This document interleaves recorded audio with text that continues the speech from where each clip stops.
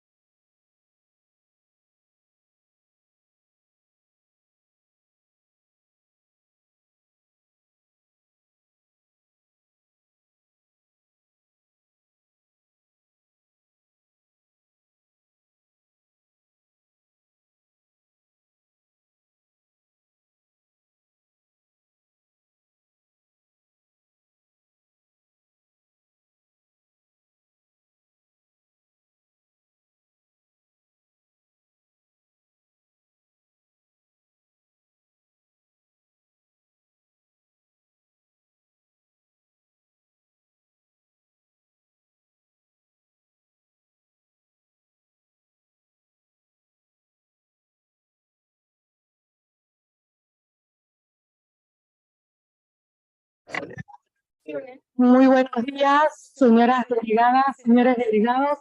Les vamos a pedir Morning, delegates. Please take your seats and we will begin today's meeting of the 5th Regional Intergovernmental Conference on Aging and the Rights of Older Persons in Latin America and the Caribbean. Please take your places. Thank you.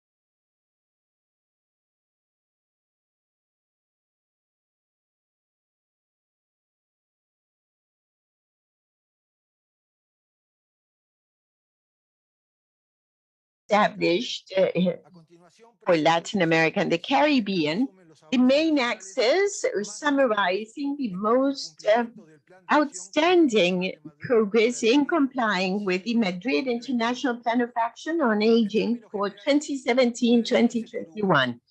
We can say that Uruguay has treaded an uninterrupted path in favor of policies for aging and based on the perspective of human rights. Older persons are considered as subjects of right with the capacity of intervening, claiming, and not only as beneficiaries of public goods.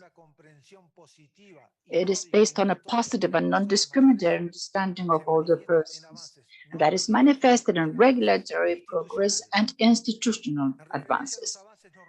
Referring to the regulatory advances, they are related to the establishment of a solid, coherent, and aligned set of rules related to the protection of the human rights of the older persons. This regulatory legitimacy represents an important progress since it has had an impact not only in the change of paradigm on old age, but also in the way of managing public policies characterized ever more by the importance assigned to the collaboration, innovation, citizens' participation, transparency, and accountability. Among the laws that set this path, we highlight Law 18617, the creation of the National Institute of Older Persons as a governing agency specialized and exclusively directed to approaching this specific group for the protection and promotion of their rights. This institute is based on a comprehensive perspective of the elderly in all of the dimensions: social, economic, psychological, and biological. The law 19430, approving the Inter-American Convention on the Protection of Human Rights of Older Persons, Convention, first institute which is legally binding at a worldwide level on human rights for the elderly, represents a change of paradigm and the understanding of old age, acting as a compass in terms of protection and promotion of the rights of older persons. The law 19580 of violence against women, which is gender-based. This law is intended to guarantee the effective enjoyment of the right of women to a life which is free from gender-based violence. Law 19353, creation of the National Integrated Care System, and the target population includes, apart from children and persons with disabilities, persons older than 65 who lack autonomy to conduct activities and to care for themselves the basic needs of daily life. As to institutional advances, we are referring to a process of continuous improvement in Uruguay that's being developed to consolidate a public institutionality based on a rights approach, which means considering, amongst other dimensions, the intersectoral articulation as a mechanism to define national priorities.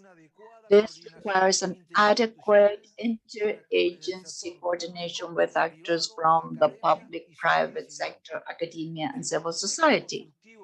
The Consultative Council of the Elderly becomes a privileged space to advance in the articulation and the creation of synergies which favor the attainment of strategic intersectoral objectives.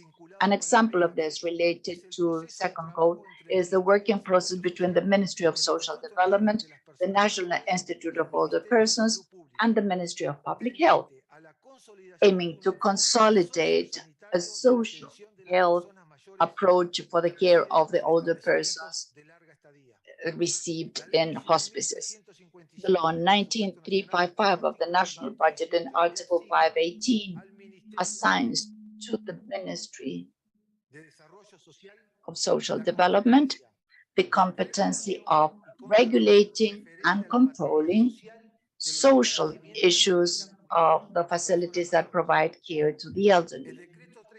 Decree 356, Decree Law 1766, which attributes to the Ministry of Public Health the competencies of regulation, oversight, and enabling of those facilities.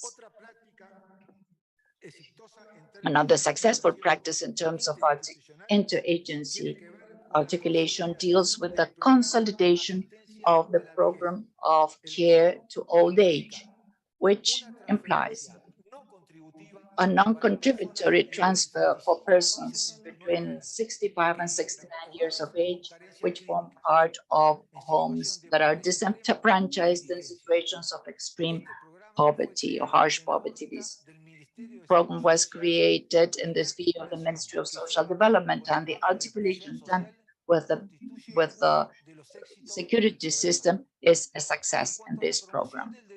As to the promotion of right to education for life, we consider that the strengthening of the processes of coordination amongst academia, University of the Republic, social organizations, UNIFES, and governmental players such as the Ministry of Education and Culture, National Education Administration, the Ministry of Social Development, the National Institute of Youth, favored the generation of educational proposals for older persons in small locations and rural areas and for persons with disabilities. Room for citizen participations of institutionalized persons related to Goal A. The citizens' participation is conceived as having an effect in the process of elaboration, implementation, and assessment of public policies. Prior to the COVID-19 pandemic, we had a strategy for the implementation of civil society in public policies. In the scenario of the pandemic, we tried that the measures of social distancing should not affect the participation of the elderly. And to that end, we favored the use of digital platforms that existed through training by means of a program, Lapitan program, directed to older persons, intended to promote the digital inclusion of this sector of the population. Insofar as participation processes, we have to highlight that the Consultative Council of older persons as a privileged space for the participation in the elaboration of public actions, considering the needs of civil society. In particular, we mention the design of 2 national plans on aging and old age.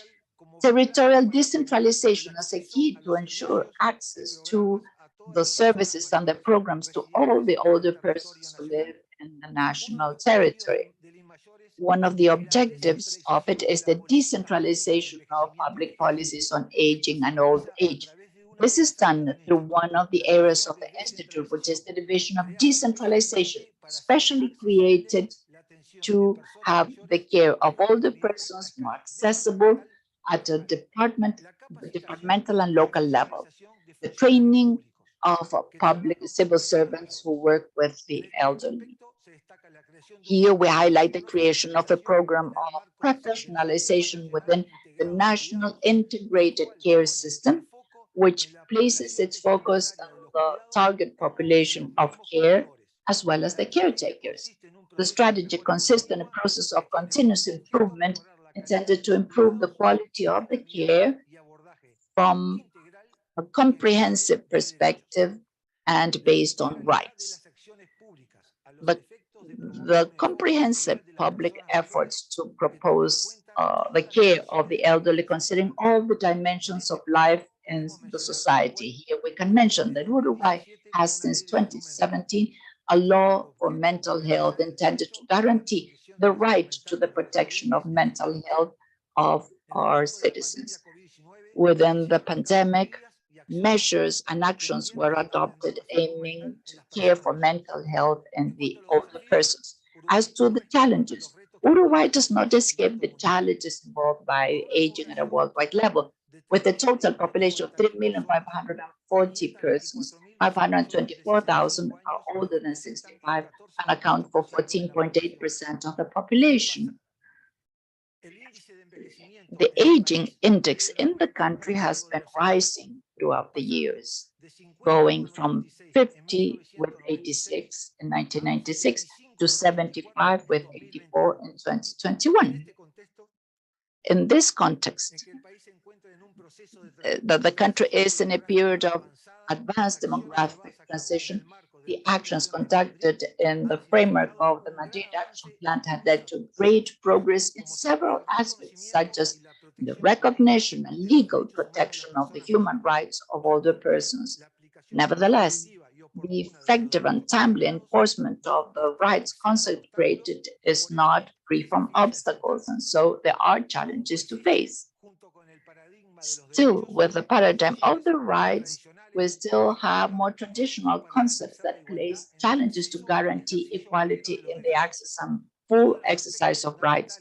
One of the fundamental aspects to pass from the discourse to the action is the creation of spaces of participation, the promotion of interagency and intersectoral articulation, territorial decentralization, professionalization of the civil servants, and awareness to the population to consolidate a comprehensive approach, conceiving older persons as holders of rights and conceiving age from a positive and non-discriminatory perspective in the fight against aging discrimination. This means that there must be a public policy on age based on rights as a reference framework for an action that will permit reverting the actions of inequality and discrimination, thus guaranteeing the full exercise of the rights of the older persons. The main challenge consists in giving continuity to working processes which contribute to consolidating the perspective of human rights in the public policies on aging and old age in Uruguay. In this scenario, international cooperation and fundamentally South-South cooperation becomes ever more urgent. The need to join efforts to create synergies, to build knowledge that will allow us to design public policies of good quality, of generating value chains and results that transform the lives of older persons, identifying, exchanging, and sharing positive experiences and innovative proposals. Uruguay reinforces its commitment by giving continuity to the promotion of spaces such as this one in an international context that will find us all working together within the framework of the 2030 Agenda for Sustainable Development and doing our very best to ensure that no elderly person is left behind. Thank you very much.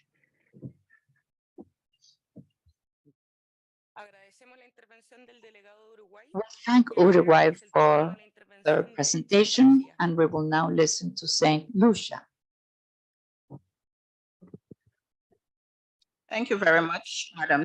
Muchas gracias, señora presidenta. Buenos días a todos. To have been invited to participate in this forum, particularly at this time when we are deeply engaged in a reform of our social protection system with a focus on a life cycle and rights-based approach. We believe that the sharing and learning from this forum will provide a useful guidance as we continue to reform this system, recognizing the needs and priorities of older persons as an important target group. We thank the organizers for planning and hosting this meeting and ECLAC for facilitating St. Lucia's participation. I am therefore happy to share with you some of the critical initiatives that St. Lucia has or is currently implementing with supports the priority areas and objectives of the Madrid Plan of Action on Aging. In July 2021, as part of the restructuring of government ministries, the incoming political administration, recognizing that the population of older persons is increasing and noting that more needed to be done in relation to this segment of the population, renamed the Ministry of Health and Wellness as the Ministry of Health, Wellness, and Elderly Affairs, with a mandate to establish a unit to provide dedicated attention to issues of older persons and to plan appropriately to address them. In the immediate, aside from advocacy on various issues pertinent to older persons and the provision of regular services, the ministry commenced the review and update of the National Policy on Older Persons, which was first developed in 2003 and revised in 2013. Several stakeholder consultations have been conducted in that regard, and it is expected that this process will be completed soon and that St. Lucia will have a cabinet-approved, updated national policy on older persons, as well as an action plan to facilitate implementation of this policy. The updated policy will ensure that the requirements for healthy aging are addressed and that older persons live in dignity and with security, free from exploitation and physical or mental abuse, and treated with care, regardless of age, gender, or socioeconomic status. This policy will also be informed by the global policy agenda on older persons, inclusive of the Madrid Plan of Action. St. Lucia has also recently completed a review and update of its 2014 National Social Protection Policy and Implementation Plan. As indicated previously, this document embraces a life cycle and rights-based approach and makes provisions for programmatic interventions targeted at older persons, as well as protection of their rights. Additionally, the 2015 National Social Protection Bill is being reviewed and updated, and in line with the National Social Policy, will make provisions for protection of the rights of older persons. Moving to more targeted and practical interventions, I wish to make mention of the home care program, which was established in 2012 and which seeks to provide direct care, inclusive of personal supplies, by trained personnel to older persons and persons with disabilities who are unable to care for themselves or access needed personal care. Currently, there are 500 persons on this program, and the government is looking towards expansion given the growing demand. Through the Ministry of Equity, Social Justice and Empowerment, the government of St. Lucia also provides a monthly subvention to several elderly residential institutions, as well as cash transfers to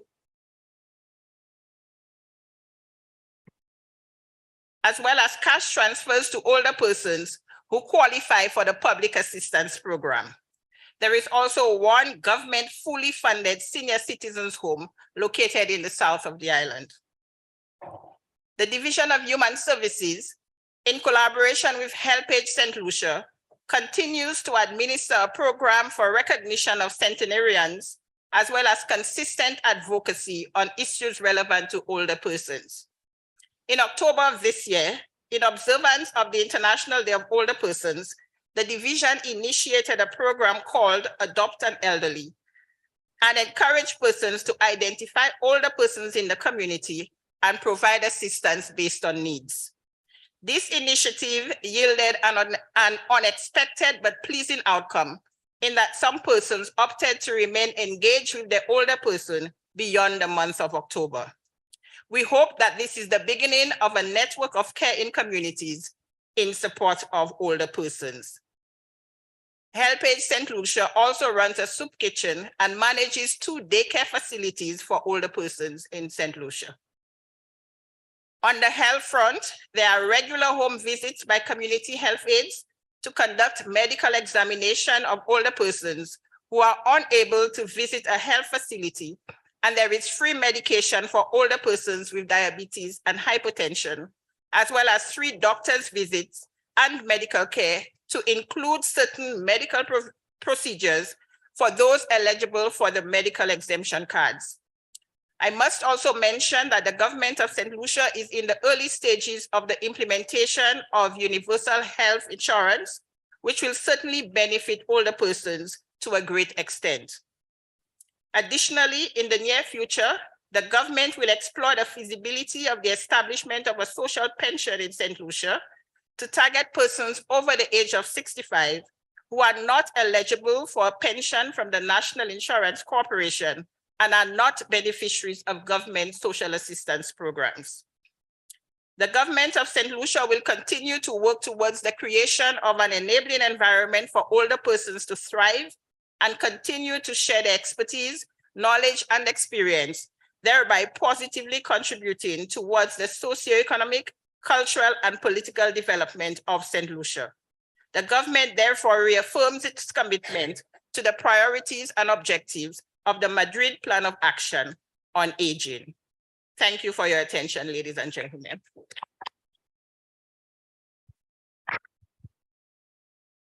Agradecemos la intervención de la We thank the intervention of the delegate of St. Lucia. Thank you. And now, delegate from Costa Rica has the floor. Cordial greetings to the members of the presiding officers. 2 decades have gone by from the Madrid International Plan of Action on Aging, and since then, my country follows a path of construction in different areas. And today, it is appropriate to refer to certain outcomes. In these few minutes will not be enough to go into the details of each action involving different players, difficulties, and advances. But we need to say that we continue progressing. As a critical moment was the law 7935 for older persons that generated several intentions and the creation of the institution, which is the generator of actions chaired by the President of the Republic, and today I am representing with great honor. An unusual event that had effects on health has been the pandemic, mortality, morbidity, reduction of fiscal income. Poverty increased to 26.5%, extreme poverty 7%, the same period. Both figures have gone down in this year. 6.3 has gone down to 6.3 in extreme poverty. And these 20 years have also ratified characteristics of progressive changes in our population, with a more aged population. 9.6% of the population, 500,000 elderly, 13 or 18,000 for 2045, with a life expectancy of 83 years.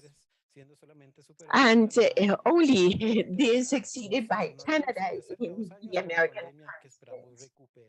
We hope to recover from the pandemic, understanding that the purpose continues to be these 3 principles: elderly, development, health, well-being, and achievements. Today, we promote actions with the acceptance of the law of the Inter-American Convention on the Protection of Human Rights of Older Persons, with law number 9394 in 2016. That is our beacon in our way. Social mandate and commitment with older persons and active in aging invites us to continue growing as a society. It's important to point out that this report, delivered in December 2021 in a compendium of collaboration with UNFPA, was integrated and composed by 19 institutions. I can mention particularly the national care policy and the commitment to display support to care of dependents with a gender approach. And this is one of the main outcomes of the country, as well as the renewed and strengthened national policy on aging and renewal of the national strategy for aging based on the course of life 2020 and the relaunch of the Alzheimer plan.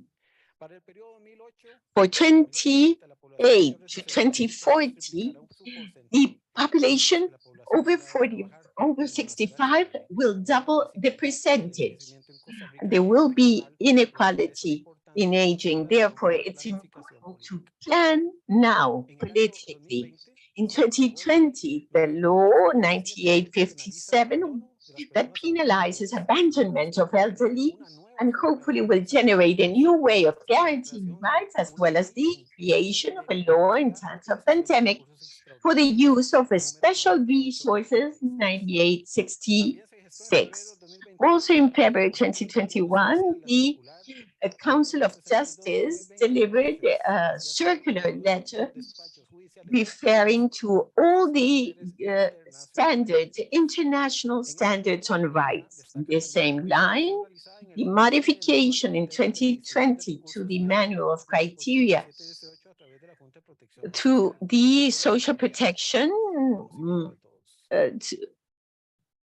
Association in September 2022, Law 10277. That's another instrument for prohibiting degradation of adult and older persons. Also, roundtables with different themes were conducted for the protection of the elderly during COVID, and including the campaign, Let Us Have Contagion of Optimism, and especially addressing indigenous older people and modifying care and including telephone care and opportunities. Older persons have a dependence from cash transfers, especially those of the Social Security system. According to the information of the Ministry of Labor, in the time between 2016 and 20, the National Employment Agency provided training programs, national support to micro enterprises, social mobility, designed to promote self-employment through credits and services of non-reimbursable resources. And as to Social Security Law 9394, every person that is old has the right to Social Security, and it is the commitment of the state to promote that the older persons receive income for a decent life through the social system. People of 85 or more receive cash transfers. Of the total pensioners due to disability, old age, and death, the group that grows more are those of over 65 years, and this amount increases. In 2020, 70.7% of beneficiaries are senior citizens. As to non-contributory regime, until 2021, 23% are pensions granted to older persons, and there have been 5,000 new pensions per year during the time 2019-2022, reaching 13,649 of a target of 15,000. This has changed in the last 10 years. And according to the household surveys of 2020, only 2.5% of older persons did not have insurance in their modalities. As to participation of older persons, still the regulation and representation mechanisms are promoted with the support of UNFPA in determining this route in 2020. Thank you for that. In 2020, in Decree 42673, we created the Social Consultative Committee as a multi-sectoral citizen participation. The main opportunities is ratifying the access to education and non-discrimination for reasons of age is guaranteed in the law 7935, comprehensive law for the elderly, and 9374 that created the convention already showed. Apart from formal primary education, we have high school education and universities that is accessible through public offering. The elderly have a broad supply of education specifically for them in Costa Rica. By different universities, all the public universities of the country have that willingness, and it's on the rise. As to the access to technology, internet, and digital communication of all the persons, the Ministry of Science and Innovation and Technology, Telecommunications said that 2021, 38% of all the women and 41% of all the men had access to internet. Nevertheless, the National Household Survey says 81.3% of the households have internet service as an important and growing opportunity. So the General Telecommunications Law, another law, 8642, approved in 2008, established in its transition. Number 6, the population of the elderly within the goal is a goal to have universal access service and solidarity by 2015 and 2021, incorporated a goal pretending the installing of intelligent community center to care for the elderly. Goal attained at 50% as of December 31, 2020. As to development of health and well-being, universal access and equitable access of healthcare services of the elderly is guaranteed in Costa Rica through the current legal framework. The political constitution, Article 21, establishes that human life cannot be violated. And another law says that the health of the population is a good, an asset of public interest, that through the Ministry of Health has the mandate and the commitment to protect and improve. The comprehensive law for the elderly in Article 3 adds that the elderly persons will have the right to improve the quality of life, amongst others, through immediate hospital care, emergency care, preventive, clinical, and rehabilitation. Also, in Article 15 establishes the responsibility of the Ministry of Health, amongst other articles of laws and regulations, with the institutional policy for the comprehensive care of the elderly and its plan of action, with the coverage of 84% of all the elderly persons using the institutional services, and 15% only goes to private sector. Yet 3 out of 5 of those persons use the private sector also use the public sector, which means it's a broad access to institutional care. The cost of care in hospitalization of older persons 65 and older had an increase of 247% between 2008 through 2018. Outpatient visits of persons older than 65 have increased 64%. And in this field also medications, labs, etc.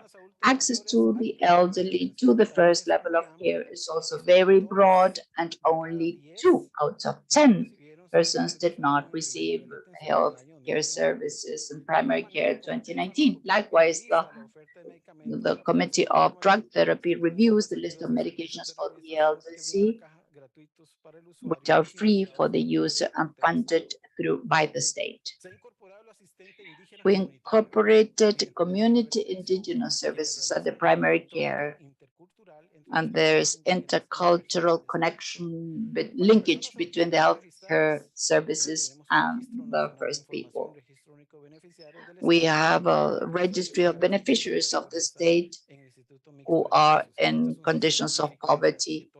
This is a certificate that any institution can review very easily. During the process of vaccination, the elderly form part of Group 1 of the immunization, the same as the healthcare personnel. They receive the vaccine on a priority basis. Preventive care, since 2017, there's been an expansion with the National Plan for Palliative Care and Pain Control, which sets the action line of palliative care and the principles of universal coverage, timeliness, solidarity, and equity.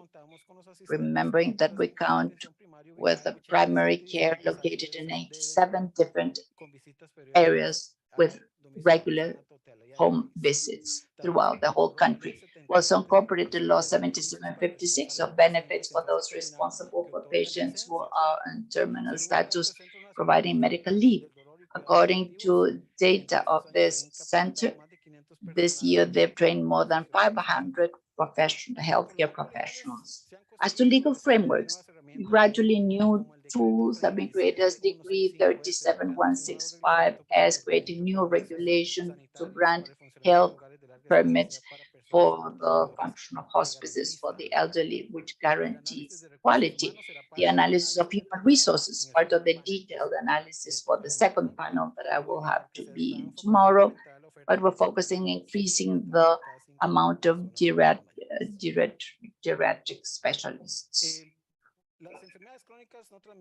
Non-communicable diseases were part of the coverage of persons of older age, and we covered the 3 levels of care as a way to have an impact upon their effects. November 2014, led by the Ministry of Health, with the support of PAHO WHO, Costa Rica defined the national strategy for the comprehensive approach of non-communicable chronic diseases and obesity 2013-2021. National strategy was framed within the regional strategy for the control of chronic non-communicable diseases and the regional action plan for planification and control of said diseases. The national strategy has also been related to the National Health Plan by 2021 and with the Strategic National Plan of Physical Activities and Health by 2021. As to the analysis of dependency, the National Statistics Institute, the first independent statistical study done in the country, measured the prevalence and characteristics of disability. From these data, we can see that in Costa Rica, 35% of old persons older than 65 has a condition of disability. But in the second report of the elderly 2020 also provides information that varies according to the age group, reaching 29% in groups 65-79. But I would like to refer to the 80% of the elderly population.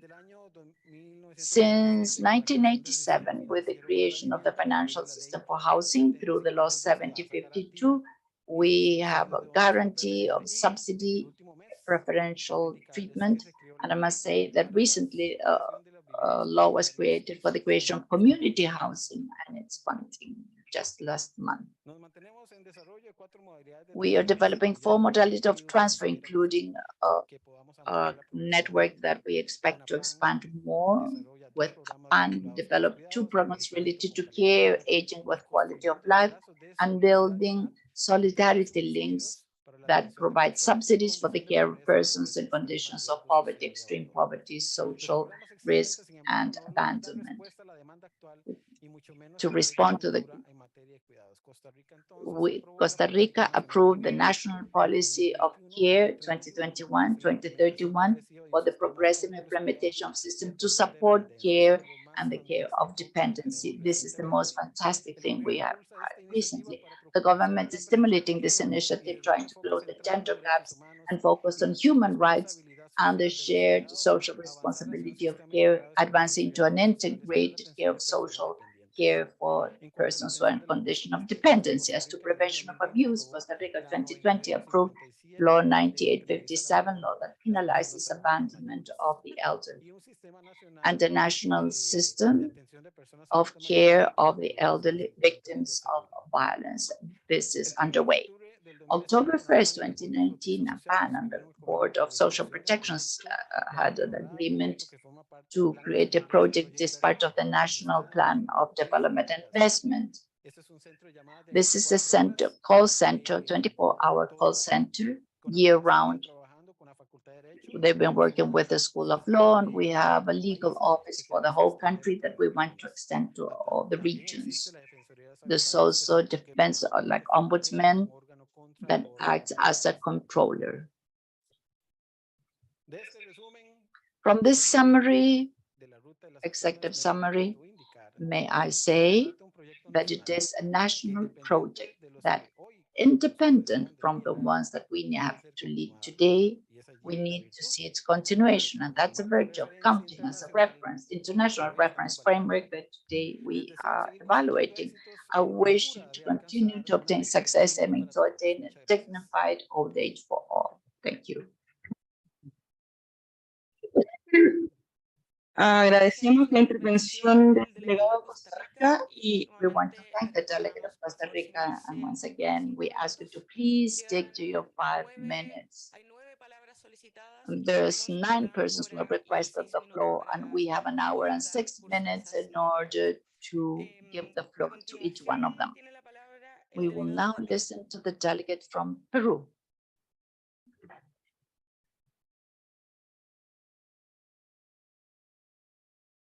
Sí, muy buenos días con todas y todos. En primer lugar, bueno, con mucho dolor por lo que acontece. Thank you. And first of all, with deep regret for what is happening in my country, these untoward deaths, a democratic country that is having mobilizations against those who have different opinions, even though the government offered new elections, wanting for a more representative government. But these deaths are terrible. It's two teenagers who lost their lives. So I would like to share this pain, this sorrow. I believe that as Latin American countries, no life of our inhabitants lost this way can be accepted. But well, we believe that democratic channeling, just as Chile has shown us that Chile has brought all the parties together for the new constitution, is an example for the rest of our countries. Apart from transmitting this sorrow, I believe it is important also to read the representatives who receive us from the different countries of Latin America and the Caribbean, always showing a spirit of brotherhood, sharing experiences and knowledge, where we pay great attention to the experiences of each one of you, to greet the representatives of the United Nations agencies who are present, particularly to the UNFPA, so important in this struggle, with the representatives of the diplomatic corps and the presence of the civil society organizations, private sector and academia who are present here, not just presentially, but also virtually. And particularly my greetings to the collaborators of the Ministry of Women who are connected in this virtual working network through this conference. The Peruvian government salutes the efforts of ECLAC and the steering committee by conducting this fifth Intergovernmental Conference on Aging and the Rights of Older Persons, and it's a valuable opportunity to share national progress in the framework of the implementation of the Madrid International Working Plan on Aging. In the last decades, as many of our countries, Peru is also experiencing an accelerated process of population aging, where the proportion of the elderly population increased from 5.7% in 1950 to 15.5% in 2022. It is more than 5 million older persons in my country, of which the majority are women. They account for 53%. Peru has strengthened the internal regulatory framework with the ratification of the Inter-American Convention on the Protection of the Human Rights of Older Persons, the approval of the national multi-sectoral policy for elderly as of 2030. This is at the level of the highest political level of the Congress and the Supreme Decree. The law of older persons, the Legislative Decree 8034, that regulates the legal capacity of the persons with disability as of equal conditions, amongst others, in line with international commitments in the Decade of Healthy Aging 2021-2030 and the Sustainable Development Goals by 2030.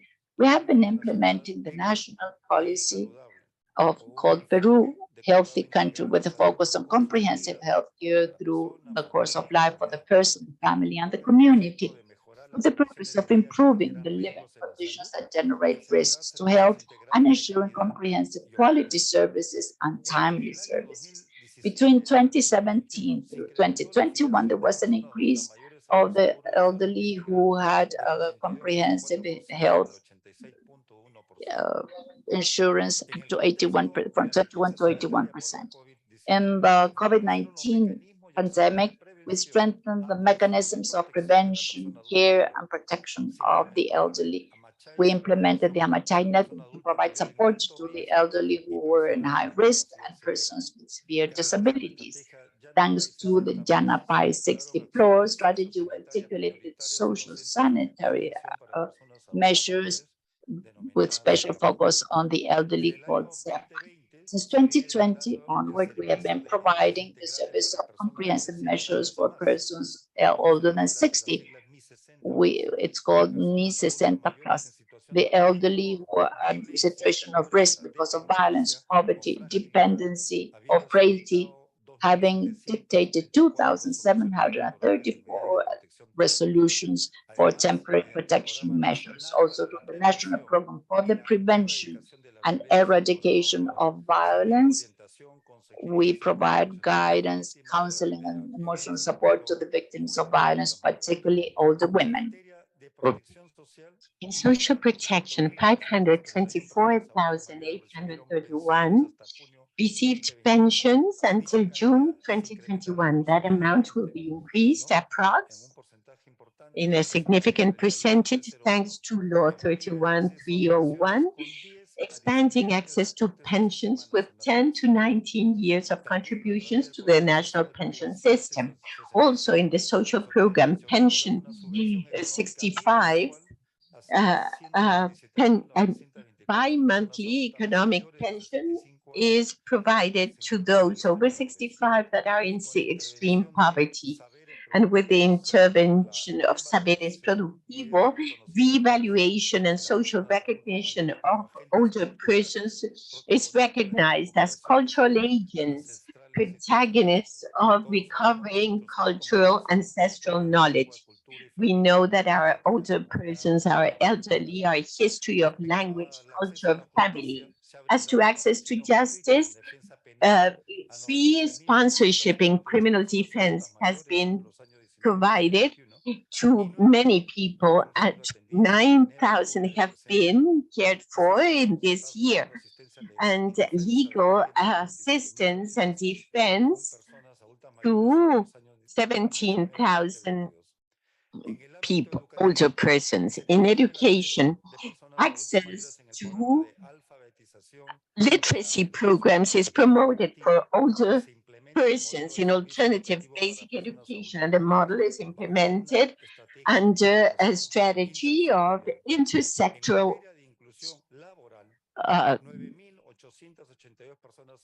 networking.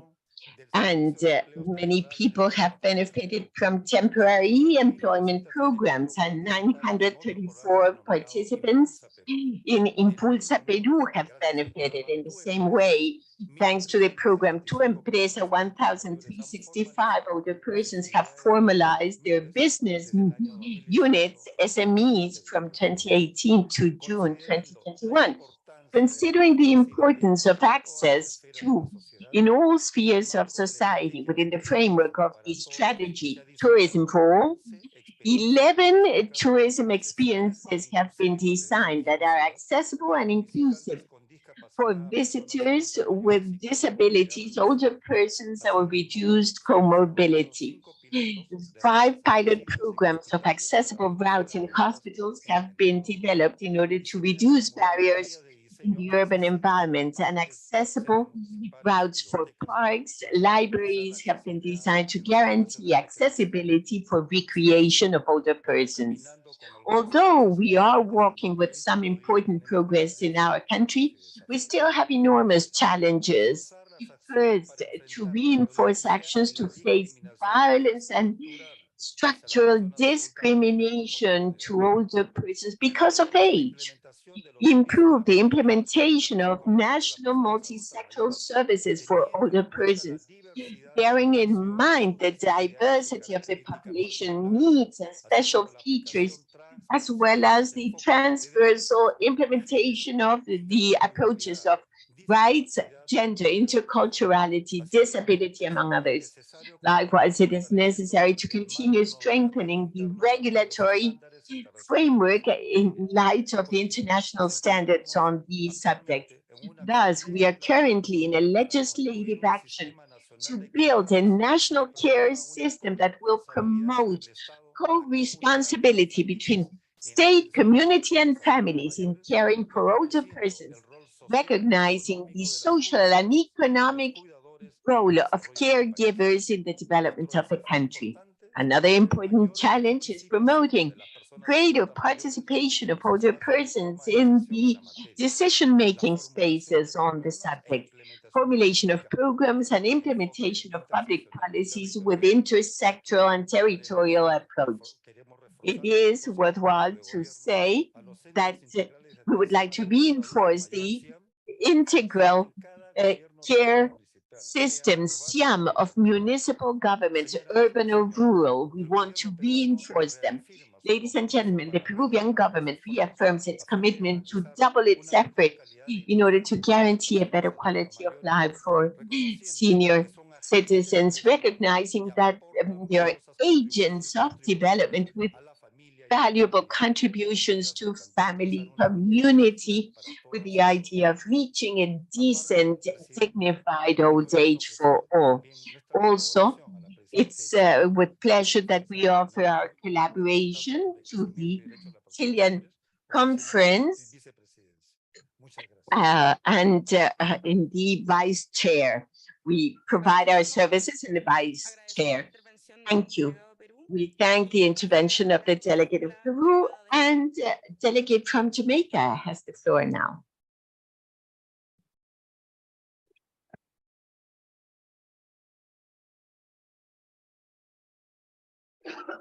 Thank you, Madam Chair. Mr. President, officials of ECLAC and the UNFPA, delegations of governments of Latin America and the Caribbean, and civil society organizations, good morning, everyone. We thank the UNFPA and ECLAC for their support in ensuring the participation of the Jamaican delegation to this very important conference. We have benefited from the comprehensive data, the various reports, and the shared experiences of the region.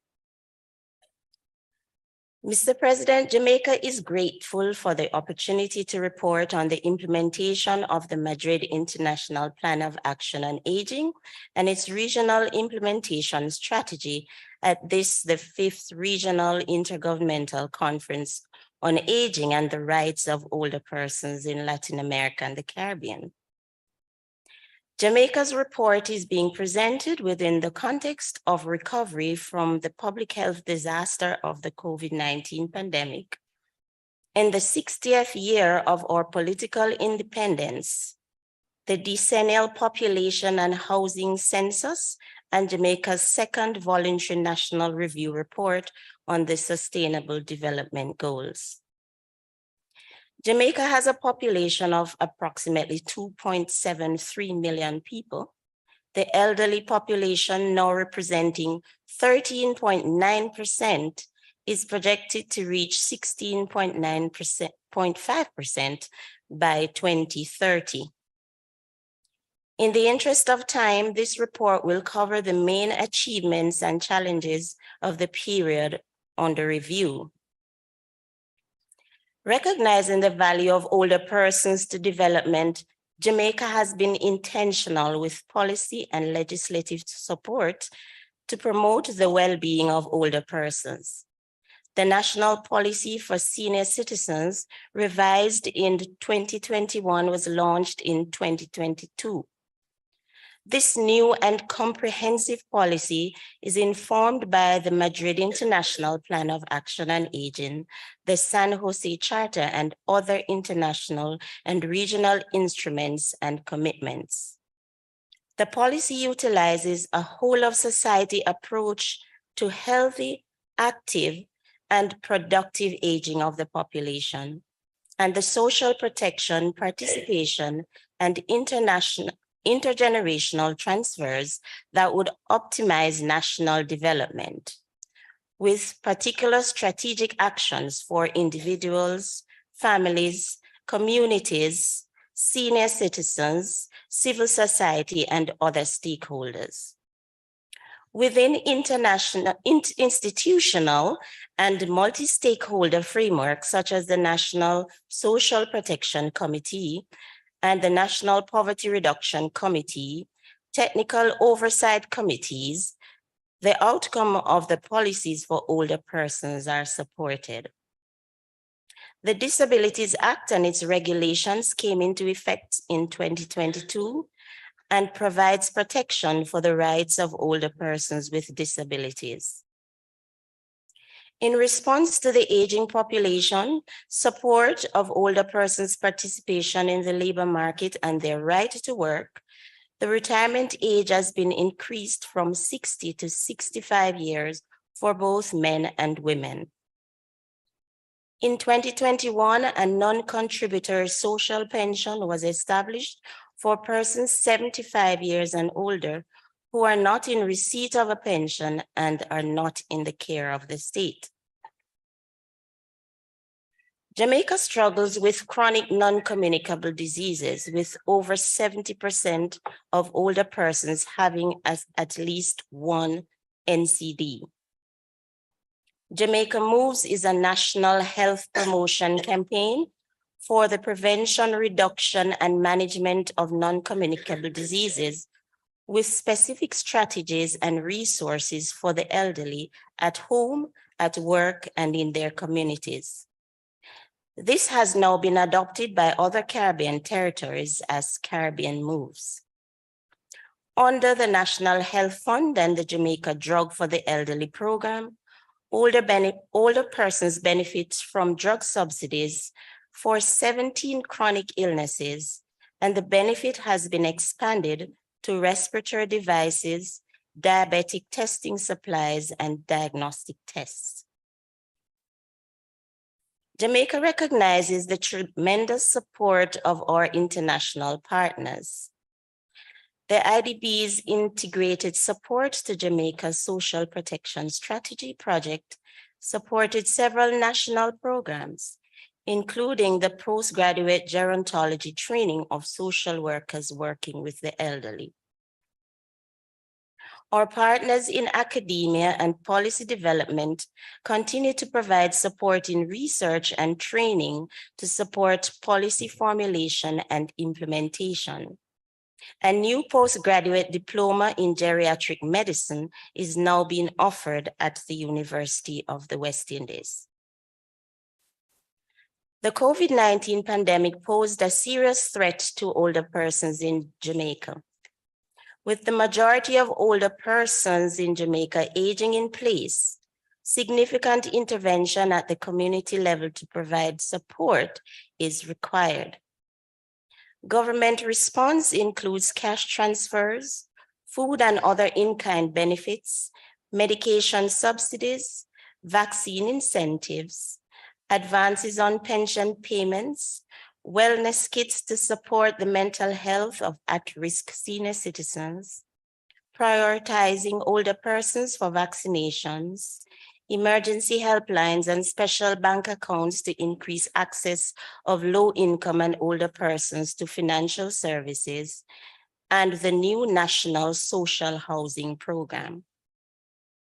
The 1% of elderly in residential care facilities fared well due to early interventions for infection prevention and control of COVID-19.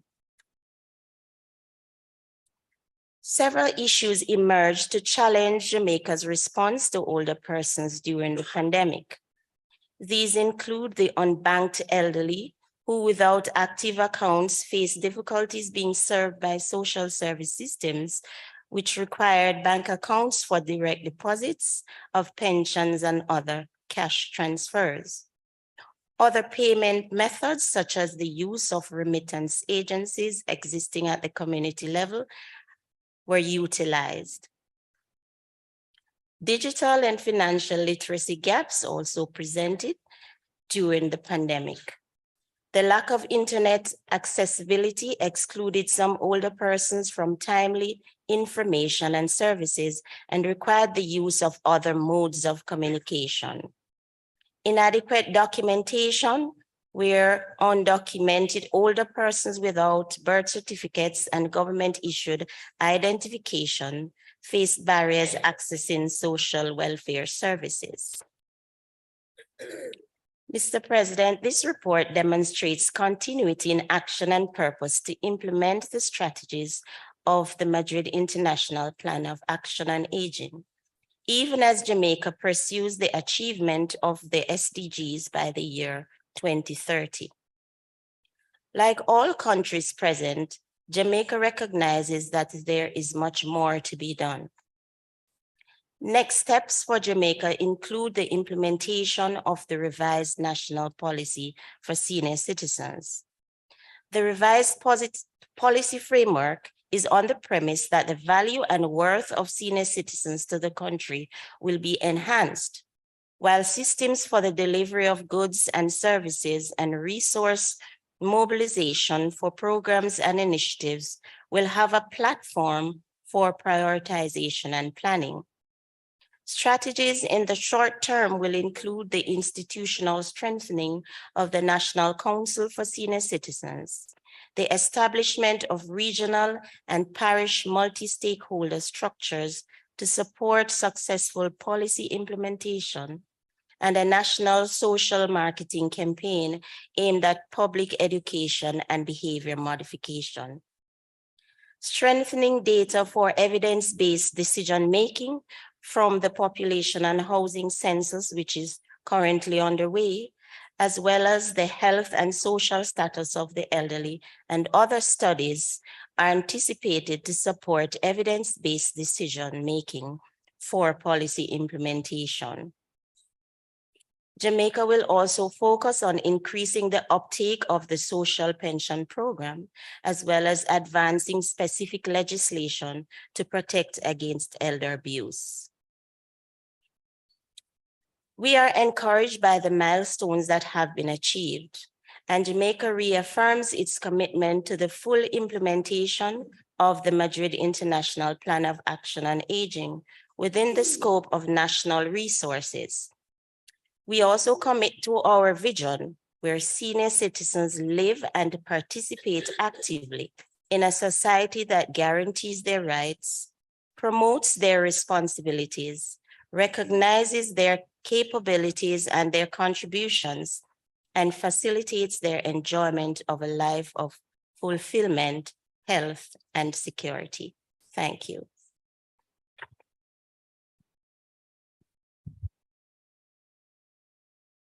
Agradecemos la intervención de la delegada de Jamaica y les vuelvo a recordar, por favor, ceñirse a los 5 minutos de tiempo de las intervenciones para que todas las delegaciones puedan intervenir. That every delegation may have a chance to speak.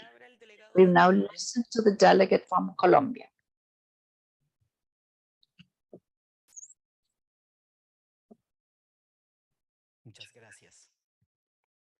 Thank you very much. Good morning, everyone.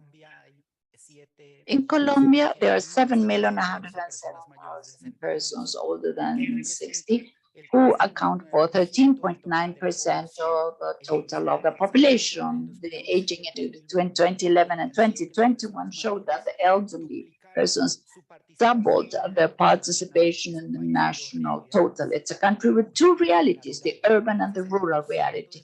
60% of older persons lives in Bogota and 6 departments of the 32 departments that form the country. This new government, President Gustavo Petro, for the first time in the history of Colombia, a progressive government, has a great challenge and responsibility of locating the persons as subjects of rights at the center of the action of the state, a state that promotes life. The Ministry of Health and Social Protection of my country, compliant with the law 1251/2007, which is the ruling entity for the policies on aging and old age, and we need to take that responsibility. This country report was done based on the contributions of the 2021 period with the participation of 22 government entities and 22 civil society organizations dedicated to older persons in Colombia.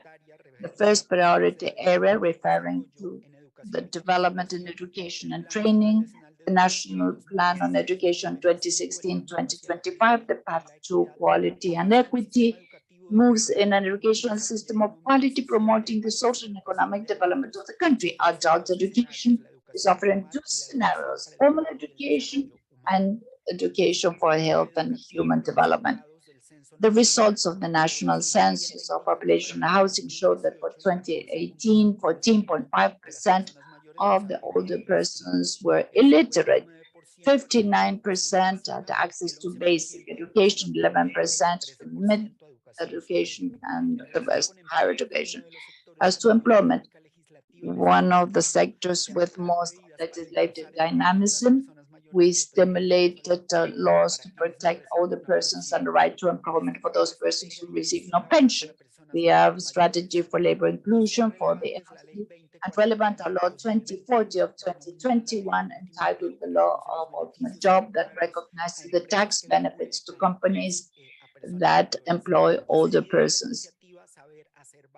And there's also an initiative to certify the competence acquired to facilitate access to jobs of older persons. Nevertheless, poverty in homes where the head of household is an elderly person has from 27% in 2019 to 30.3% 2020. And it's more relevant in the rural areas and scattered rural areas. Relating to the access to monetary subsidies and support, which have contributed to pay for the basic needs of older persons in vulnerable conditions, the regular economic benefits in a scheme for protection of old age of those persons who have no income. It's approximately 578,000 persons. Subsidy to contribution of the pension fund is a subsidy that provides a contribution to groups that have no access to social security, has a coverage of 155,000 persons. And Colombia Old Age Program, which is a monthly payment to persons who are in extreme poverty, has reached a coverage of 1.6 million persons. In spite of these results, we have to say that close to 40% of the older population of Colombia is not necessarily covered by one of these programs. Relating to healthcare, the Colombian healthcare system is based on the principles of universal equity, coverage, equity, and solidarity, based on the contribution of 95% of the older persons with a benefit plan in conditions of equity, quality, and timeliness. Yet, there are great gaps in the access to health care, and it is necessary to strengthen a system that will promote the access from the life and health and not from disease. The prevalence of non-communicable chronic diseases among the elderly affects more than 40% of this population. Morbidity in the recent years shows that currently, as an average, more than 3 million persons older than 60 have been cared for each year. The greater number of care for non-communicable diseases, which is 76% of care. A significant increase of persons receive care for neuropsychiatric disorders, passing from 52,886 in 2019 to 302,690 in 2020. In terms of mortality between 2010 and 2020, the main cause of death of the population older than 60 was associated to circulatory disorders with 39%. As to social and social health services, there's progress in the regulation of the guarantees for the care of older persons and in the definition of the minimum conditions to dignify the stay, the care, and the provision of comprehensive services. According to the National Survey of Quality of Life, 2019, 47% of older persons had no sewerage, 35% had no access to cleaning, and 55% had no water systems. As to the system of care, the organization of institutionality and the national system of care are complementary to the system of social protection, acquired special relevance. From the national government, we created national policy of care in an intersectoral construct with the participation of 25 entities. And the promotion modes, conditions, and healthy lifestyles has a set of policies and interventions looking for the well-being and the enjoyment of healthy aging. The control of smoking and soft drinks, increasing physical activity and healthy habits, social inclusion, participation.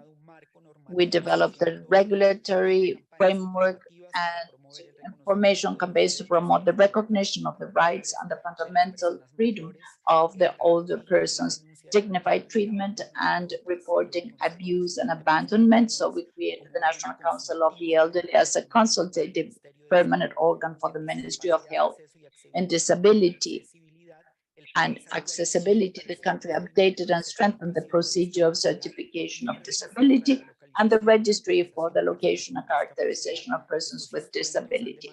These instruments have required the technological development of applications and collecting of data of more than 10,000 healthcare professionals between 2018 and 2021.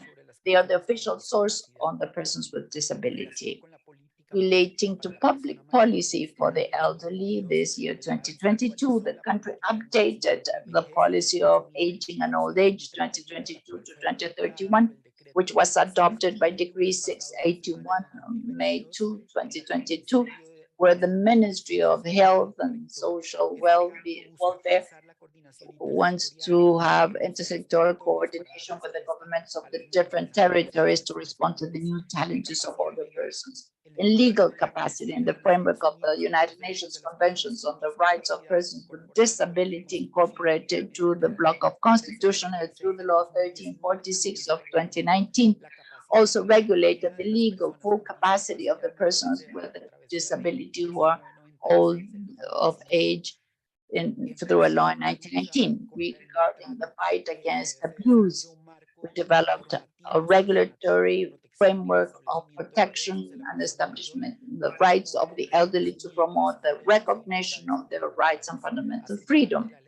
Part of the law 1850-2017 that penalizes abuse, abandon, law 2116 last year that determines the role of the family police stations to solve and repair the rights of the persons who have suffered or victims of violence for gender reasons or other violences. No doubt, I have to say that in my country, there still are major challenges in terms of equity, equality, eliminating barriers of access, advance in the implementation of a differential focus, recognizing the identity and also a gender approach. We need to work in a national plan of public policies that promotes the participation and effective action of older persons. I consider that the success of a society is also lies in recognizing the wisdom of older persons. Finally, and not less important, I'd like to greet my mother, who precisely today turned 69 years of age, and she's part of the more than 7 million Colombians older than 60 in my country. She's looking us through this transmission. She lives in a rural area of Colombia, and today I honor her life. Thank you.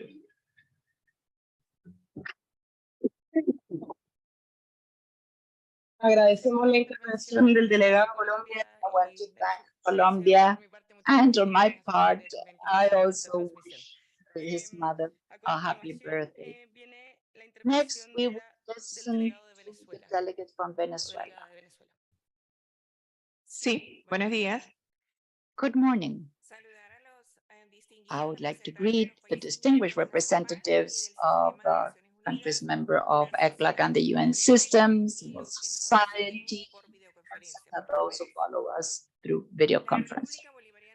The Bolivarian Republic of Venezuela would like to start by thanking and congratulating you for celebrating the 5th Regional Intergovernmental Conference on Aging and the Rights of Older Persons in Latin America and the Caribbean, stressing the importance of the policies of care to the elderly as a topic that is ever more priority within the follow-up of social programs by ECLAC, and ratifying the commitment of Venezuela in fostering its agenda in the different regional and multilateral fora, whilst wishing the greatest success in ECLAC's work. The Bolivarian Republic of Venezuela is a democratic, social state of law and right that has the highest values of its legal order and its actions: life, freedom, justice, equality, solidarity, democracy, social responsibility, and in general, the preeminence of human rights, ethics, and political pluralism expressed in all its areas within our Constitution. All these rights are extensive to our older persons by constitutional mandate since the arrival of the Bolivarian Revolution, and they continue with our President Nicolás Maduro Moroso. As to the actions and policies implemented by the Bolivarian government of Venezuela to favor the elderly, We have to highlight the compendium of laws, among them the organic law for the care and comprehensive development of the older persons, published in September 2021, based on the dignity, independence, protagonism, and autonomy of the elderly, as well as the right to self-fulfillment and the free development of personality, equality, non-discrimination, equity and gender equality, solidarity and responsibility in the integral care of the elderly. Likewise, we count with the law on the system of care for life, September 11, 2021, where we recognize care for life as indispensable actions for human development, generating quality of life and social well-being. During the implementation of policies, programs, and plans and measures guaranteeing care and accompanying to the caregivers and caretakers, and so that they will reach their level of autonomy, well-being, and social integration. In Venezuela, 100% of older persons have a pension granted by the Venezuelan state that are 5,231,132 pensioners, of which pensions allocated to the program that's called Great Mission and Love in Venezuela. It's for older persons that were unable to contribute in the social security system. And today there are a total of 1,842,735 beneficiaries. Housewives, fishermen, indigenous population, transporters, and others. Currently, all efforts conducted by the Venezuelan state within the framework of complying with the Madrid International Plan of Action on Aging present as a major challenge the criminal imposition of coercive punitive measures against our people exercised by the government of the United States and exceed $32 billion in illegally withheld resources. During the pandemic, this complicated the access to imports and basic services, food, vaccines, medications, and high-cost treatments. And that has affected particularly our elderly. In spite of that, the Venezuelan people and revolutionary government of Nicolás Maduro have overcome these obstacles with our own effort to different strategies in the economic and social in order to guarantee health and better quality of life to all the population. In connection with our fight against COVID-19, the Venezuelan state implemented social, voluntary, and mindful lockdown services in order to overcome the crisis, offering timely and permanent medical treatment and vaccination services, thus preventing massive contagion of the population. On the other hand, in the territory, there are mobile pharmacies, community drugstores guaranteeing access to medications at low cost and on a free basis for our elderly. Likewise, there are mechanisms of support and accompaniment in public and private institutions caring for senior citizens, obtaining good results in preventive treatment of COVID-19 and variants. In spite of all these challenges, Venezuela continues firmly committed to the social agenda in favor of the and protection of our most vulnerable sectors, particularly in the protection and promotion of the rights of older persons. Likewise, Venezuela ratifies its support to regional and multilateral mechanisms for the promotion of social policies. Thank you very much.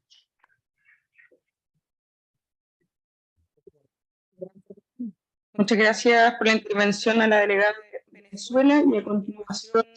Thanks to the delegate of Venezuela, and now El Salvador, the delegate from El Salvador has the floor. Thank you, Madam Chair. First, our thanks to the government of Chile for being an active host in this important conference. Likewise, to ECLAC and UNFPA for opening these opportunities for regional work and share opportunities and challenges that governments and peoples have in protecting older persons. El Salvador is happy to participate with sister countries and institutions, government, civil society, private sector, and academia within the framework of this fifth conference. For our country, it is exceedingly important to participate in this activity. It allows us to evidence all the progress in legal matters, in the design and implementation of public policies, acknowledging, guaranteeing the protection framework for older persons. In the last 3 years, under the leadership of President Bukele, El Salvador has played an active role in the design, promotion, and implementation of national standards and rules in protection of rights of older persons. An example of that is the adoption of the special law for the protection of senior citizens' rights that entered into force in January of this year under the leadership of Social Development Ministry, responsible for actions of the National Integral Council of the Elderly, and thus guaranteeing the full compliance of and enforcement of the previously mentioned law.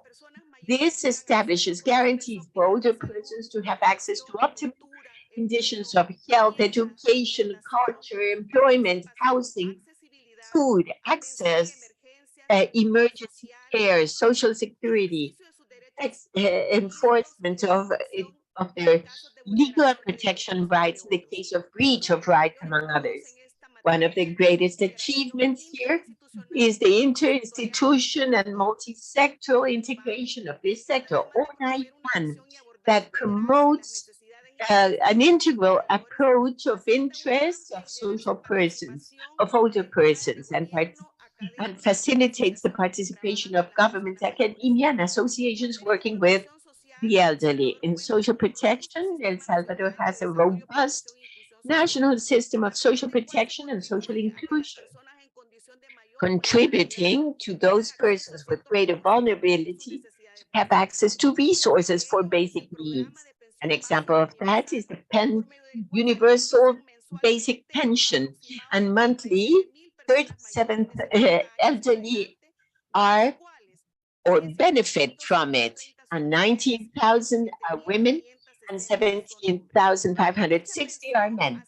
That pension, universal guaranteed pension, has been a relief for older persons, especially those living in extreme poverty, and thus palliating their needs of food and health. In the area of health, also, we have important advances, like the policy of integral health service provision to first level systems, identifying the older persons who have difficulty to move and therefore have residential care.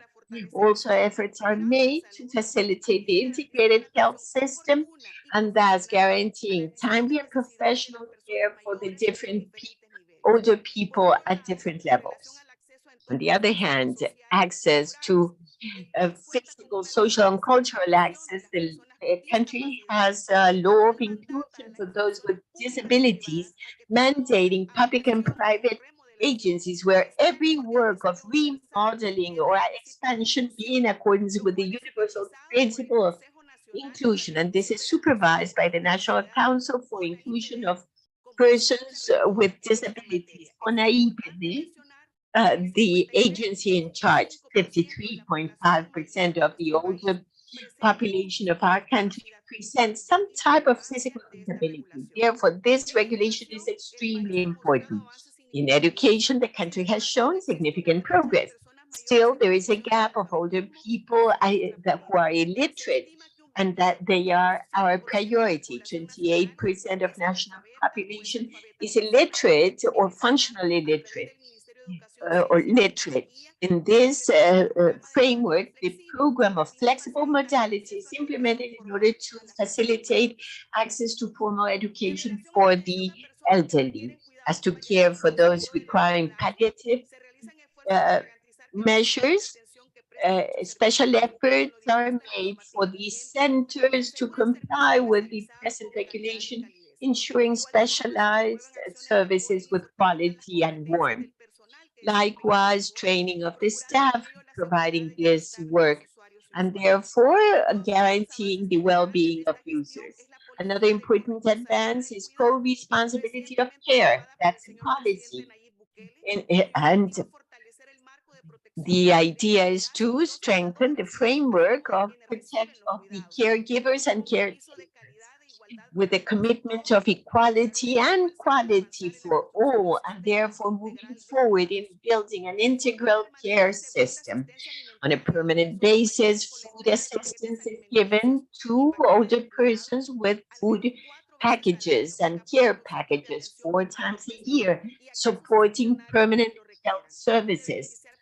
And in order to benefit those that need family support with disabilities, with dependents in care or homeless. The progress of the country is significant. However, we are mindful that still much is needed to be done.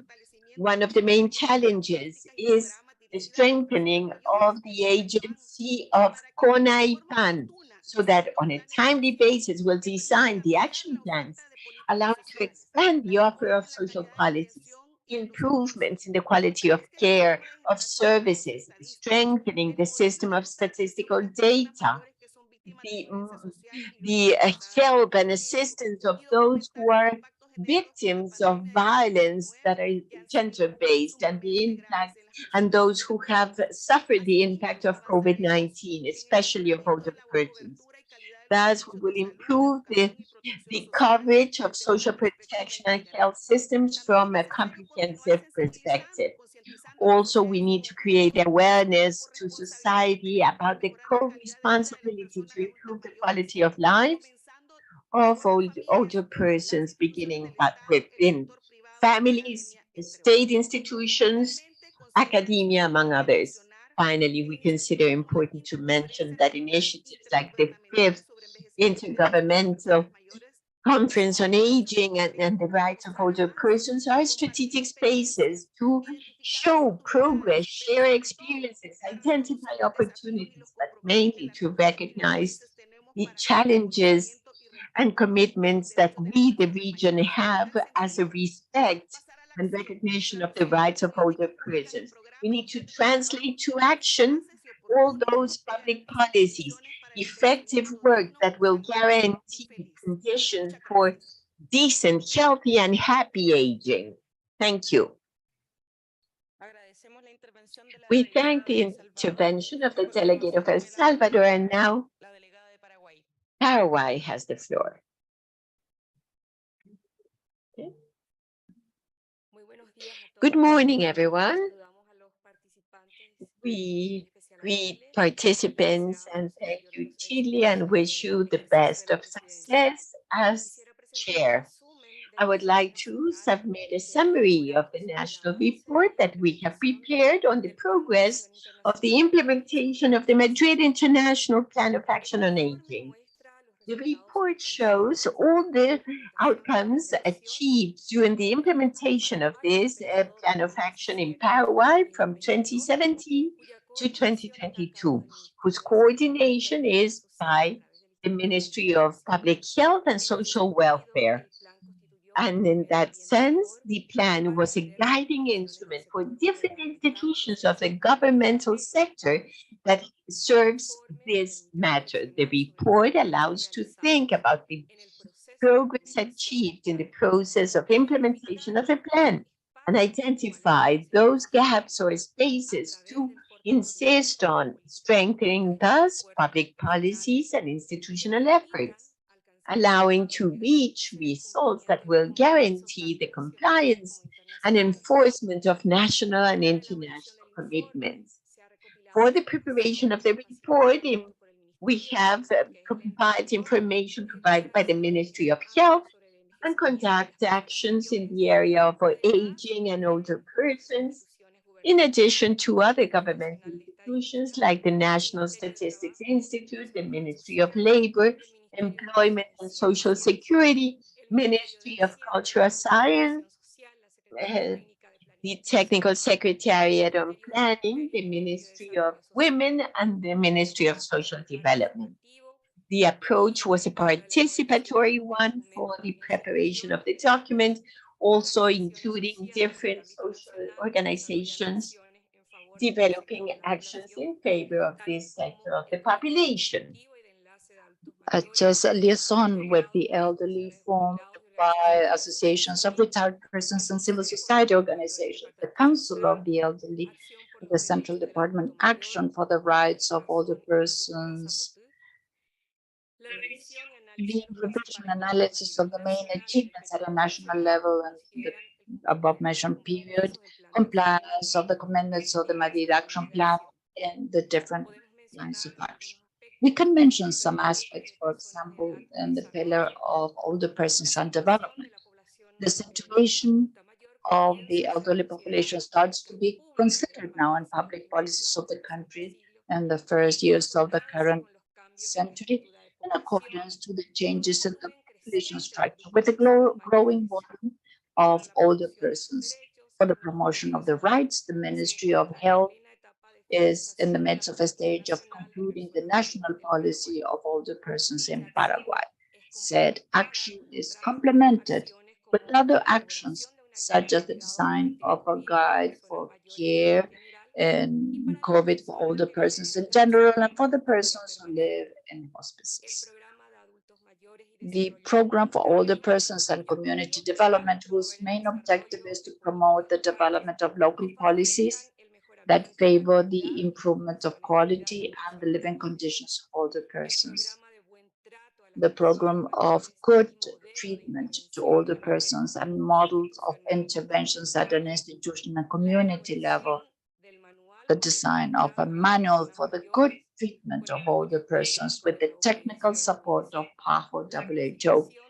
The training of human resources as formal and household caretakers, the implementation in 2019, and as a component of a program of summer camps for the Institute of Social Welfare to give them access to new technologies where older persons were trained in the use of computers and cell phones so that they could use social media, amongst others. There's also the first diploma in gerontology that was started in 2021. Insofar as the promotion of the access to decent employment in equal conditions, the Institute of Social Welfare leads to greater recognition and value of older persons and continuous improvement of institutional plans and programs focused on attaining better health and safety levels. Amongst the actions of education and training, the Ministry of Education and Science has focused its efforts in the actions and in some programs targeted to education and training of older persons, such as activities of training in ICTs, non-formal literacy programs, such as ProDepa Prepara, which has an intercultural nature and it's also bilingual, taught in Guarani and Spanish. The program Añeñe, which is after literacy, which is a proposal to provide continuity to the process of literacy and the strengthening of basic skills in reading, writing, and mathematic reasoning.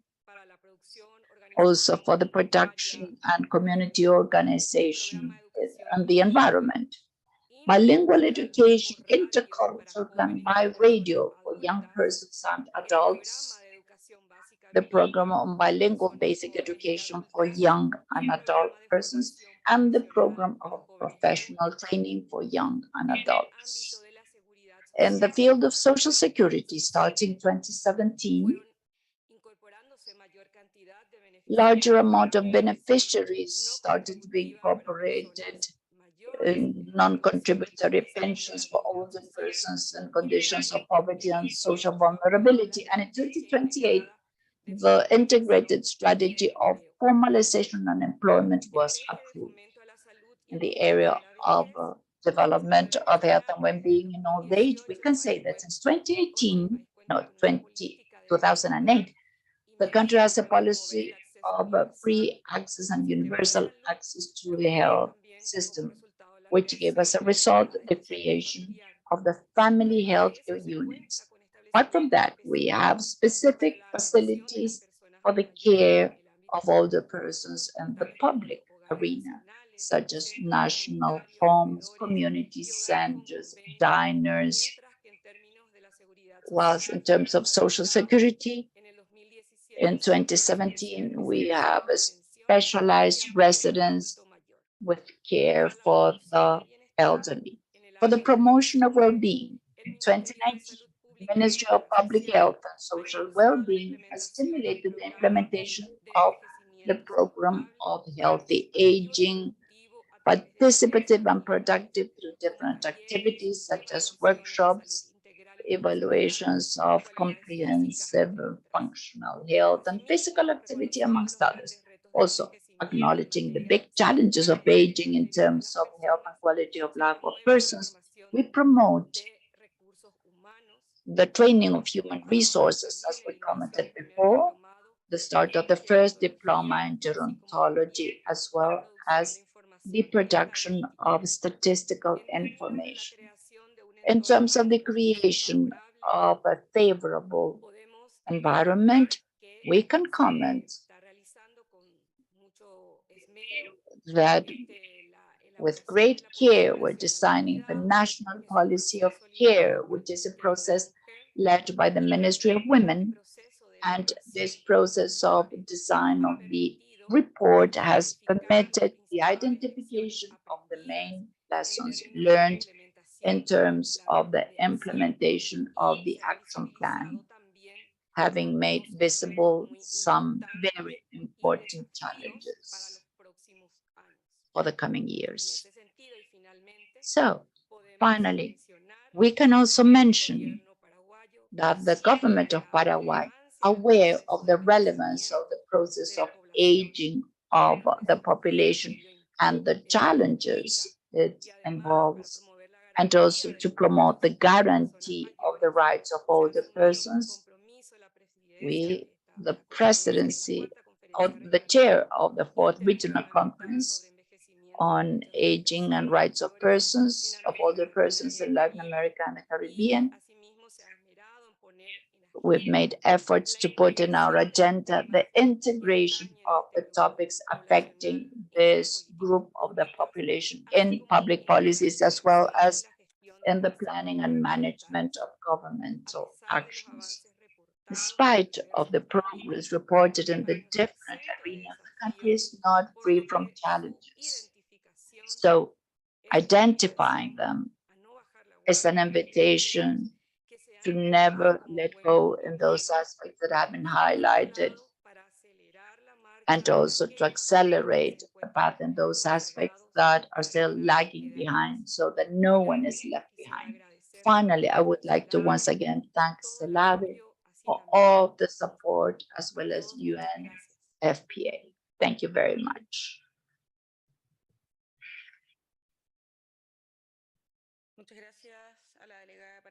Thank you very much, Paraguay, for your intervention. And we will now give the floor to the Director of the National Service of the Elderly from Chile for her 5 minutes. Thank you. Thank you very much, Chairman. Good morning, everyone. First of all, I would like to greet the representatives of the countries from Latin America and the Caribbean who are with us, as well as to the guests and experts who have traveled to participate from this conference, and particularly to older persons representing academia and civil society who continue to contribute to these meetings, without whose work it would not be possible to conduct them. I'd like to thank ECLAC and CELAVE for organizing jointly with the country this 5th Intergovernmental Conference on Aging and the Rights of Older Persons in Latin America and the Caribbean. We're convinced that our deliberations and agreements will contribute to improve the quality of life of older persons in a region. The objective of this fifth conference is ever more necessary. The aging of the population of the world at a regional level is undeniable, being an indicator of development that reflects the improvement of the living conditions that permit persons to live longer. Demographic changes, population changes have changed the demographic situation of our country, positioning us in an advanced state of population aging. Insofar as public policies implemented by the country, Chile has a broad history in terms of the challenges presented by the population aging and the rights of older persons. From the very first responses in the 90s until going to assistential work with which issues of old age are dealt with today, and they're changed now to a focus of right as implemented by President Boric and public policies that recognizes older persons as holders of rights. The commitment of our country today and of the president of and the government of President Boric with the elderly has been very decided. So we highlight the first intergovernmental meeting on aging following the International Action Plan on Madrid in 2002, and it was done next year in Chile, starting the regional strategy of implementation of the plan, as well as the creation of a public service that is specialized in the areas of age, old age and aging, such as the National Service for the Elderly, SENAMA, at the start of the next century, as well as the ratification of the Inter-American Convention on the Protection of Human Rights of Older Persons in 2017. All this is an evidence of that. To continue with the advances in our country, we can say about the priority area of older persons and development that we find legislative advances such as in 2017, the law that typified the crime of abuse of persons in which we have older persons, and its relevant abuse, which is done in extra-familiar contexts such as happen in hospices for older persons. The laws in 2021 that create the right of preferential care in health to persons with disability and to older persons and to caretakers, both in medical visits and prescriptions and delivery of medications, as well as in lab tests and complex procedures. Currently, we're processing in National Congress a draft bill to pensions reform, proposing a mixed public-private system, contemplating the creation of a social insurance funded by an increase of 6% of the contribution based on employer contribution. The project contemplates a strengthening of universal guaranteed pensions so as to improve the pensions immediately once the project becomes law, with the purpose of preventing the risk of poverty in those persons older than 65. Current and future, the project aims to strengthen the non-contributory pillar through the gradual increase of the universal guaranteed pension to 250,000 pesos from the 194,000 that are currently paid. The draft bill prioritizes the beneficiaries of lower pensions in this project. Likewise, the corporates pensioners that will now have been excluded from the non-contributory pensions, such as those subject to loss of redress. On the other hand, the National Congress is processing the draft bill of the older persons and promotion of dignified and healthy aging project that the executive presented in May this year with a series of indications whose objective was to adapt our internal legislation to the international standards of human rights, particularly the International Convention on the Protection of the Rights of Older Persons, which was ratified in 2017, establishing in the first article the duty of the state to promote, protect the full enjoyment and exercise of all the rights and fundamental freedoms of older persons. The project incorporates, following the convention, a catalog of principles that will guide the implementation and enforcement of the law, establishing a defined standard of the human rights of older persons, thus contemplating a title on the rights of older persons, amongst others, right to equality and non-discrimination for reasons of age, the right to independence, autonomy, the right to a life free from violence, jointly with the establishment of the rights of older persons to ensure a true guarantee of said rights. The project considers obligations to the state, defining general duties from the state, mentioning that it must promote egalitarian treatment to all the persons in the exercise of the rights, the fundamental rights and freedom and liberties, aiming to prevent, sanction, and eradicate those practices that damage, as well as to promote the participation of older persons in the elaboration of control of public policies, strengthen institutionality related to the promotion of active aging. Likewise, the action lines say that the state, through cinema, will develop programs of support and care for older persons with dependents who have been subject of abuse or ill treatment, and the elaboration of quality standards of public infrastructure addressing older persons, among other lines of action. The project also establishes institutional strengthening of CENAMA through the regional offices in the country. One of the advantages of this new institutionality is the regional and territorial perspective in implementing public policies, plans, and programs addressing the older persons. Also, there is a national aging policy that is a state policy with human rights approach, participation, and life cycle sanctioned by the President of the Republic, and the enforcement will be for 10 years. As to well-being of old age, starting 2020, the world faced the world pandemic affecting mainly older persons. Our country displayed several measures for protection of health and life, with the residents creating a platform of residents for the older people, protecting the most vulnerable sections, and also emphasis of the COVID-19 vaccine begins in 2020 through National Immunization Plan, a public massive vaccination policy established in our country. In August 2021, the country immunized 80% of the population.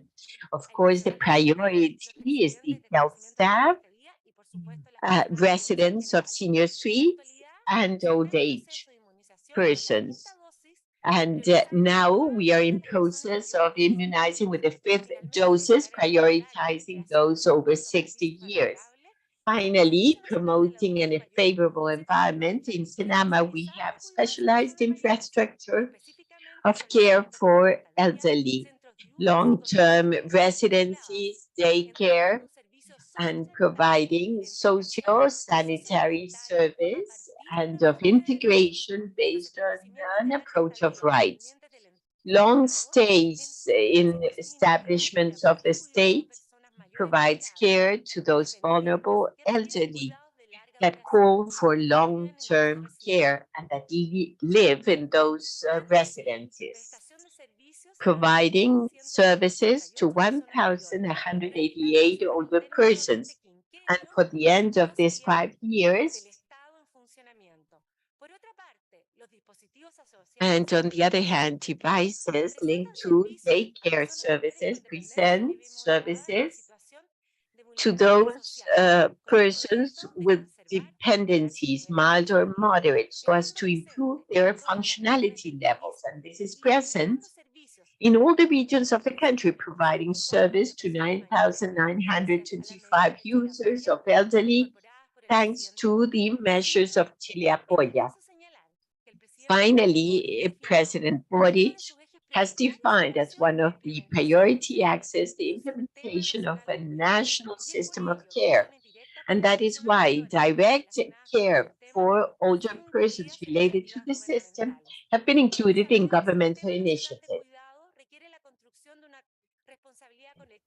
The development of the national care system calls for redistribution, revaluation, and reformulation of care in a mainstream manner jointly with social policies.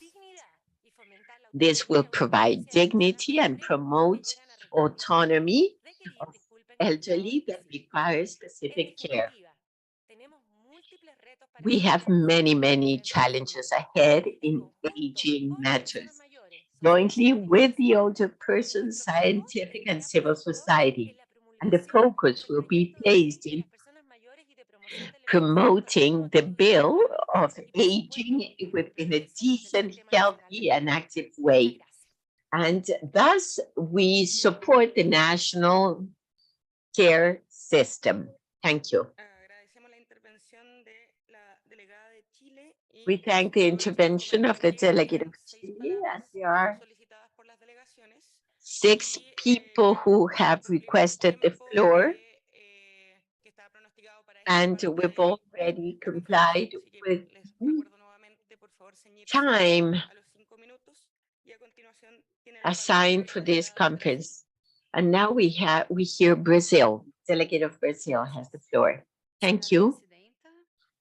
Madam Chair, representatives of member countries of ECLAC, civil society, attendants, and those who follow us virtually. Good morning to everyone. It is an honor for Brazil to participate in the 5th Regional Intergovernmental Conference on Aging and the Rights of Older Persons in Latin America and the Caribbean. Brazil has actively participated in the discussions, negotiations of the rights of older persons in a main way in Mercosur and the Economic Commission for Latin America, in the Organization of American States, and in the United Nations. Also has had active participation in conferences on aging of the UN in Vienna and Madrid. Likewise, it has acted in the implementation of recommendations of the International Action Plan approved in Madrid. And the presentation of the last national report, it is a signatory country of the Inter-American Convention on the Promotion of Human Rights of Older Persons. The main public policy of Brazil related to the subject is the program that's called BBID, that collaborates with actions of training in digital and social integration of elderly. Approximately 10.5 million reales were invested in 252 municipalities. In 2021, the National Pact of Implementation of the Rights of Older Persons was instituted, and therefore the federal government formalized technical cooperation agreements with state governments. 25 states and 2,500 municipalities are part of this pact. And based on that document, the state administrations of the rights of older persons assume the commitment of acting before districts or boroughs to constitute municipal funds and councils for older persons, create a local network of protection for them, and implement guidelines and policies in the bylaws of the elderly in order to improve the quality of life of this population. Starting 2019, the Brazilian taxpayer in the income tax statement could donate financial resources to the funds and councils that address the deficits of older persons, either in boroughs or states. In 2021, the funds for the elderly received 75.6 million reales. In 2020, in view of the COVID-19 pandemic, 165 million reales were transferred for financial help to 2,600 institutions of long-standing service for older persons. Among the policies of support to these institutions, you have the purchase of input medication and basic services for decent living, and adaptation of spaces for isolation of suspicious mild cases within the program and Law 14,018 of 2020. In all the country, 173 million people were immunized. 82% with all the booster doses. 93% of those over 60 years have a minimum of 3 doses of the vaccine. And then finally, as to the social participation through collegiate bodies, we need to highlight that in 2019, the National Council of the Rights of Older Persons had registered 1,788 municipal and state councils of rights of elderly. There are 3,597 councils, and that has reached 92% in 3 years. Thus, we reiterate the firm commitment of the Federal Republic of Brazil in the promotion, protection, and guarantee of the rights of older persons and human rights for all. Thank you.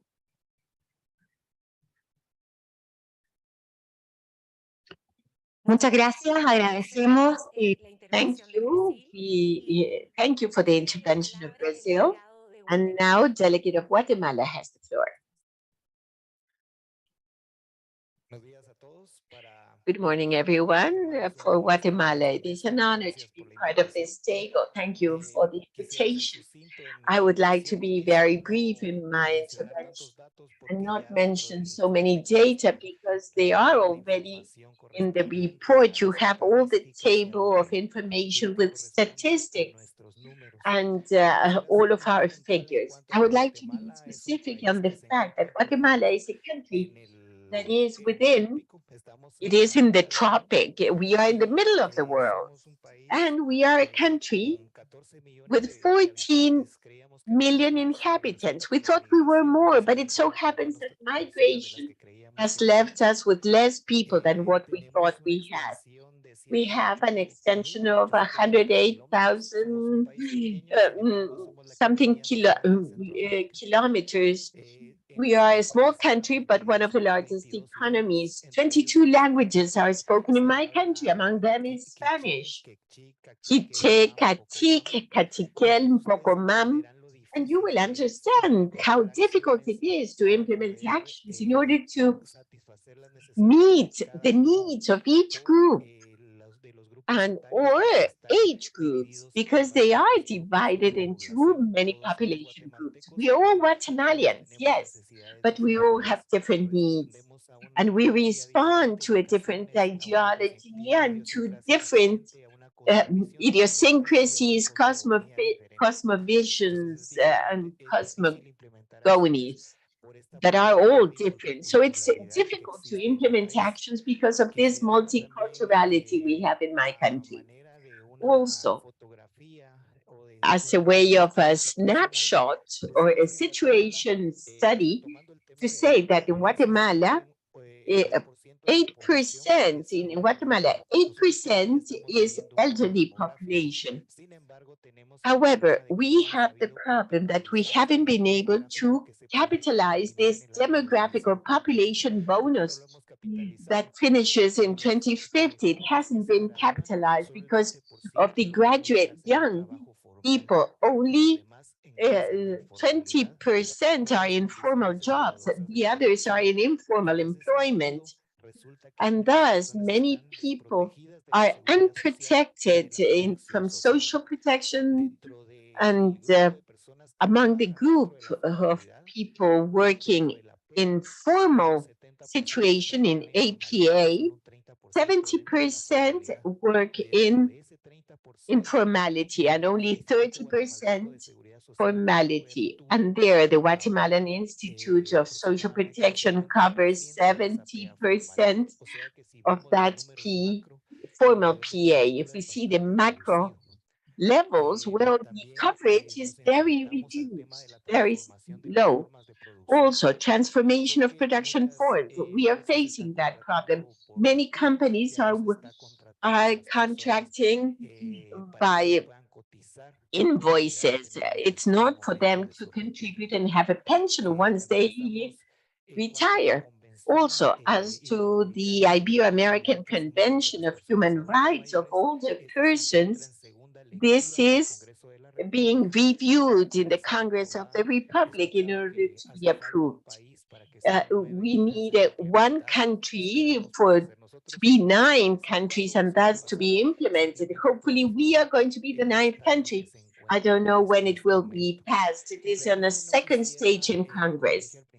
But as I said at the beginning, I don't want to go into the details of statistics or numbers, because as it is a fact already, in the report, I would like to refer to some progress in which we are working, like implementation of a project so that informal workers may contribute to social security, and also for those groups of difficult coverage like housewives or service apps like Uber or Global, other apps or platforms that provide services.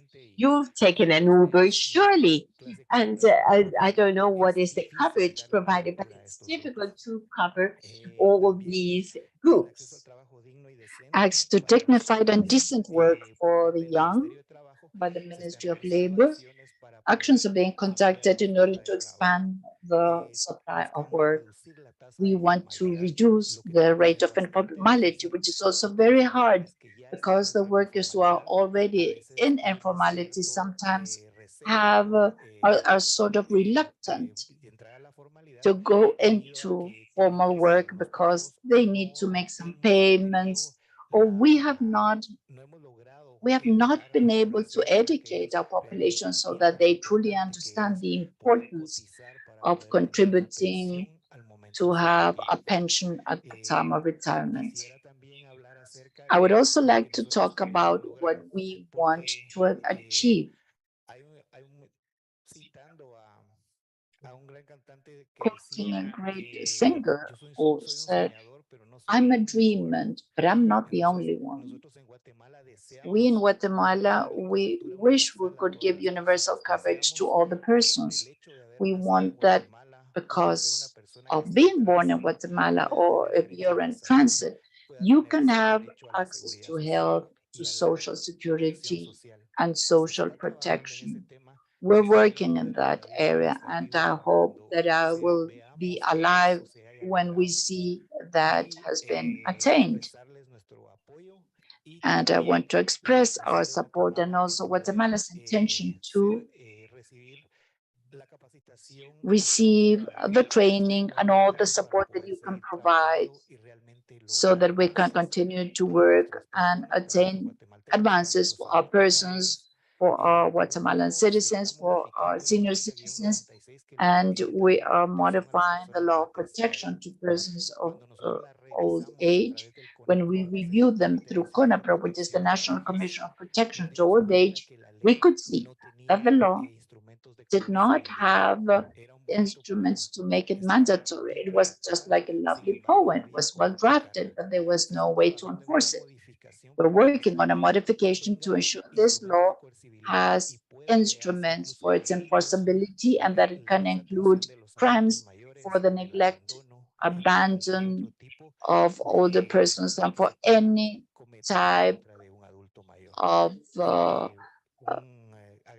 act against older persons. Thank you very much. And on the part of the Guatemalan Institute of Social Security, who sent me today to provide some data and be present. Thank you. Thank you very much. We thank Guatemala's intervention, and we will now listen to the delegate from Panama.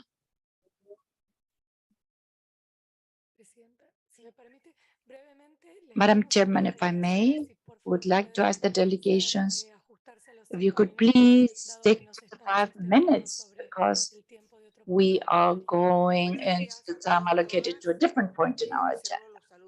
Good afternoon. I will have no greetings as the protocol states. From Panama, we want to tell you that located in Latin America, context characterized by rapid changes and rapid aging, And this cause leads to a series of questions up to the next decade, but it also presents opportunities. Actually, for Panama, it has been a major opportunity after 10 years to have this Sanford report, because it gave us the opportunity to understand in the national context what were the flaws, what were the processes that we still had to approach. From the Ministry of Social Development, we have to say there is a social agenda that had not been fostered in the past 10 years, such as the topic of the rights of children, youth, and the older persons. Ideally, these countries should have a healthcare system capable of caring for the comprehensive health, differentiated between men and women, and strengthening the capacity of older persons through prevention, making sure that they can get their own self-care and provide answer to the chronic problems that arise with age. It's very important to also defend the physical environment, and also with economic certainty that will allow older persons to live in a safe way and may continue to fulfill themselves, leveraging their capacities, autonomy, and independence. Panama, we will be inaugurating a large hospital complex at the border of the canal that for 10 years have been lagging behind. Our government has started it up, and there are specialties that favor the care for older persons, particularly for the whole comprehensive health care of the elderly. Among the actions developed at a global level, WHO, through the Friendly Cities, can connect cities and communities and organizations throughout the world with a common view of making their environment a better place where to age with dignity and quality, which is what a country needs, aiming to promote a world that is environmentally sustainable.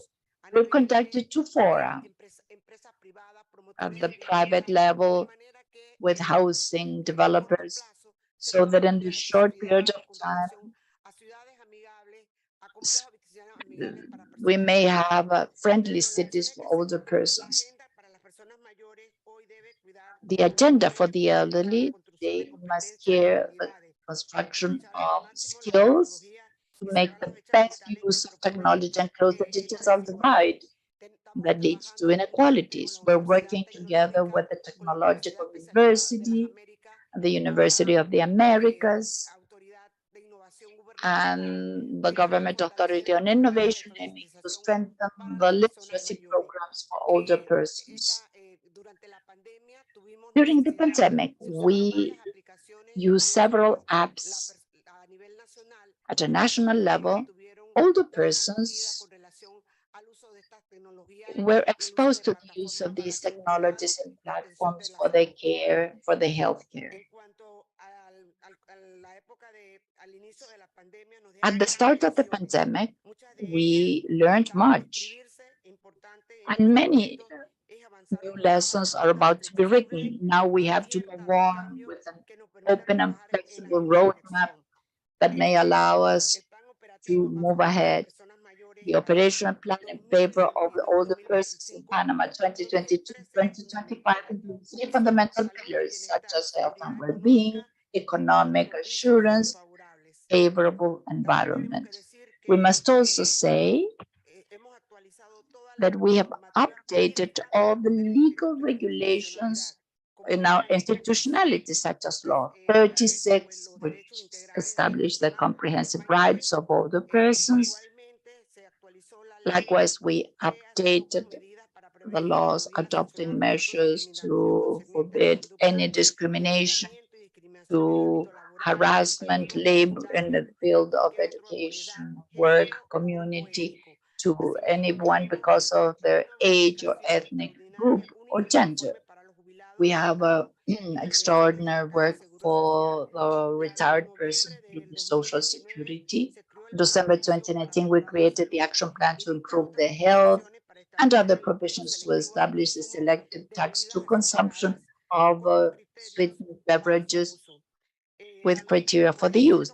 The Law 349 of April 2020 that modifies the Law 36 2016 on the comprehensive protection of the rights of older persons and changes the criminal code to penalize everything that refers to the crime against older persons, abuse, negligence. All this is encoded in the law.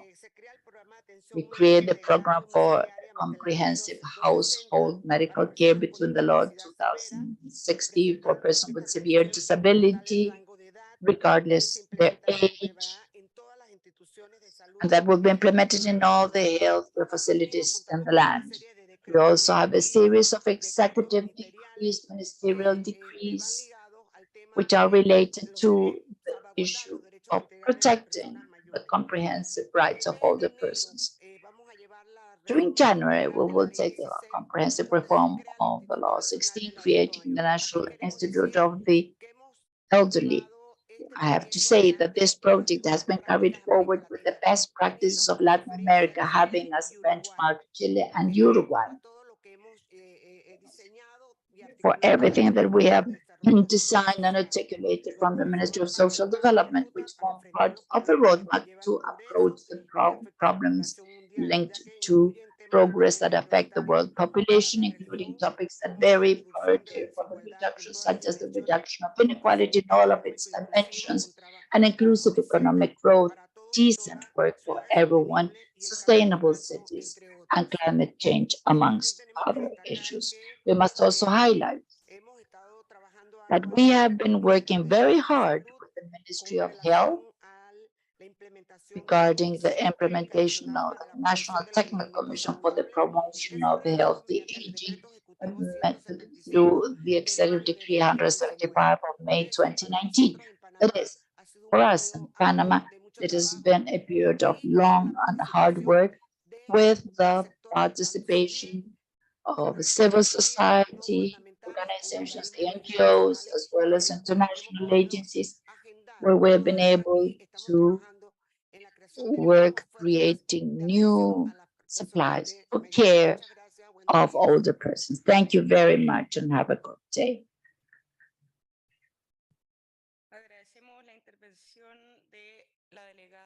Thank you very much, Panama. And we will now listen to the representative from the British Virgin Islands.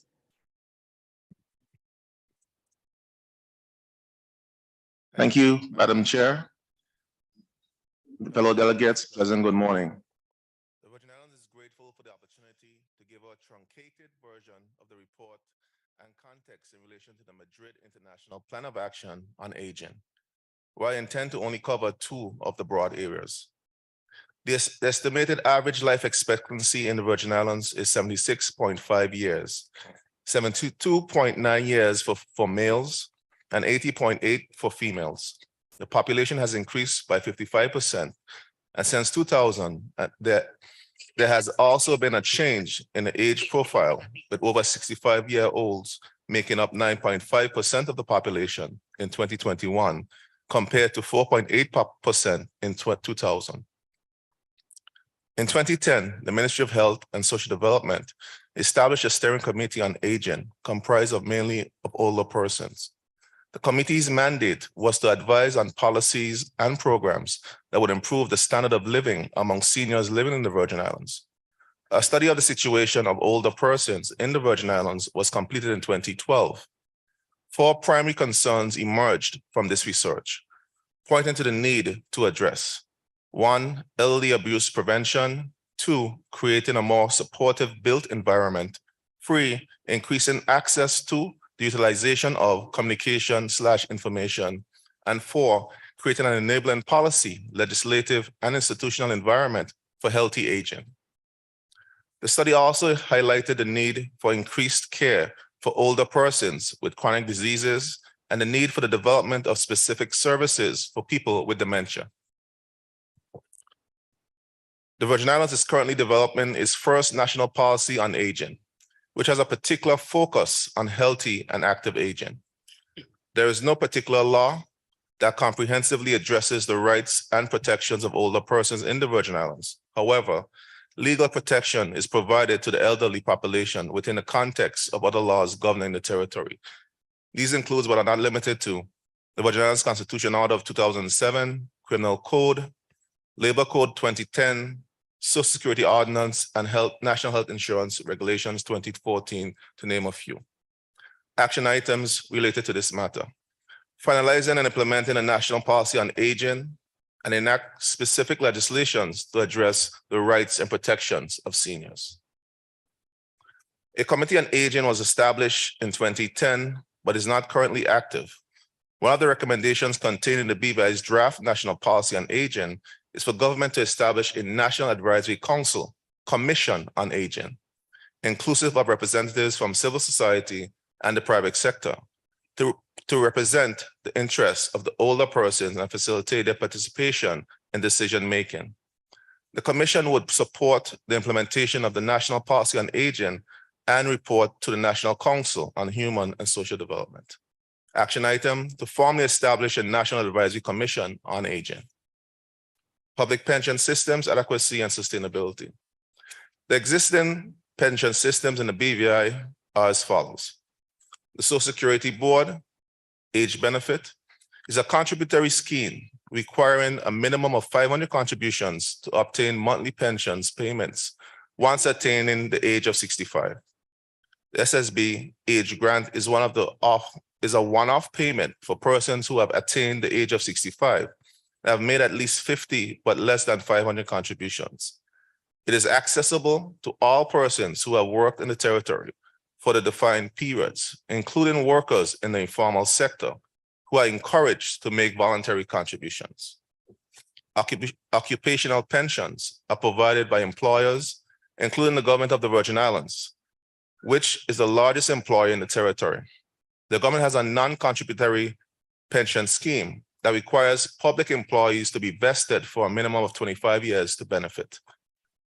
An exception is made for early retirement on medical grounds. A lump sum payment called a compensation gratuity is paid to employees who has been employed with the government for at least 10 years and retire at the age of 65 or grounds of ill health. The Labor Code 2010 stipulates that an employer shall make provisions for retirement benefits to be paid to his or her permanent employees by means of a pension scheme, an annuity, provident fund, or other form of retirement scheme which will be contributory. In absence of such provisions, a pension calculation is provided for persons who have been employed with that employer for at least 10 years. Two identified gaps are the Social Security age benefit may not be adequate to meet the basic living expenses, particularly affecting low-income earners or persons who do not have access to occupational pensions. The government's pension system is unfunded and is an unfunded liability. Action items: consider introduction of a non-contributory age benefit for older seniors that do not have alternative means of support to meet their basic needs as part of an ongoing social protection system reform. Reform government's pension system to ensure its financial sustainability. Work and aging labor force. Labor Code 2010 discrimination is a number of areas, discriminates in a number of areas, including age. The Retirement Age Act of 2016 prohibits forced retirement up to the age of 65, with exceptions for ill health. This legislation raised retirement age in the public sector from 60 to 65, thereby bridging a 5-year gap between government's retirement and the qualifications for Social Security age pension. While persons are allowed to work beyond the age of 65, they are not guaranteed employment with any particular employer. Given the labor shortages in the territory, citizens are encouraged to work in the various sectors of the economy for as long as they remain productive. Identify gaps.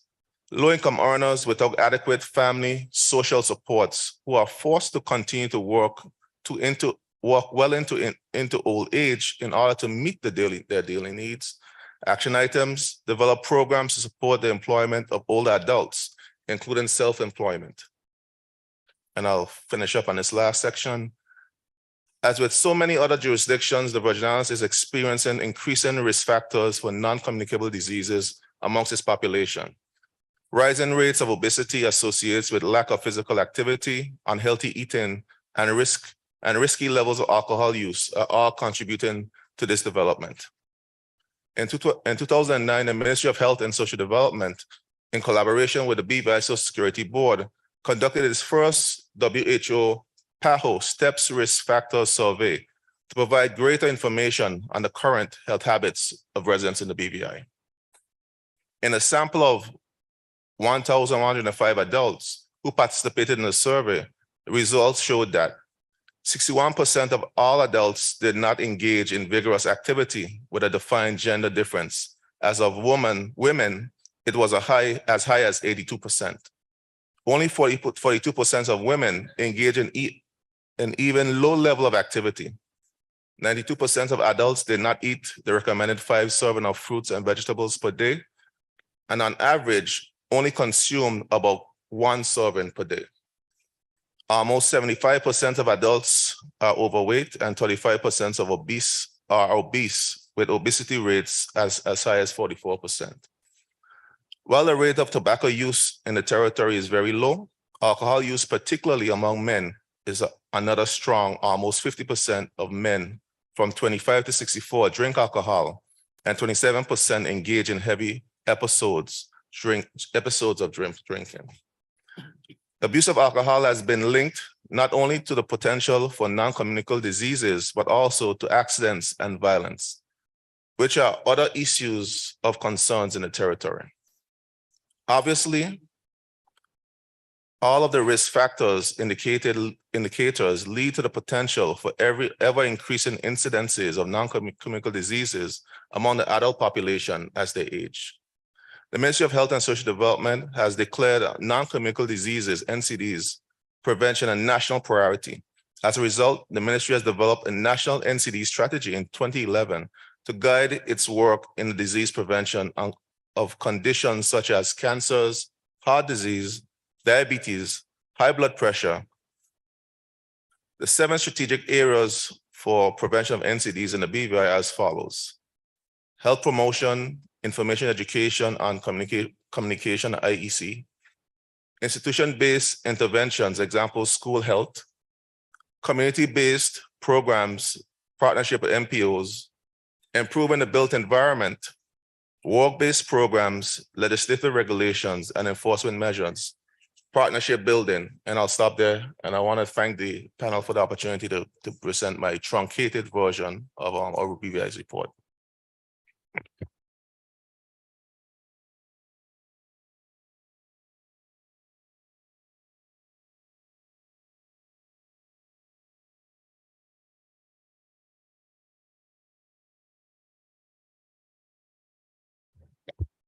Bueno, agradecemos la intervención del delegado de Islas Vírgenes Británicas, y dado que son las 12:37 y estaba pronosticado que pudieran participar representantes de la sociedad civil, vamos a dar paso a esas palabras y vamos a intentar dejar las palabras pendientes de las delegaciones para la jornada de la tarde.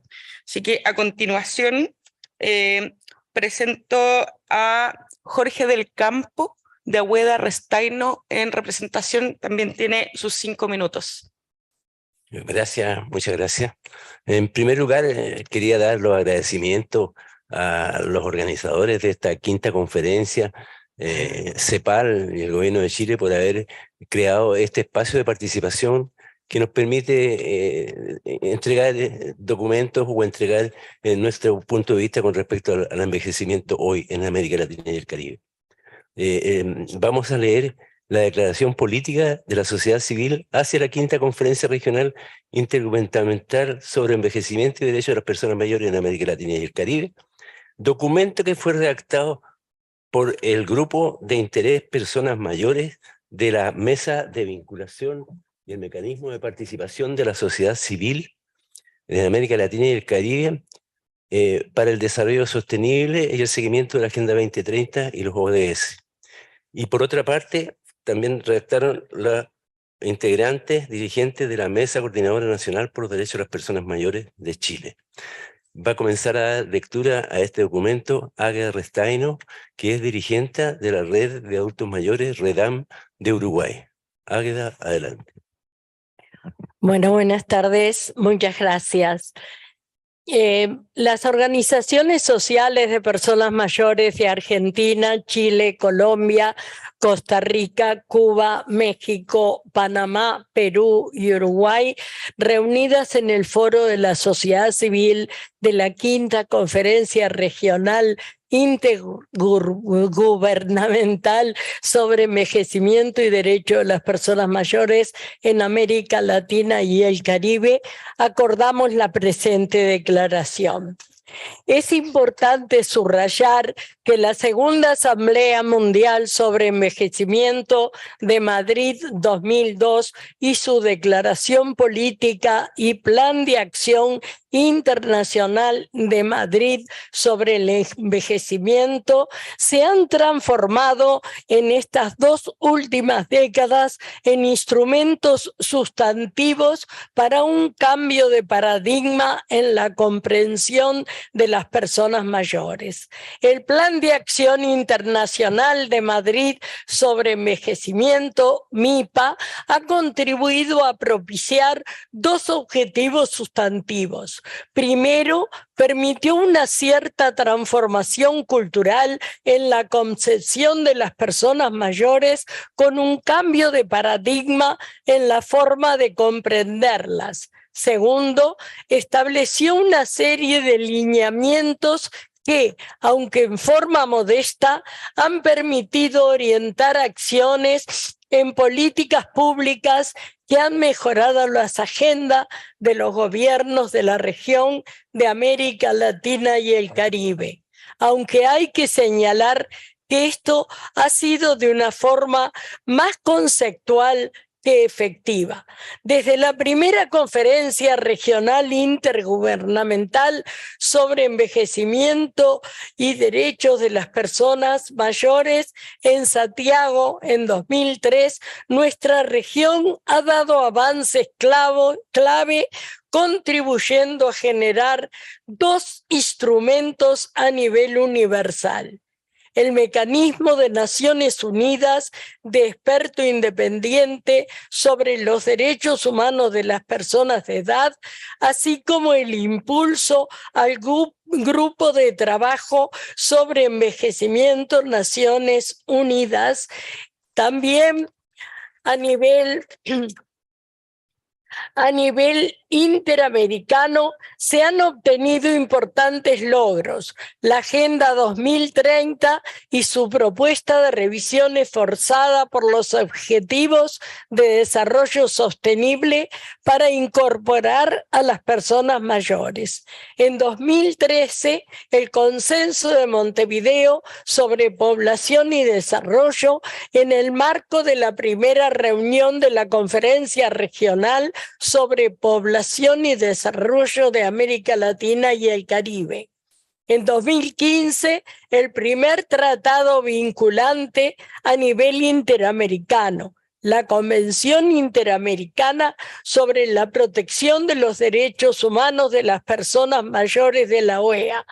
Es por todo esto que debemos reconocer que el MIPA ha contribuido de forma clave en posicionar el paradigma de derechos humanos de América Latina y el Caribe y a mejorar nuestros espacios de participación regional.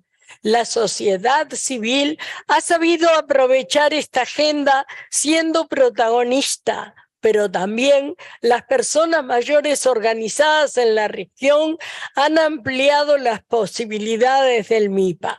Sin embargo, a 20 años de la Segunda Asamblea Mundial de Envejecimiento y los promisorias que resultaron sus metas, vemos con preocupación que el proceso de transformación social y reconocimiento pleno de nuestros derechos se han estancado. a la vez que muchos espacios de participación que se promueven lo hacen desde un lugar de tutelaje de las personas mayores, desde una mirada de la asistencia y no del reconocimiento del colectivo como sujetos plenos de derechos con sus propias voces y demandas, no reconociendo las importantes contribuciones que hemos hecho y venimos haciendo en nuestra sociedad, incluso durante la pandemia, donde hemos sostenido económicamente nuestras familias, cuidando, asistiendo y atendiendo distintas demandas de nuestras comunidades. Hemos logrado propiciar nuevas estrategias de participación y seguimiento ciudadano, así como participando activamente de posibles respuestas sanitarias, epidemiológicas y asistenciales. El actual contexto político, social y económico es sin duda muy distinto al momento histórico del 2002. Esto hace que en forma urgente se requiera un nuevo pacto mundial que tenga en cuenta los nuevos desafíos que se presentan y que incorpore de forma efectiva nuestras voces.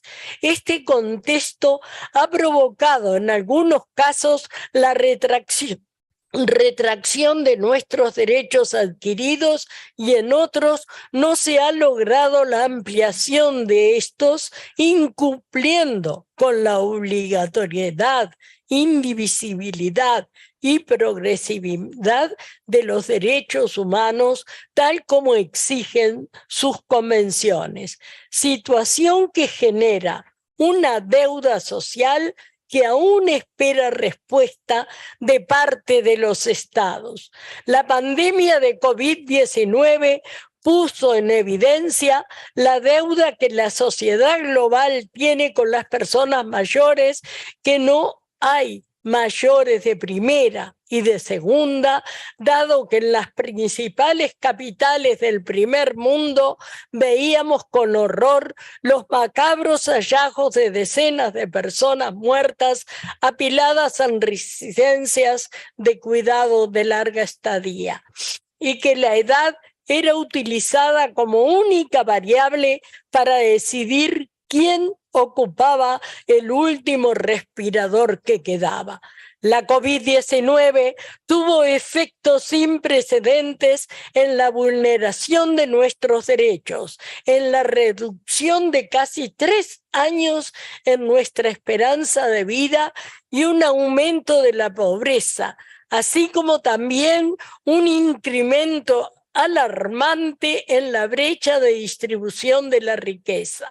Por otro lado, enfrentamos una amenaza inminente de una catástrofe ambiental con el calentamiento global y un nuevo conflicto armado en Europa que impacta en una importante crisis energética y alimentaria global. Vemos con preocupación que aún no hay acuerdos para una tercera Asamblea Mundial sobre los derechos humanos de las personas mayores y que los organismos internacionales muestran más interés en continuar con la agenda establecida en 2002, aunque ya han concluido que este presenta 4 problemas centrales. Falta de recursos, tanto humanos como financieros, para atender la creciente demanda que presenta el envejecimiento y la vejez. No estar el tema de las personas mayores como prioridad en las agendas políticas.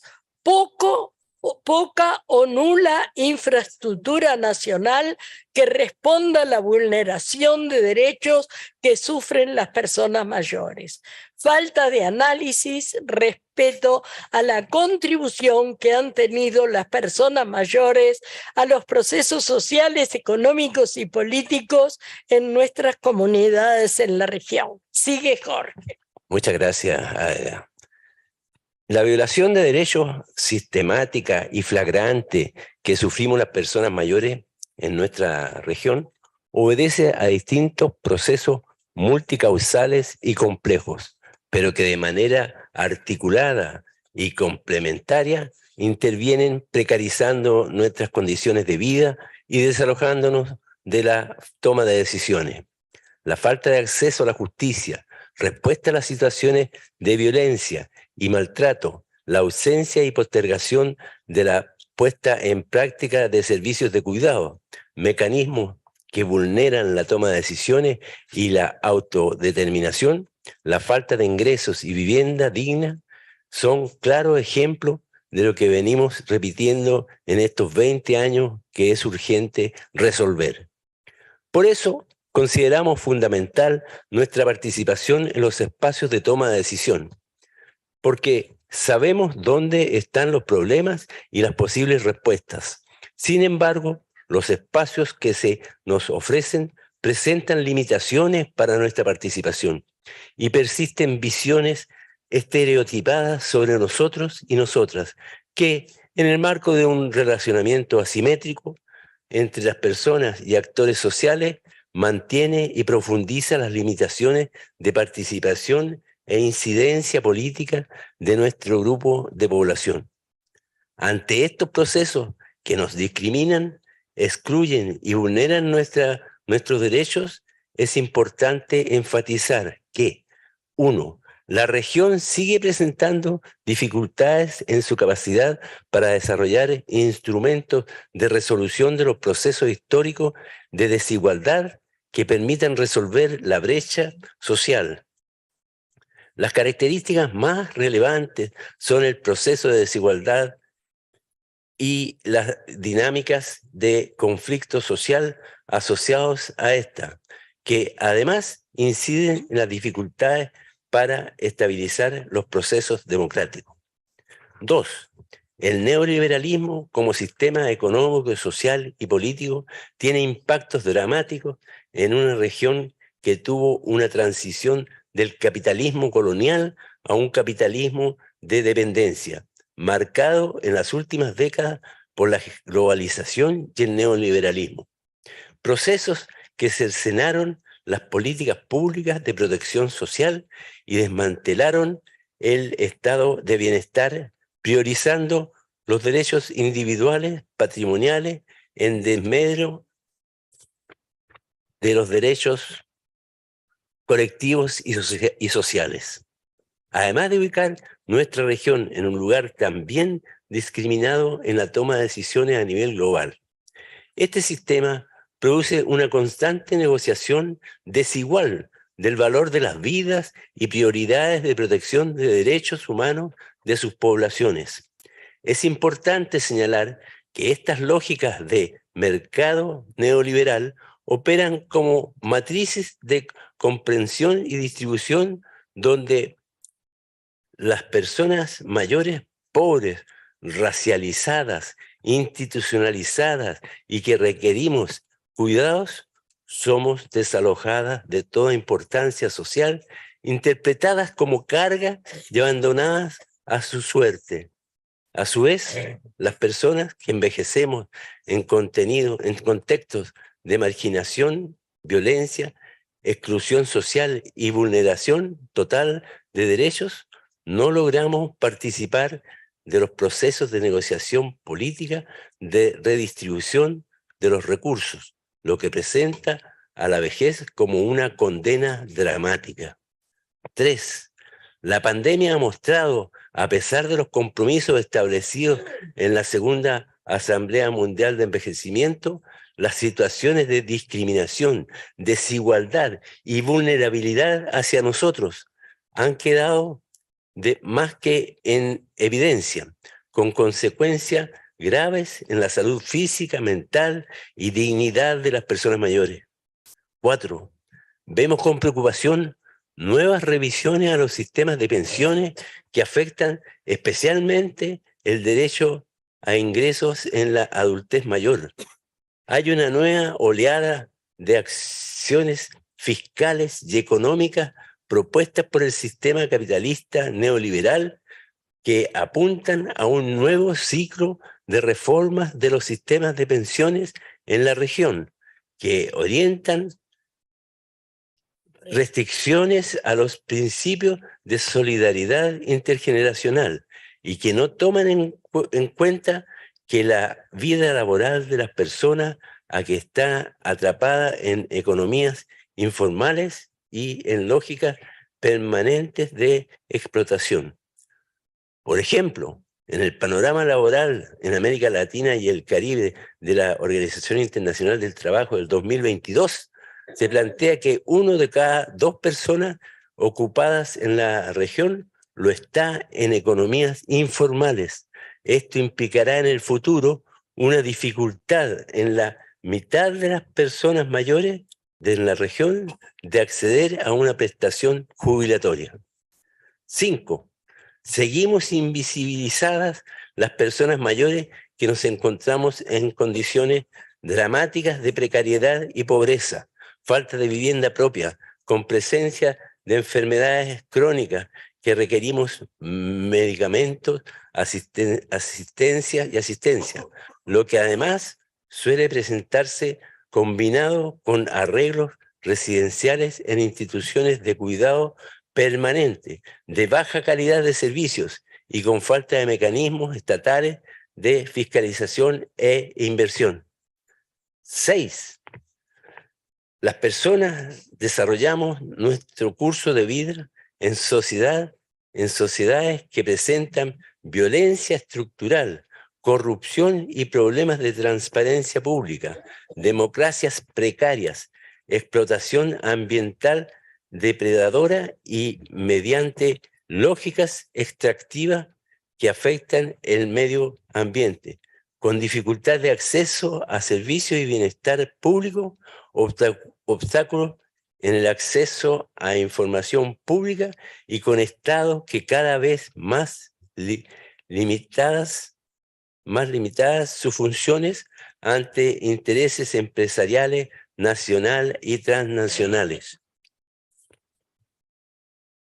7. Alertamos que no se han logrado los avances deseables y posibles en la calidad de vida de la población en general y en particular de las personas mayores. Los desafíos aún pendientes en materia de derechos humanos son enormes y se presentan grandes obstáculos para que las personas mayores puedan participar de la distribución de los bienes sociales y beneficios que el capital genera en América Latina y el Caribe. 8. Con preocupación vemos que no se valoriza la contribución de las personas mayores al desarrollo social, político, económico, cultural y ambiental de nuestra región, a pesar de que tenemos un rol clave en cada una de las dimensiones y que hacen a la vida en comunidad. Requerimos acciones contundentes que reconozcan los derechos humanos de las personas mayores. Para esto consideramos que es fundamental que los Estados partes se expresen en el marco de esta 5ª Conferencia Regional Intergubernamental sobre envejecimiento y derechos de las personas mayores en 5 puntos fundamentales. 1. Teniendo en cuenta que se ha ido consolidando un cambio de paradigma que pone el acento en la forma de nombrarnos como colectivo, adoptando el término personas mayores, solicitamos consecuentemente, con esta mirada, que la Conferencia Regional Intergubernamental se titule, comillas, Conferencia Regional Intergubernamental sobre los Derechos de las Personas Mayores. 2. Resulta impostergable una 3ª Asamblea Mundial sobre los Derechos Humanos de las Personas Mayores como base programática para avanzar hacia una convención universal. El Plan de Acción de Madrid ha sido un instrumento que aportó para un momento histórico, pero en los nuevos contextos que nos tocan vivir, queda demostrado que su alcance no es suficiente. Se presenta una brecha en el Plan de Acción de Madrid como acuerdo conceptual no vinculante y su impacto real en la protección de derechos de las personas mayores. Otro punto, exigimos acciones más contundentes en la aplicación y seguimiento de la Convención Interamericana sobre la Protección de los Derechos Humanos de las Personas Mayores. Por otra parte, es necesario dotar de estatus constitucional el tratado en los países que la han ratificado. Y felicitamos que México sea el 10º país que ha ratificado la Convención.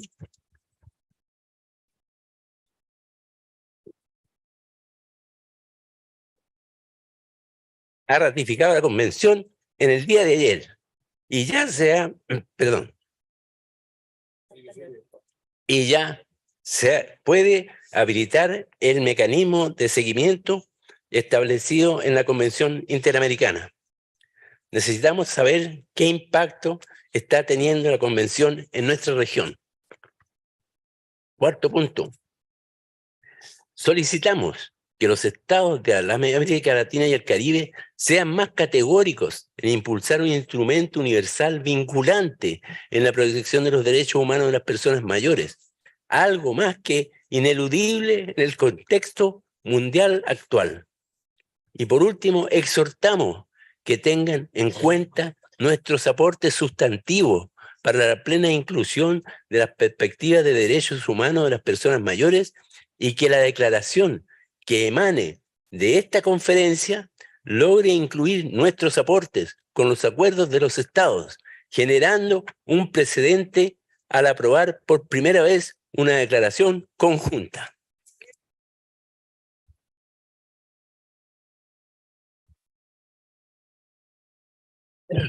Las personas mayores no podemos seguir esperando.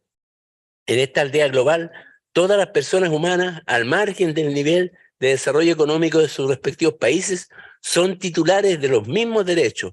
Para ser efectivos dichos derechos para las personas mayores, se debe contar con financiamiento, conocimiento, bases programáticas, pero fundamentalmente con decisiones políticas y presupuestarias que permitan resolver la brecha de desigualdad y reconocimiento que persiste y crece en nuestra región. Las personas mayores en América Latina y el Caribe pronto representarán el 25% de su población. Debemos reafirmar nuestra convicción, compromiso y esfuerzos para hacer realidad una sociedad para todas las edades, como lo planteaba el lema del Año Internacional de las Personas Mayores de 1999. Es imprescindible que se propicien espacios para que nuestra voz esté en la toma de decisiones, ya que solo así se garantizarán los cambios urgentes. No podemos permitir que quienes nos precedieron en el tiempo culminen su curso de vida con enorme sufrimiento. Debemos alzar nuestras voces. Estamos acá porque venimos de una generación que creyó en utopías que podían cambiar el mundo. A pesar de los desafíos actuales, seguimos pensando que este mundo puede ser transformado y que hay lugar para todas y todos. Muchas gracias.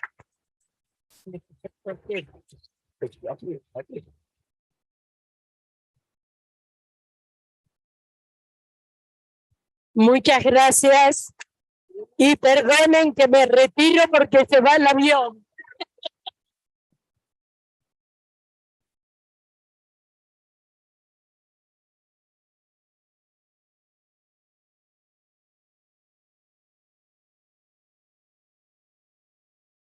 Ya. Muchas gracias a Jorge del Campo y Águeda Restaino, espero haber pronunciado bien su nombre, por la lectura de esa declaración en nombre de representantes de organizaciones de la sociedad civil de los países que nombraron. Tenemos que cerrar a las 13:15.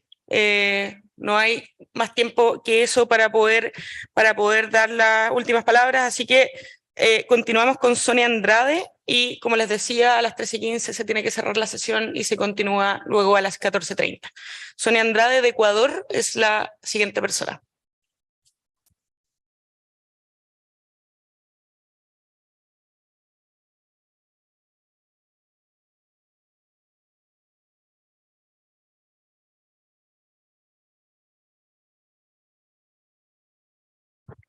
Aló, buenas tardes, muchísimas gracias. Saludo a los representantes de los gobiernos de los distintos países de América Latina y el Caribe. Un especial y fraternal saludo a Zulma Sosa de la CEPAL, quien con su calidez, buena voluntad y colaboración ha sabido hacernos sentir importantes y nos ha sabido dar el lugar que por derecho nos merecemos. En mi calidad de mujer, de ciudadana ecuatoriana, de militante por la vida y de ciudadana latinoamericana, debo recordarles a los señores representantes de los gobiernos que ustedes son tomadores de decisiones de turno. En su calidad de tomadores de decisiones de turno, es un deber y una obligación legal y moral darnos respuestas oportunas y adecuadas cuando de responder por nuestros derechos se trata. Creo que he visto en el transcurso de mi vida, luego de hacer 44 años de derechos humanos para personas adultas mayores, he visto, he observado y he escuchado que el grupo etario que nos convoca este día ha sido sujeto de análisis tras análisis, análisis y análisis. Sin embargo, de aquello veo con tristeza que la política pública no termina de aterrizar y que la deuda que tienen los países parte sigue siendo y sigue estando ahí evidentemente latente. Quiero comentarles que es la primera vez que tomo la palabra en mi calidad de mujer adulta mayor, porque hace poquitico cumplí los 65.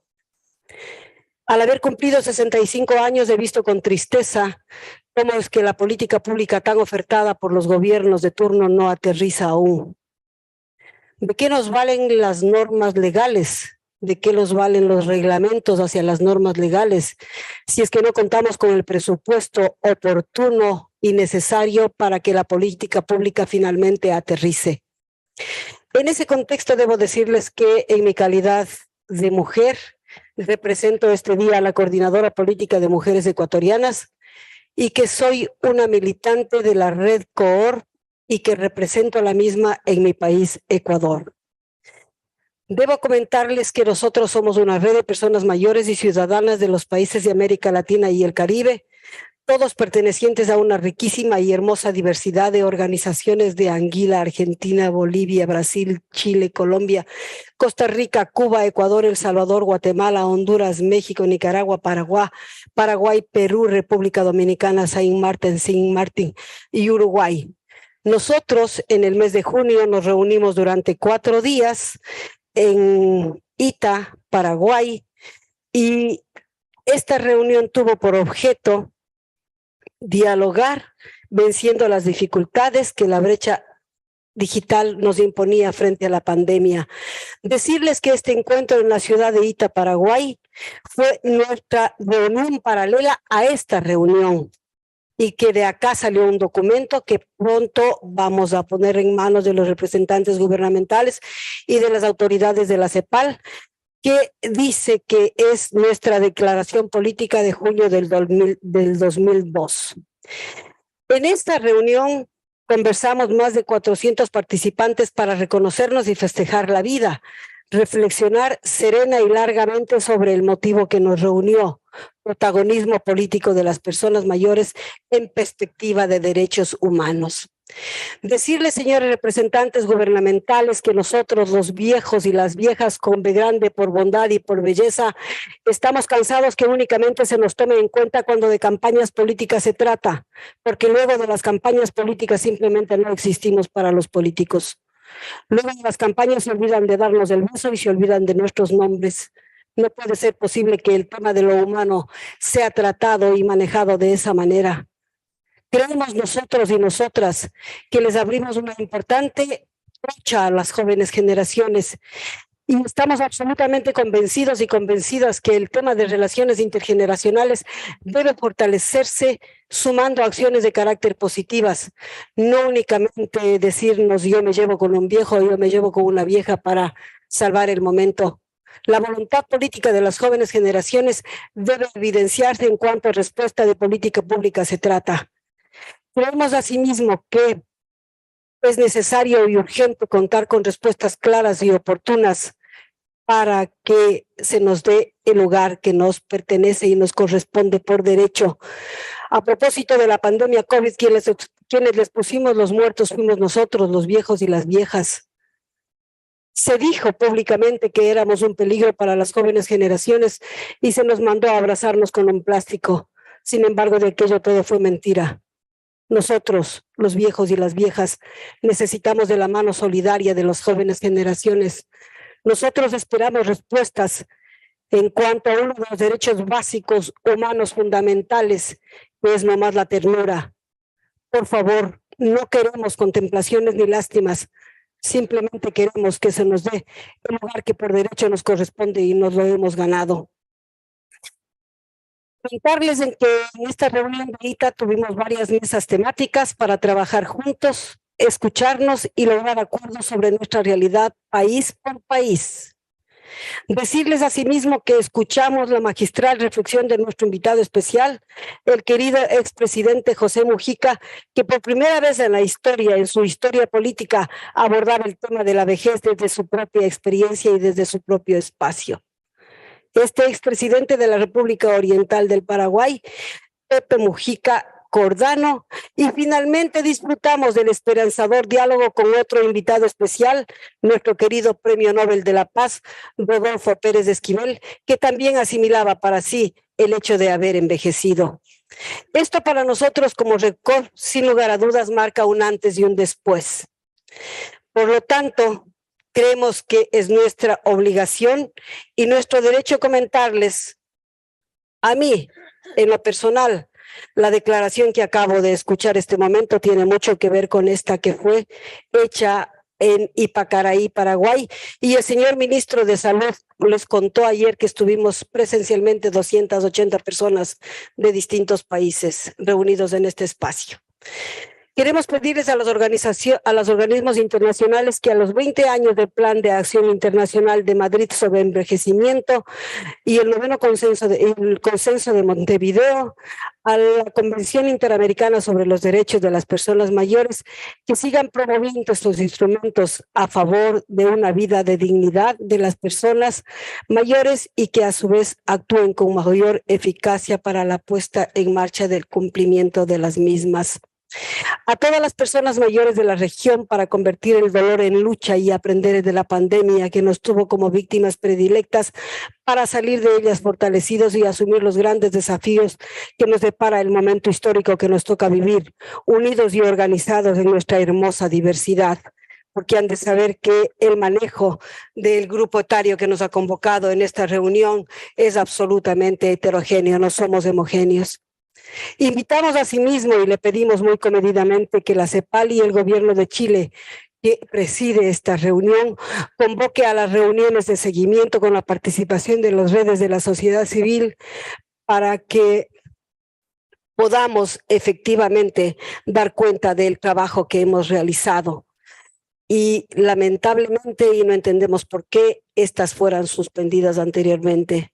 Desde mi corazón de vieja con B grande por bondad, y desde mi corazón de vieja con B grande por belleza, invitarles a que nos permitan ser viejos solidarios y que nos impidan llegar a ser viejos y viejas solitarias, porque a propósito de la tecnología, nuestra brecha digital es inmensa.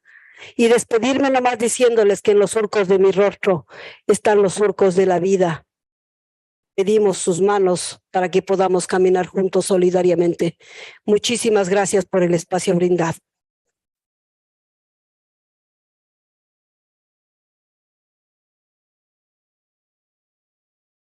Agradecemos las palabras de Sonia Andrade y habiéndose cumplido la hora estimada para el cierre, damos por cerrado los 2 puntos del temario del día de hoy, que eran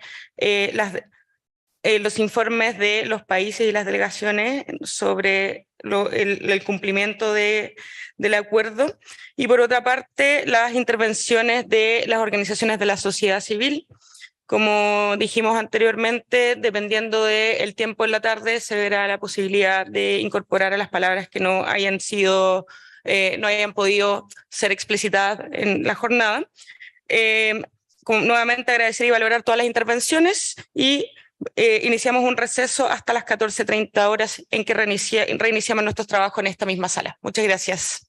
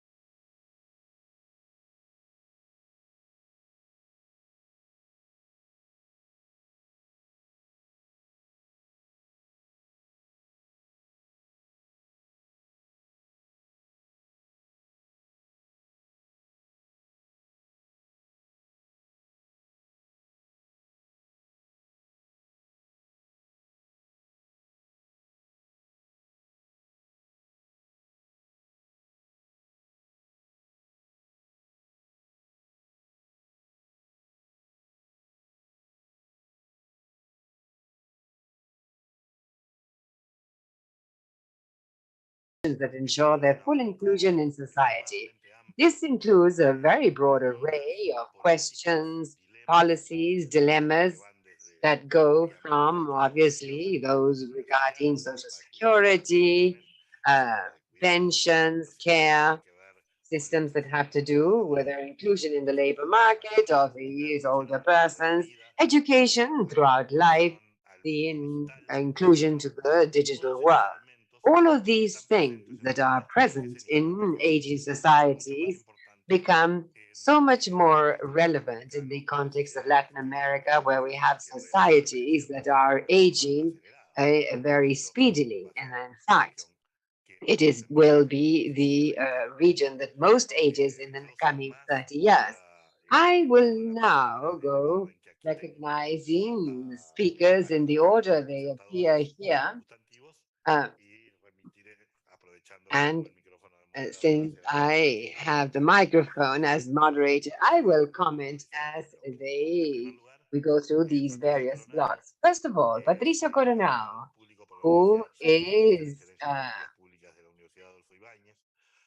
a director national of the Institute for Social Security in Chile. He's worked with data analytics and Massachusetts Institute of Technology, was the executive president Cadena, and for 8 years, director of the Institute in Chile. Patricia, the floor is yours. Well, thank you very much, Fernando. And I thank you all for attending the meeting. And I would like to thank the organizers for the invitation.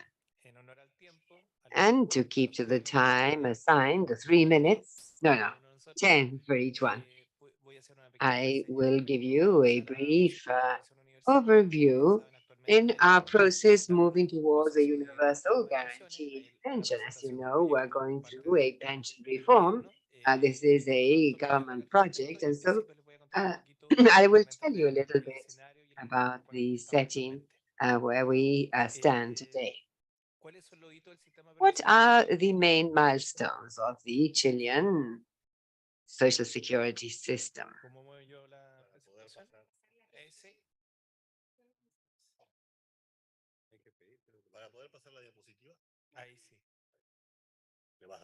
Voy contando.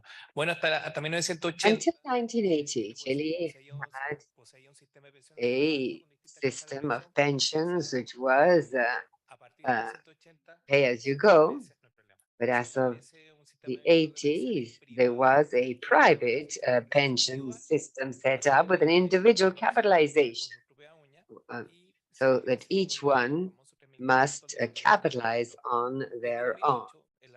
In 2008, the pension reform led to a solidarity pillar for pensions, and that recognizes the possibility of including other people that had not previously been included and did not have an appropriate or adequate pension until then.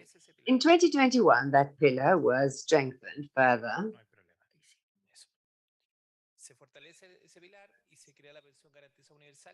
And the Universal Guaranteed Pension, or PGU, was created. This began implementing in February this year. It's very recent. And as you know, a few months back, the government under President Boric presented a new system, which is mixed pension system. What are the 3 factors of the diagnosis that all commissions, Marcel, Bravo, and the truth is that all the commissions that have reviewed the shortcomings or the main aspects of the Chilean pension system, the issues recognized are, first, the low level of contributions made.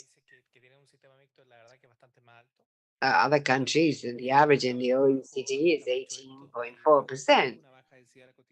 And also the labor market, low wages, low density of payments, and demographics with a high trend towards an extending the life expectancy. And so insufficiencies of the contributory pillar, profits or yield down and high margins and commissions by the managers. And this has a major impact on from the viewpoint of the final pensions of these systems. It's also important that three aspects affect women more than men, because there is a lesser share the pension system for women, and they have a longer life expectancy, and so the average monthly pension that they get turns out to be much less.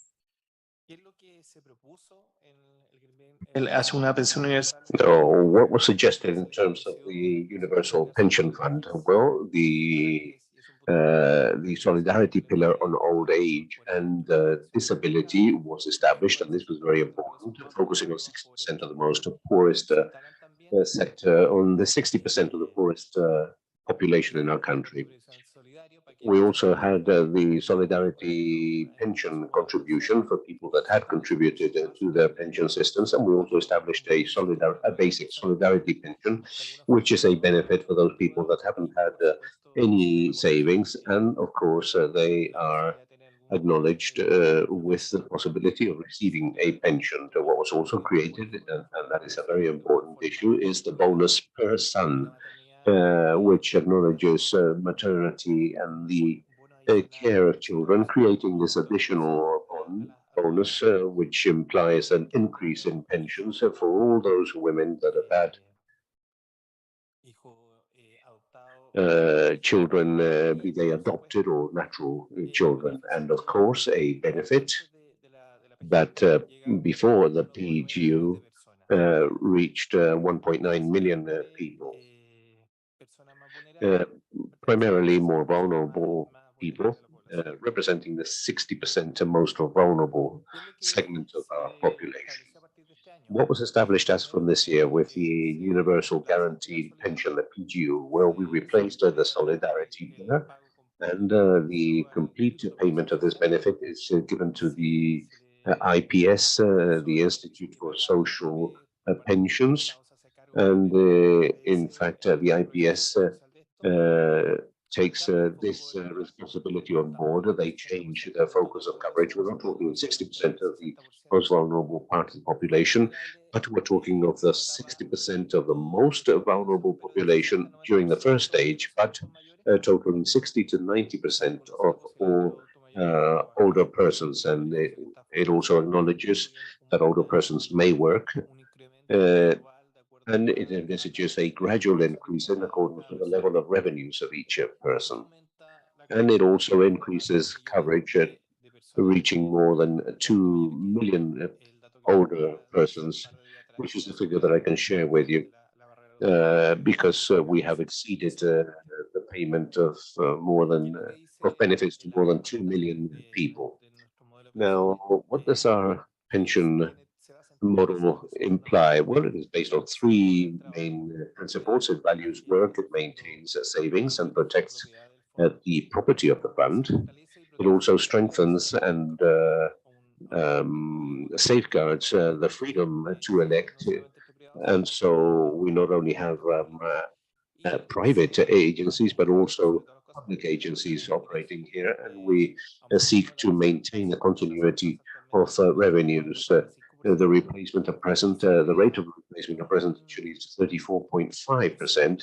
And what it also creates is an insurance that guarantees the possibility of continuing to make, to contributing in case, and safeguards those contributions in case there's unemployment periods, but also it also includes an insurance based on illnesses, thinking that people older than 65 can have complex diseases and therefore, or illnesses, and therefore it involves this insurance. And now the purpose of this is to struggle against poverty during old age, maintaining the continuity of these contributions. It acknowledges care as something very important within the life cycle, and it of course seeks to maintain continuity of revenues in increasing the replacement rate. And considering that we must have better pensions in our country.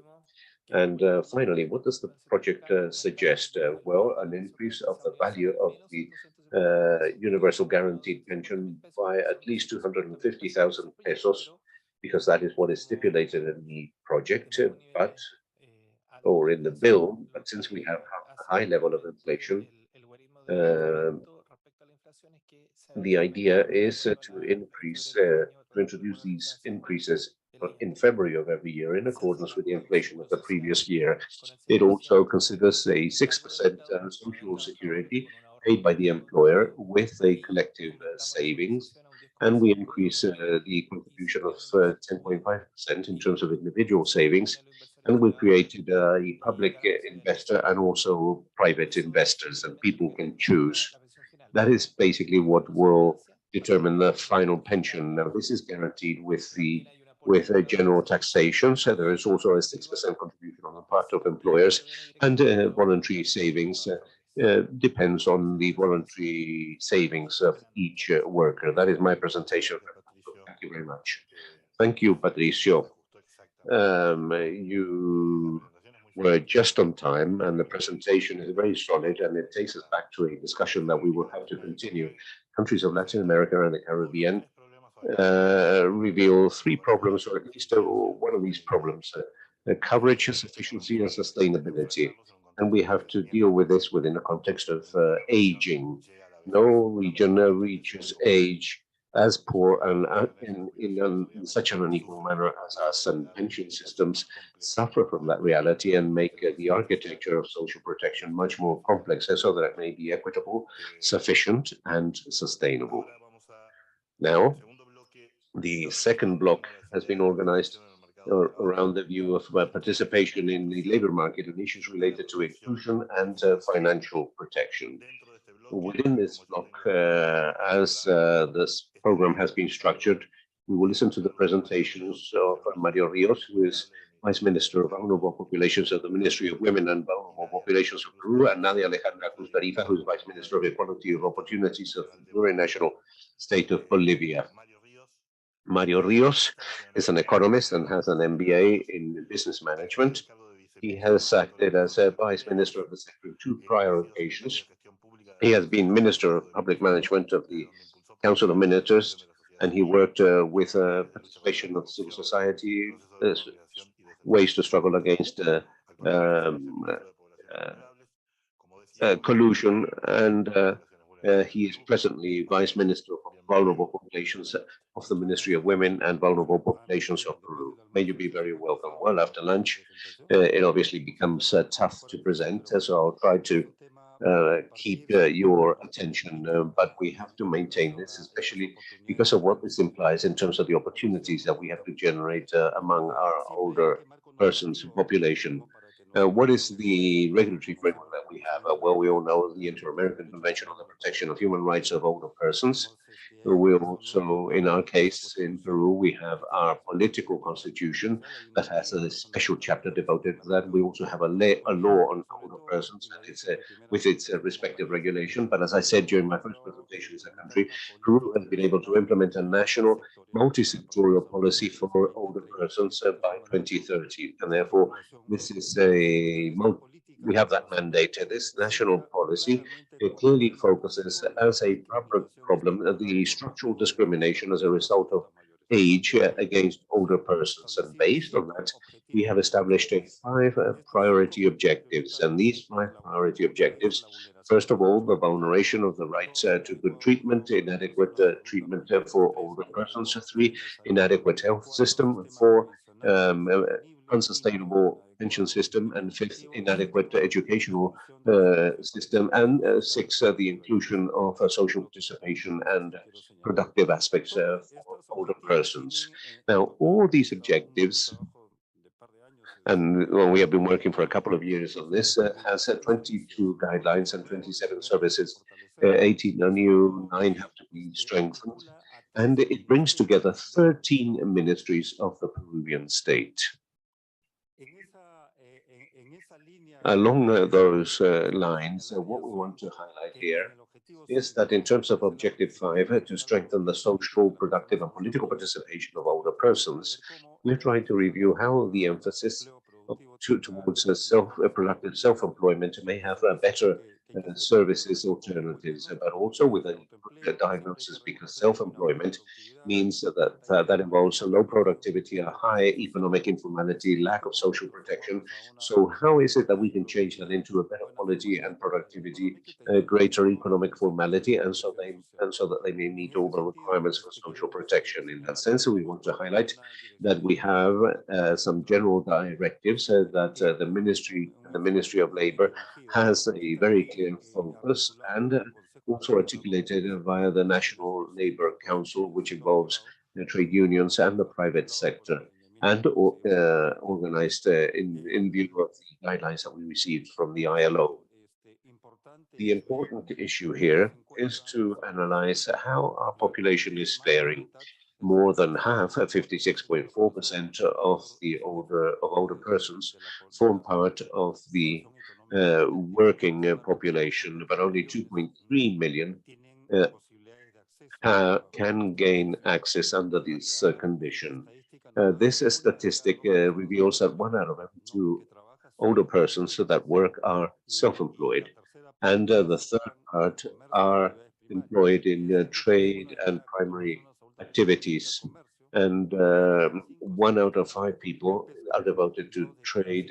2 out of every 5 work in the services sector, including transport, lodgings, restaurants, and so on. But practically 5 people that are employed are informal workers. And this is a reality that all economies have to analyze. Informality increases, and they all seek to have sustainable means of life, but under very precarious conditions. And in that situation, we must also analyze the issue of pensions. Here in Peru, 1 out of every 3 adult persons, only 1 receives a pension. And in that group, the ones under the public entity, which is which represents the ONP that represents 19.5%, and then AFPs that represent 9.8%, and therefore the pensions received by the public system are extremely low, and this is a permanent complaint that we received, and we must make sure that we increase that in the following periods. We must also highlight that there is a serious aspect in terms of financial inclusion. Only 40% of this population has savings or bank accounts. Only 1 out of every 3 older persons use internet. And this is important. This digital gap is very important. Only 1 out of every 3 gain access to internet, and this at a national level. In the rural areas, obviously, the exclusion is even greater. 17.6% of heads of households are older persons and can gain access to this non-contribution based pension, which is pension 65, and more than half have not completed their schooling, and only 40% finished primary education, and therefore 9 out of every 10 older persons also face some type of chronic health problem. Now, what progress is underway in our country? Well, the issue is to analyze all the programs for massive employment, but they're all temporary in nature. Here we have the program Trabaja Peru, which is financing by local governments to improve cities, streets, and a whole series of urban improvements, and that generates around 9,882 older persons that can gain access to these temporary jobs. We also have the work effort, which means that 627 adult persons, older persons have obtained job. But we also have the employability program in Impulsa Peru, which means that people generate their own inclusive employment, and 9,934 older persons.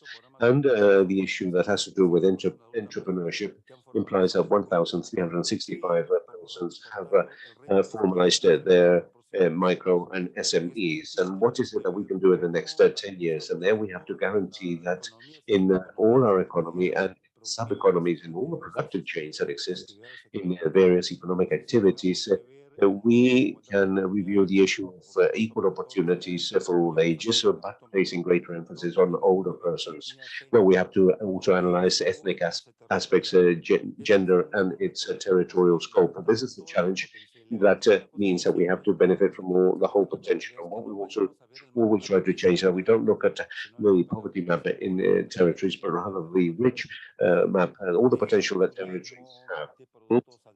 Tourism, farming, products that need added value, or many want to export, so you need to improve the quality. Peru is a mining country, but they still does not have technologies to keep everyone employed.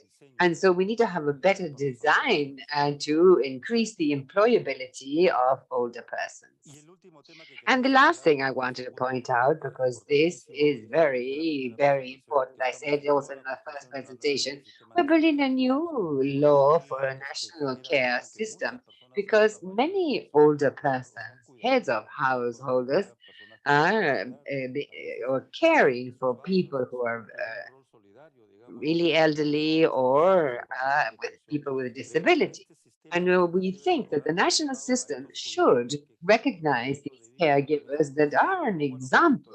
And the other thing is that I like the civil society when they said that it must solidarity.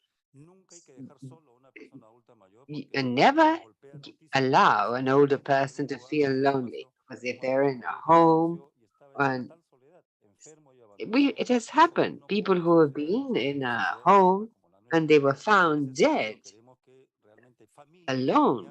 So family and community must take on a protective role towards every older person.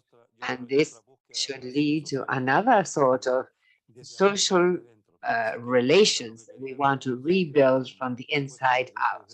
So this is what I wanted to share regarding the situation in Peru. Thank you.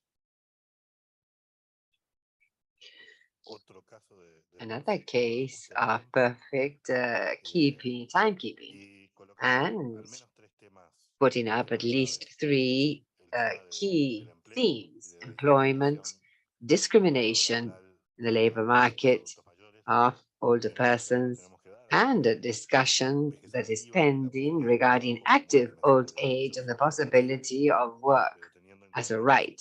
But of course, considering that there must be a floor, a guaranteed pension that is in Peru is still far from being achieved. And then the sort of challenges and programs available, adding care to all that, which is another theme that we're opening up for discussion here. And that undoubtedly is a frontier that the region is considering with regard to public policy. And now we would like to recognize Nadia Alejandra Cruz Tarifa, who is a lawyer and teaches human rights. She was an ombudsman since January 2019 until September 22. And she was among the 10 finalists for the Inter-American Court of Human Rights. And at the moment, she is the Vice Minister for Equal Opportunities of the plurinational state of Bolivia. Nadia, the floor is yours. Well, thank you very much and good afternoon, everyone. I would like to thank the moderator, Fernanda Filgueira, who is a strict controller of time. Just with his eyes, he has kept us all on time. And also fraternal greetings to Patricia Coronado and Mario Rios, whom the plurinational state of Bolivia, we express our solidarity with the Peruvian people. I would also like to warmly greet the representatives of the civil society. The truth is that I consider myself to be a still young woman with a lot of learning or training by older women who were the victims of forced rape, and were victimized in the country. And this, for me and for many, implies an example and some sort of retribution from wherever we stand. And so, same as in Peru, I would like to say that a major part of the population in Bolivia continues working in the informal market. The scope of this is significant in relation to people who never paid into a pension system throughout life. But in terms of the pension system, it is seen under the Constitution, but within a framework of social justice. And so I think the data would be relevant, but I would prefer to share with you the situation of those older persons who were unable to pay into the pension system and for which our state has created specific measures and policies. So in 2007, the state of Bolivia passed law 3791 that determines a monthly universal payment for life for people aged 60 or more resident in the country to ensure older persons may have a decent old age. This is called the dignity income. This was not sufficient since 2009, the dignity income was covered by the state as a right of older persons, determining that the state must provide an old age income. This shows the commitment of our state to ensure the rights in favor of older persons in our country. It is important to point out that the dignity income is paid to older persons who are pensioned off and focuses especially on those who had no pension. 100% of the benefit is paid to those who have no long-term social security benefit and 60% of those who do. And also the payment is made of funeral costs, ensuring not only a decent life, but a decent funeral. Because in Bolivia, these rights are culturally enshrined as respect for our ancestors. This began with a minimum amount, 200 Bolivian pesos for someone without another income and 170 Bolivian pesos for those who do. These amounts have progressively increased thanks to the economic growth of the country since the implementation of a model of economy that is community and redistributary. The second rise of the income in the country was made effective in 2013 with 25% more for those with or without another income. And so the right for people was ensured over time. Then in 2017, there was a third increase to this income by 50% as of the moment when it was more than when it was first created. And so benefiting many people. And lastly, in 2019, there was a last increase to this amount,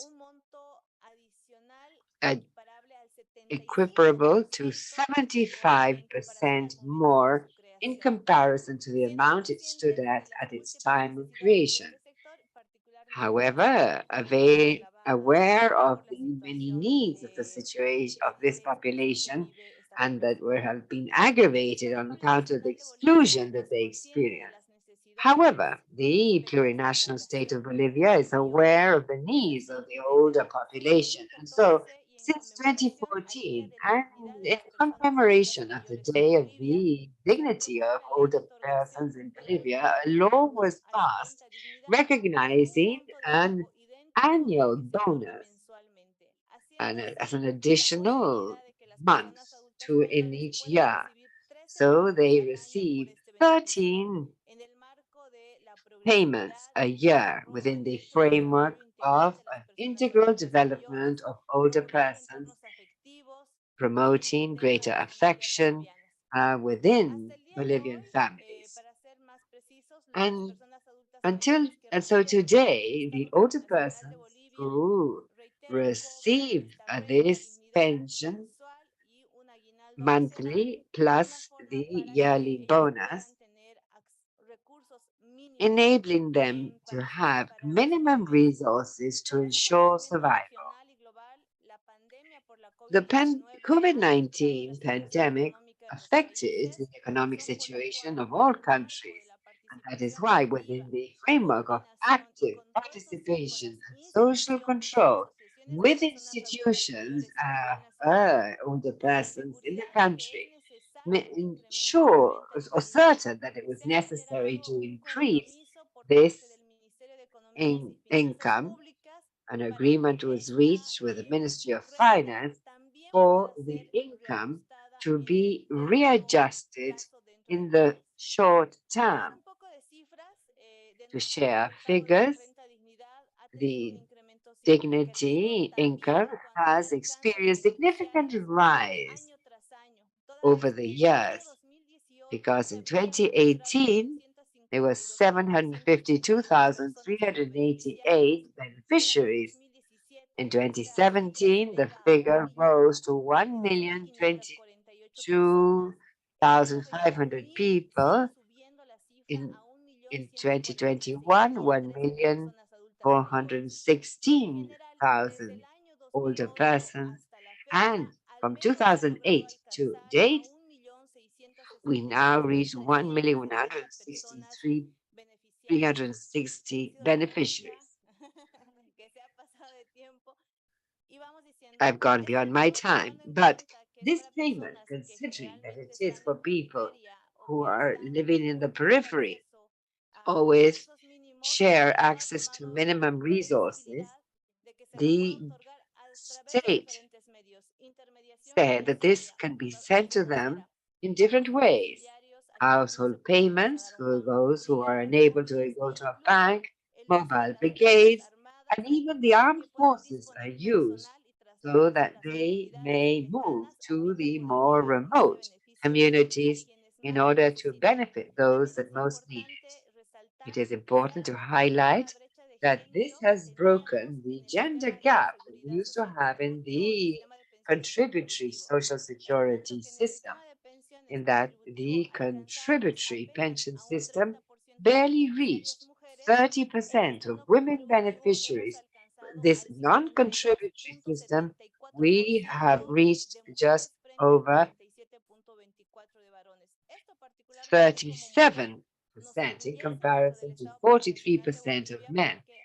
We are proud of this because this shows that those who have least possibilities of paying in are women, but the state offsets this at least a little bit. I would have liked to share so much more information, but I imagine that in the Q&A period I may do so. Thank you.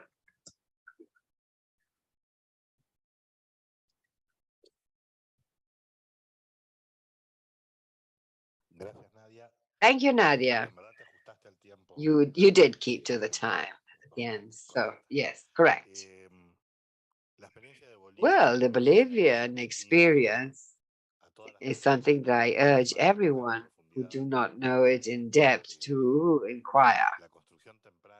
The early construction of a universal basic pension in the context of a country that where it is done they still were among the country with the lowest level of development in Latin America. But they had to choose among dilemmas: coverage, sufficiency, sustainability, but accompanying the economic growth and the impact on gender equality. I think that this is an interesting lesson and shows that countries where we have significantly higher income per capita, we should be thinking of a universal pension system. Acceso a la educación. Access to education and during the whole life and the reduction of the digital gap among older persons. Here we have two people that will present in this block and will discuss this issue. First of all, Colette Robinson, who is Director of Social Protection and Gender at the Planning Institute of Jamaica. She is there in front of us, and she will deliver from there. University of the West Indies, Jamaica. She has a degree in economics and management and a master's in management of the public sector. For 24 years, she dedicated her work to analysis, to statistical analysis, and to building social policy at the national level. She's currently in the Institute of Planning of Jamaica, where she administers the areas of social protections and gender issues in Jamaica. Ms. Robinson, thank you. You have the floor. Thank you. Am I being heard? Yes. Mr. Moderator, my comments are actually about universal social pensions and labor market engagement and financial inclusion. Good. Okay. And I speak as a Caribbean panelist, so I just want to comment in one word really on a lot of the commonalities that we share within the region, but particularly in the Caribbean, because our histories are unique and very much similar, and our cultural context also very similar. We are small island developing states for the most part. And that, of course, comes with all of the different complexities. We are also at different stages of demographic transition. We have heard so much, within this room over the past 2 days that really shows us how clearly, demographic transition is advancing and progressing within our countries and within the countries of Latin America. So from that context, and I also would want to say that as small island states, many of us, we experience certain kinds of shocks that may be unique in terms of climate change. We also have, different macroeconomic strictures really, not least of which are national debt and debt servicing responsibilities. And I say this in the context of the allocable resources for social spending and for, attending to the needs and requirements of the implementation agendas for social development, and particularly for older persons. The Jamaica Social Protection Strategy 2014, it was approved in 2014 by the cabinet, and it did outline what we termed a social protection floor. And within that social protection floor was the element called social pensions.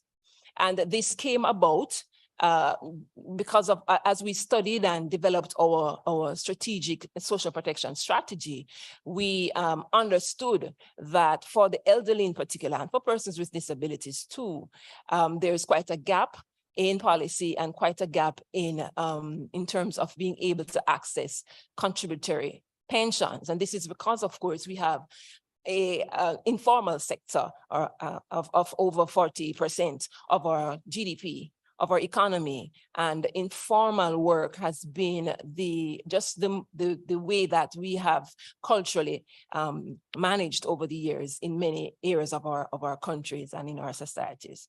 And we saw the need that gap that was, leading to quite a significant elderly poverty.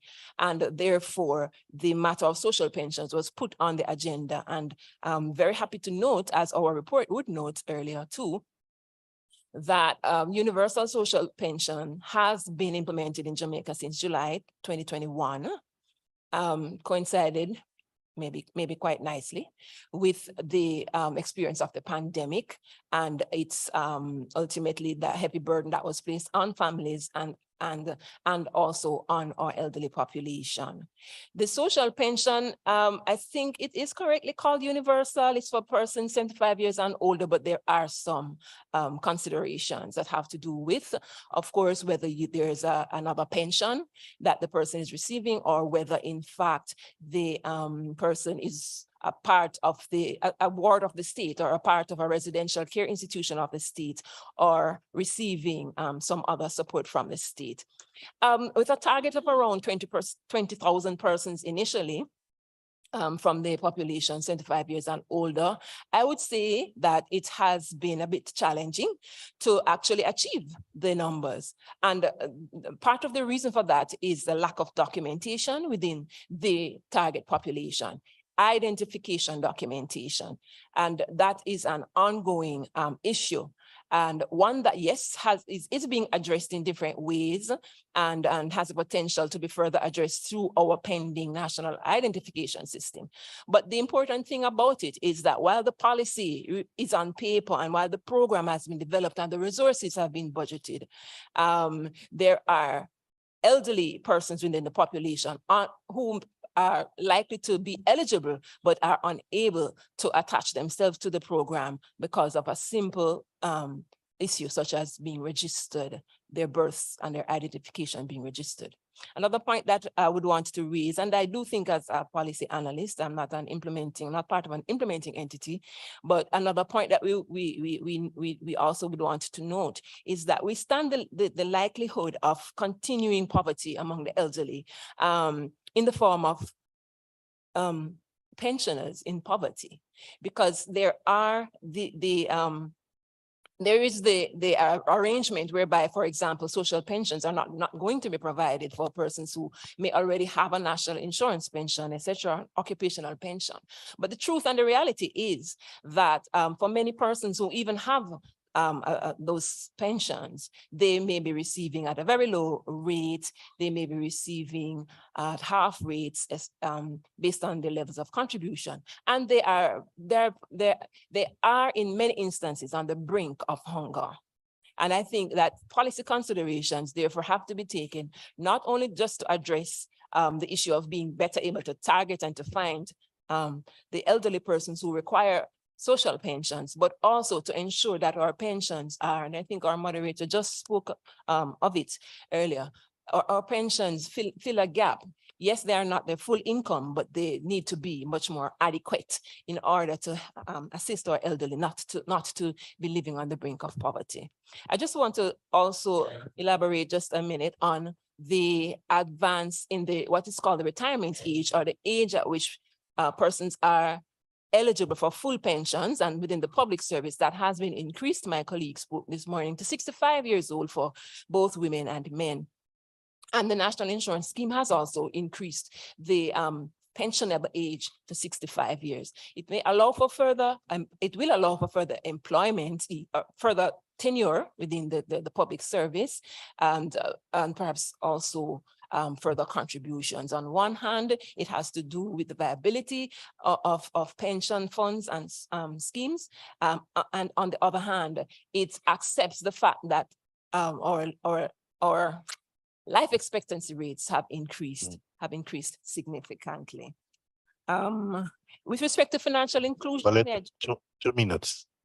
Yes, with respect to financial inclusion, there have been a lot of advances within the financial services sector, a lot of reform, but we stand the risk of isolating many of our elderly persons, persons with disabilities as well, who do not have the levels of digital literacy. We have heard within this room several examples of, how that kind of learning and lifelong learning and training and exposure to digital, the digital space can assist our elderly persons. And we really would want to see that hand in hand, or the kind of hybrid interventions that allow our elderly persons not to be left behind in these aspects of development. Thank you.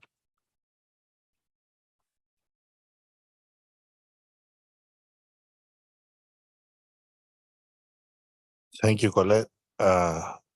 It's very interesting to look at what the Caribbean countries are doing. If I am correct, Trinidad and Tobago also passed a universal pension law recently enough.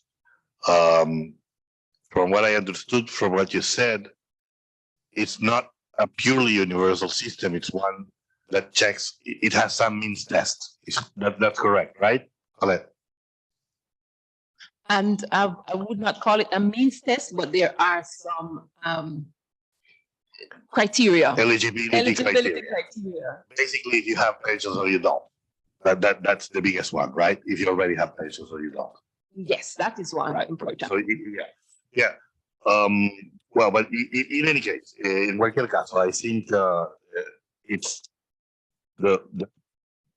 this seminar, this particular part of our work is clearly looking at issues of pension and pension systems and pension reform. We do need to look also, and it has been looked at, labor market, protección financiera, and now we move, I hope, to access to education, acceso a la educación a lo largo de la vida, long life access to education, and the reduction of the digital gap for older persons. I may have the wrong title, and Lucio Diaz will probably clarify that he's not going to talk about that precisely, but he is an agronomist coordinator of regional entities of civil society for Latin America and the Caribbean, and monitors the regional strategy on aging and old age. And this obviously implied work with the CLAC in 2001-2003, Brasilia, Tres Rios, Costa Rica in 2012, and the Latin American meeting of older persons and organizations about political mechanism with regards the rights of the human rights of people that was held in 2022. Lucio, you have the floor. Thank you for being here. Thank you for the presentation. Good afternoon, everyone. Good afternoon to all participants of this fifth regional intergovernmental conference. Representing the Cordova Network, we thank ECLAC for this invitation, and we have prepared a summary of our commitment at a regional level, and we have summarized in the 2021 and 2022 processes that we undertook jointly with representatives of older persons, of associations and organizations from 19 countries in our region. In view of time, we have submitted 3 documents to the Executive Secretariat of the conference so that these may be distributed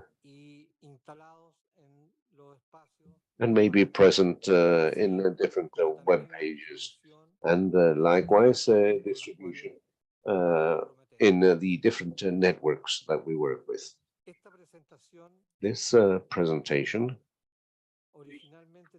originally had that component, but in view of time, we have decided to shorten the presentation, and therefore we will talk more about the regional meeting and the provision of what we have called the loose report for our region.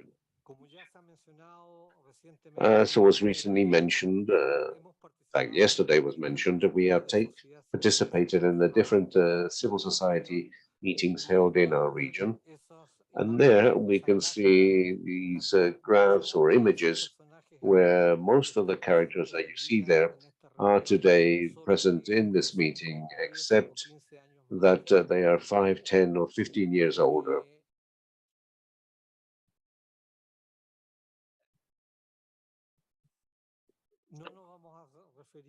We are not going to refer to the issue of the pandemic or to the digital divide, because this has been an issue that was presented before, but we will talk about the Latin American and Caribbean meeting of older persons and their organizations on political protagonism with the human rights approach.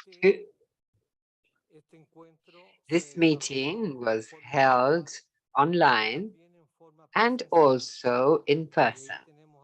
And here we can see some images of the inaugural ceremony as well as the closing, with engagement of the associations in different countries that got together to collectively take part in this meeting. This happened with El Salvador, Paraguay, Colombia, and organizations in Bolivia, Chile, among others.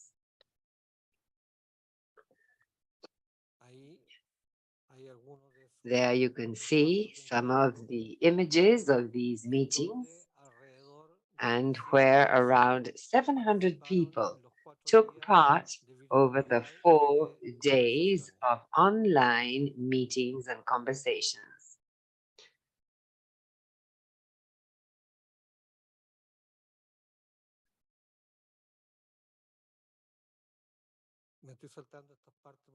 I'm skipping all of these images because otherwise the time is insufficient. Today we can tell you about the Luz report for the dignity of older persons. The report was shared with the organizations of older people in the region, the representatives of governments present at this 5th regional conference with international agencies, and of course those who have followed a differentiated path on account of their nature. These dialogues, exchanges, and attention in order to look for common causes that may help formulate a clear view and position to guide us in our commitment towards life with dignity. We shared our critical view of the reality that we live and see, and that furthers to collectively agree on action to address the challenges based on rights and challenges that guide us in the medium to long term. This report, therefore, does not seek to be a parallel report or a shadow report of the other reports issued formally by national governments on account of the assessment of the Madrid Action Plan convened by the UN system in 2020. We formulated the Luz report, decided to set in motion each one of the actions and challenges that have appeared from organizations in different countries, and that we propose to make a common cause in the region. Our gratitude to each person and organization that sent in their national reports, which in turn made it possible to draft this Latin American and Caribbean regional image. Those who contributed. Nevertheless, the pandemic shut down their life and voices, but we will speak on their behalf. The Luz report was built based on what we called what we live, what we see, what we resolve here and now among older people in Latin America and the Caribbean. 11 themes that we were able to identify as a whole and agreed on with the representatives of all 19 countries. In this report, you may find theme 1, in the face of equality and non-discrimination, the right to life and dignity in old age, the right to independence and autonomy, participation, community integration, and intergenerational integration, health, social security, access and mobility, persons, the digital gap, healthy environment, risk management in case of disasters and climate change, and recognition of individuals before the law and access to justice, political rights, freedom of association, and theme 11, culture, recreation, and sport.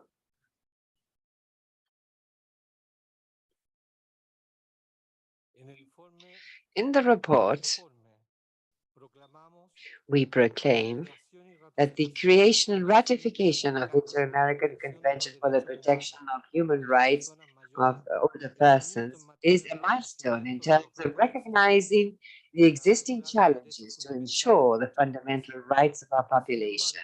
However, there are still countries in the region that are yet to ratify this instrument, and so the mechanism to follow up may come into force.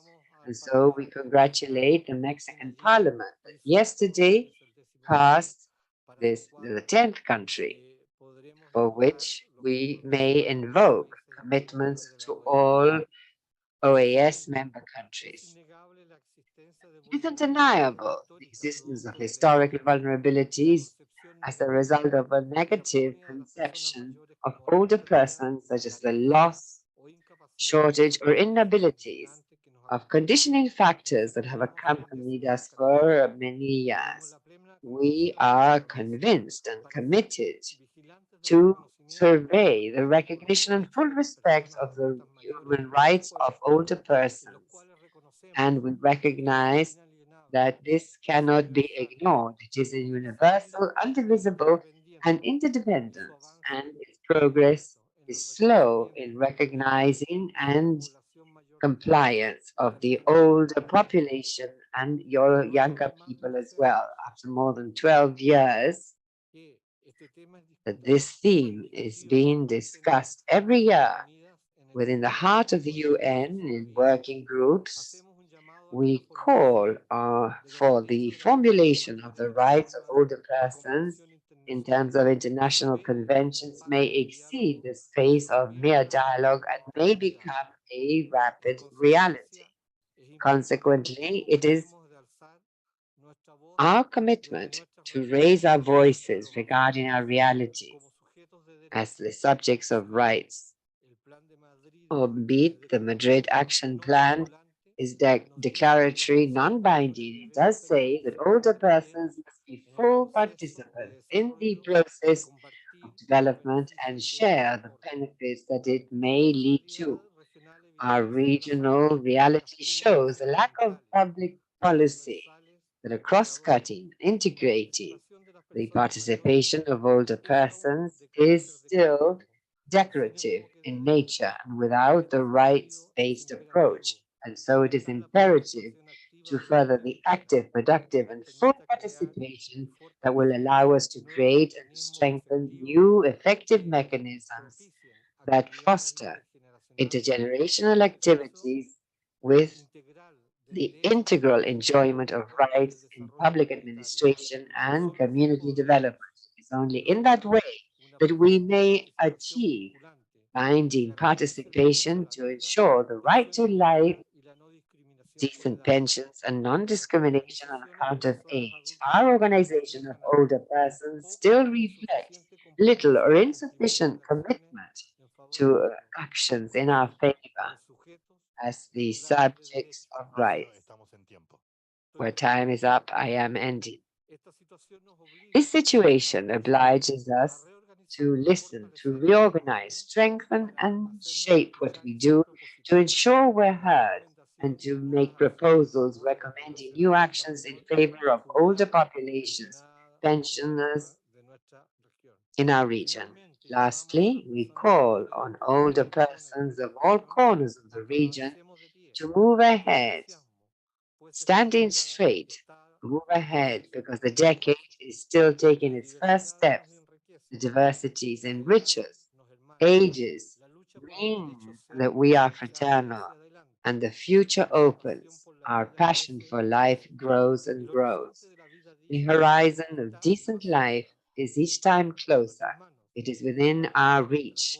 It is within our voices and eyes. The time is being born. Thank you for your attention. And I apologize for taking too much time.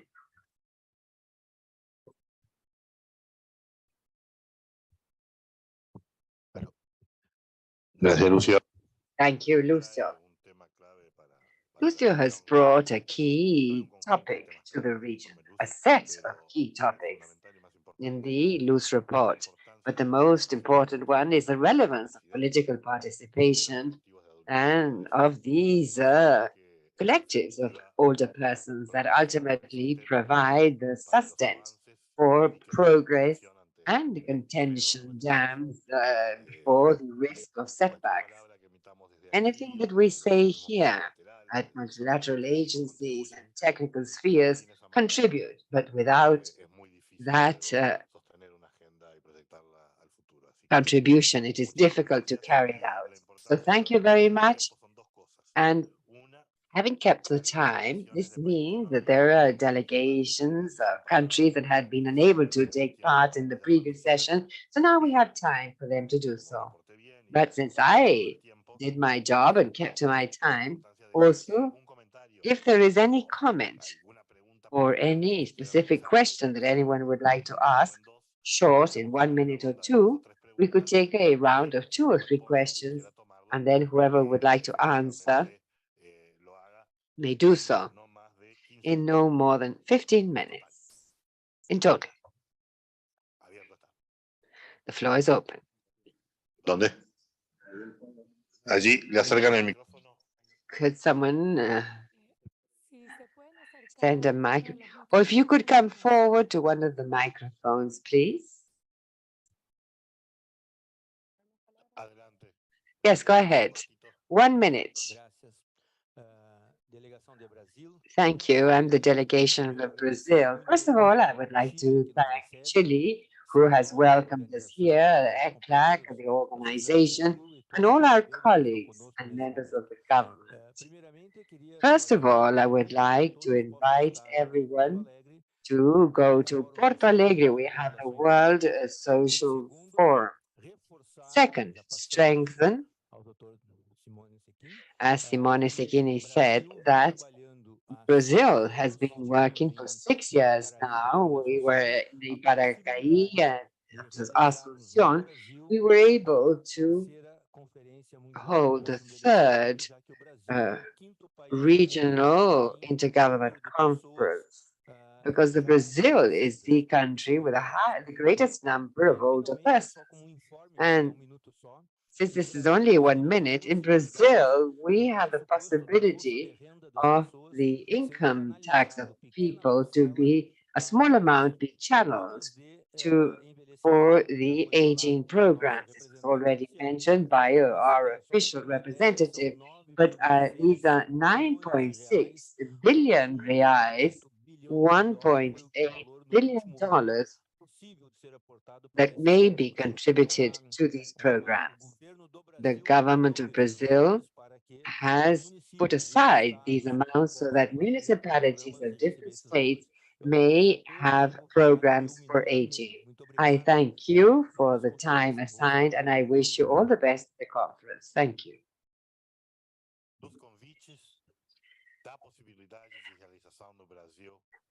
This invitation is for the meetings in Brazil. As you have said, there's a possibility of reassigning a certain fraction of tax being sent to these aging programs. I would like to add that we were in Brazil last year, the Federal Chamber presentation with ministers, civil society, and that Porto Alegre formally offered the capital of the state, which is the city that began this participatory budgeting for the World Social Forum. And it was also the city that welcomed the World Cup. So we have the facilities, we have excellent health services, and security, airports, hospitals, and the physical facilities to hold this. But the decision will have to be taken by the UN to make the decision. Thank you. Well, there is one there and two at the back. We take these questions, and with that we close. 3. Raise your hands again, please. 1, 2, 3. Those are the ones I saw. Okay. Well, good afternoon. First of all, I would like to greet everyone at this very interesting convention and say that although everything said here is very interesting in general terms, I would like to refer to a specific situation that maybe here has not been seen. And this has to do with elderly persons who are in different countries of the Latin American, Caribbean region, deprived of their freedom. These people, as a rule, have a series of conditions, health conditions, that are not compatible with their living conditions. So I don't know if at this conference or the next, we must deal with this situation because these people have a series of problems, cancer, mutilations, heart trouble, and these penitentiaries do not have, and the necessary health facilities to care for them appropriately. Maybe in the future this could be seen, and also perhaps fix an age for people who are deprived of freedom, maybe 65. And so maybe the convictions of these people may be reviewed and may or serve the rest of their time at home. Thank you. Well, of course, the issue of jails and sanctions must be considered.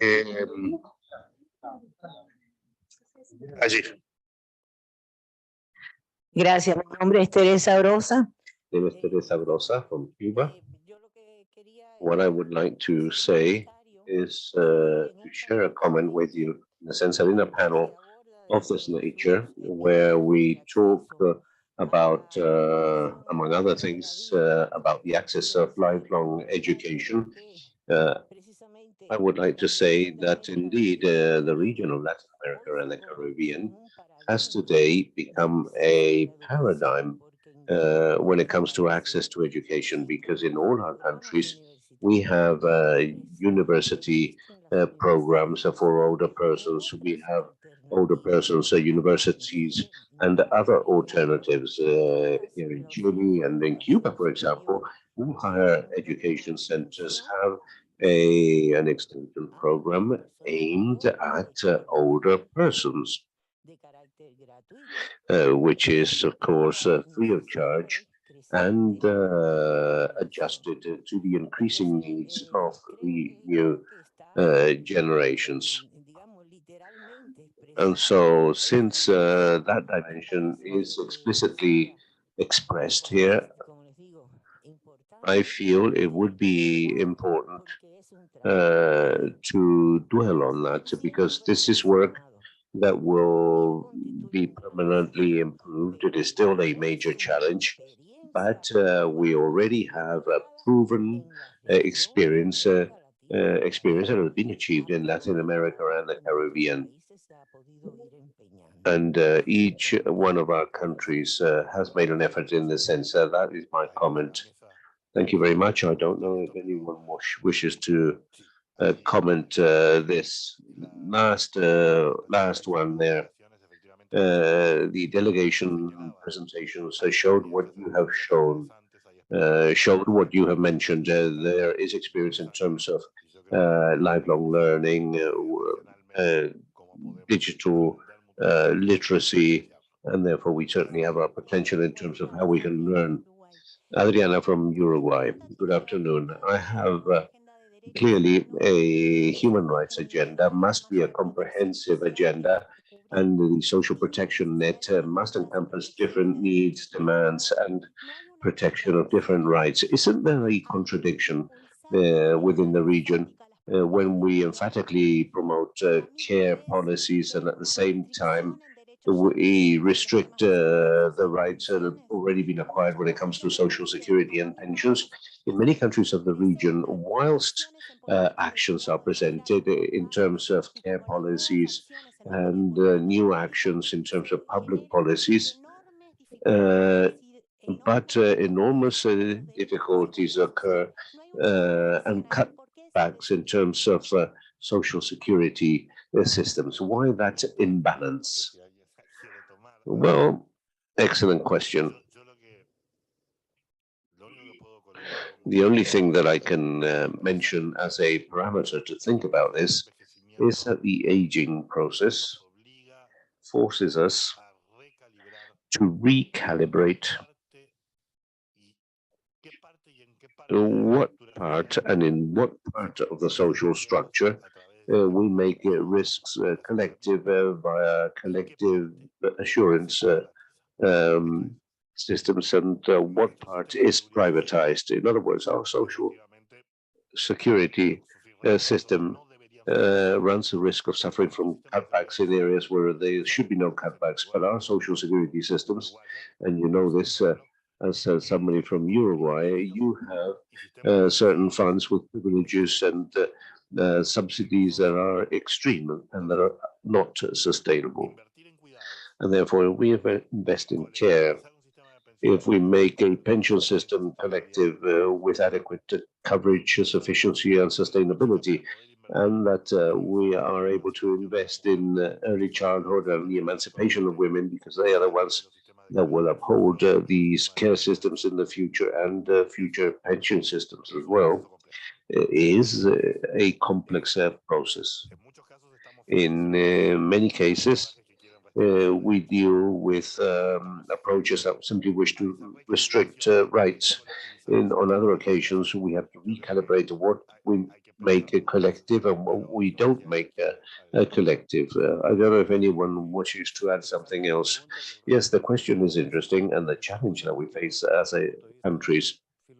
But there are three aspects that I would like to touch upon. One of the main weaknesses that we have is that we don't have profound and serious big data, because if we had a perfect database per individual and all the information and the medical history, economic information, the before and after, we of course would be very clear on who should receive benefits. Secondly, evidence must lead us to identify gaps. If we adequately identify gaps and the gaps that we need to discover per person, per group, but even per family group, that will enable us to prevent this situation that was mentioned.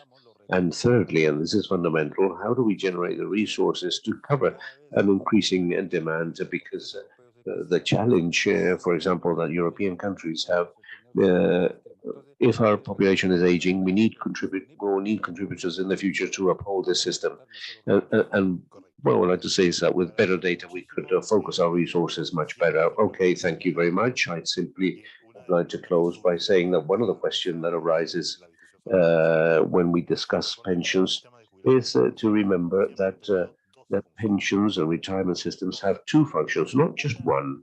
One objective is to prevent poverty for older persons, and the second objective is to soften the consumption curve, and this means maximizing the replacement rate. And these are two different objectives. In the most unequal societies in our world, which is our region, we must ask ourselves whether it's reasonable to subsidize, as from the state, the replacement rates of high living standard sectors given their longevity. Thank you. Okay, a warm hand.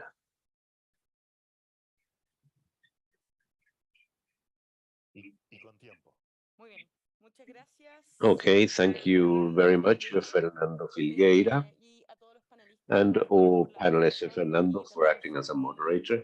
and also for being a very good timekeeper. We also thank panelists for their presentation. And we now have time to offer the floor to the various delegations that were not able to speak this morning. We have Aruba, Argentina, Ecuador, and Barbados. I understand that in the case of Ecuador and Barbados, they will be speaking virtually. We must, however, leave this room at 4:30 p.m. And therefore, after 5 minutes, I will let delegations know that they have to round off their ideas. So I apologize in advance for this interruption. I will be letting you know that you have to conclude your presentation. So now I would like to offer the floor to the delegate from Aruba. Bien, buenas tardes. Good afternoon, everybody. Thank you, Madam Chairman, for the chance and all the delegates for this opportunity. I'll make this very brief. The idea here is to present the avances nacionales that we've made on the MIPA, and the Aruba report and the Aruba Informe that I will present to you today is a bit different from what you've heard previously. The difference here for Aruba is that Aruba participates in this forum for the first time. And that in itself, I think, speaks volume. It is obvious that Aruba is very late to join this discussion on this very, very important subject. But obviously, it is never too late to deal with this item. I'll just go over 4 brief points so as to make the time available to us. I think 4 points that are important to illustrate where we are as Aruba are these. Some minor statistics. 24% of our population is at this moment personas mayores de edad, 24%. That is up 15% it was 10 years ago. So we went from 15 in 10 years, we're at 24. And in the next 5 years, we'll be at 30%. We'll be at 30% on an island that's made no arrangements, no adequate arrangements to deal with this situation. This statistic is very important. It's critical. We have a very small space. It's an island.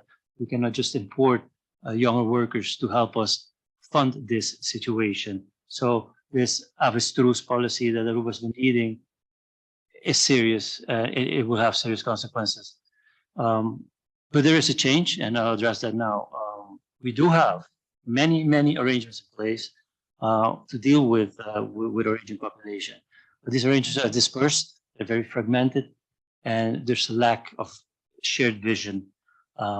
So it's been really, over the years, it's developed really as a matter of substance, subsistence, surviving and not thriving.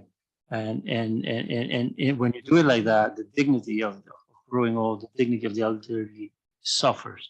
So that needs to be changed. And I'll not go into how we got to this point, but what I'll do is tell you the 4 things that we've been doing in the last year.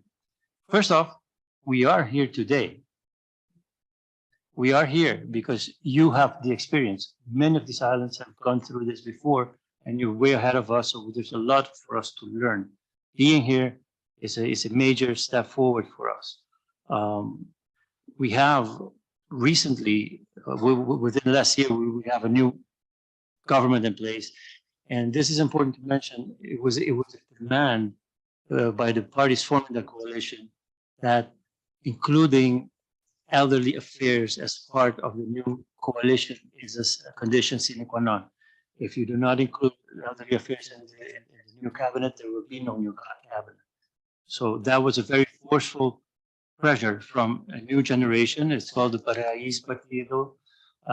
They made it happen. It is now part of the government items. It is a critical part of the government items. So priorities of elderly affairs are now part of the government.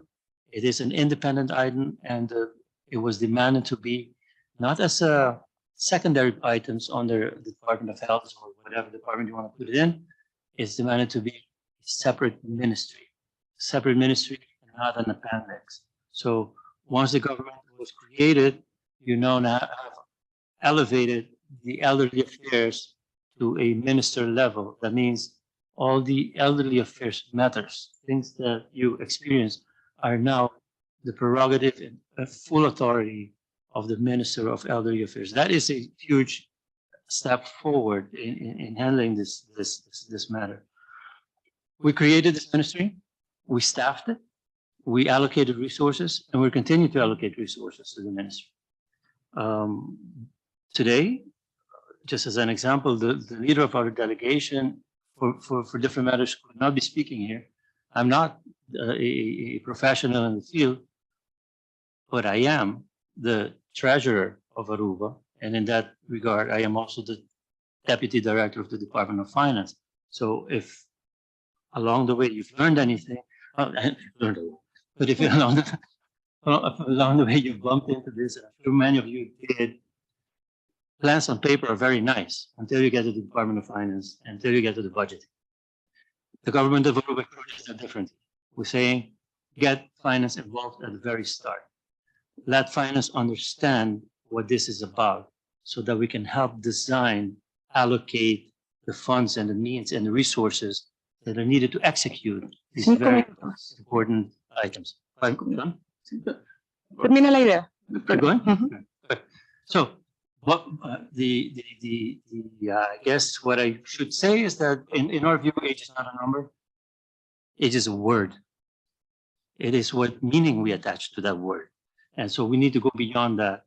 And the government's next step, it's already in place, it's already working. We have implemented the department, a team consisting primarily of adultos mayor that will be advising the government of what it is that they need. It is not for politicians to decide what the adultos mayores need. They know, they are the ones with the experience. They're the best asset any country has, really, because they have the experience and they have you know, what it takes to the gravitas that it takes to get things done. And finally, one thing that has also been achieved, because this has only happened in the last 1 year, is something that may sound trivial because it may seem to be semantic, but the word for, in our language, Intergovernmental, the word for an elderly person is viejo. It comes from the Spanish viejo. So up until a year ago, they were all viejo, older people, and it comes close to be discardables. We've changed that. We've changed that very effectively. They're now all adulto mayor. That word is now part of our daily national discourse. People refer to our elderly people as adulto mayores, and this discussion is now high up in the national discourse. So to close, in conclusion, I can say, you know, we are late, but we are eager to learn. We've learned a lot today in this room. We've set a solid foundation. There is a solid government support to get things done. So I think I can conclude by saying, I think it was Rubén Blades who said, se perdió llegando, pero llegó. So that's the Aruba story. Thank you.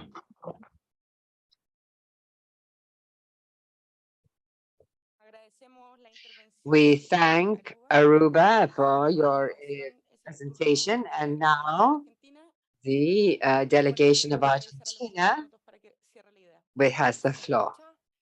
5 minutes. Good afternoon, everyone. I thank you for the opportunity to speak. In this case, the delegation represented by the Ministry of Social Services in the nation, the director, Victor Felapaz, was unable to attend, but thanks to you anyway. Time is short, but I will just mention a few points. Say that the report with the advances and actions that Argentina has been carrying out since 2017 are published. They're here. Also, there is an annex with tables. It is a report on qualitative and quantitative aspects. On the one hand, the plan involves a national office for policies for the persons, what was known as PAMI in Argentina, which is the National Institute for Social Services for Pension. What you will find there, of course, I would like to highlight very much everything that is said here by the various delegations as well as by those who spoke on behalf of the civil society organizations that have so much to say. And someone said here that it is essential when we speak of rights, we should be based on not only the rules, what we have achieved, and which is very important, everything that is uh, legislated is important, but this must be backed with budgets, with funds for this to be carried out. You must get the rubber to hit the ground. It must happen. And I think that still must be recognized. There's still a lot to do. Notwithstanding that the states and governments of member countries here are making the effort. Argentina has been carrying out a series of public policies that I believe are very interesting, and that I believe that it is good that you may look at the report later on. I will mention just a few. They're going to find a characterization of the demographic situation of older persons in our country. There are elements to be taken into account in terms of policies that make us equal in the region, but also older persons should not be taken as something that is homogeneous, but rather heterogeneous. In our country, this happens as well. It's not the same to be in the north of the country or the south, or in urban areas or rural areas, and also gender. All aspects that cross-cut the approach and that we must adopt when we come to public policy. So you're going to have characterizations, as I said, and different measures that the government has been carrying out, especially a specific section on matters related to the pandemic. Of course, pandemic turned all our lives upside down, and as many as have said here today, those that most suffered were our older persons. And I've specified all the policies carried out, not only in terms of vaccination, health policies, but also the door that opened when we realized of something that of the digital gap and how this meant that through the devices and connectivity, it had to be necessary. And so developed through ENACOM and through various offices, a series of specific programs to facilitate access not only to these devices and connectivity, but so that our grandparents and older persons may become familiar with these devices. And then after the pandemic, be able to use them, not only have to stand in long queues in the heat or the cold, and that makes life difficult, not only for the older persons, but often just the red tape. Also, the legislative advances that Argentina has been carrying out and actions for the proper treatment of older persons, also access to loans is very relevant.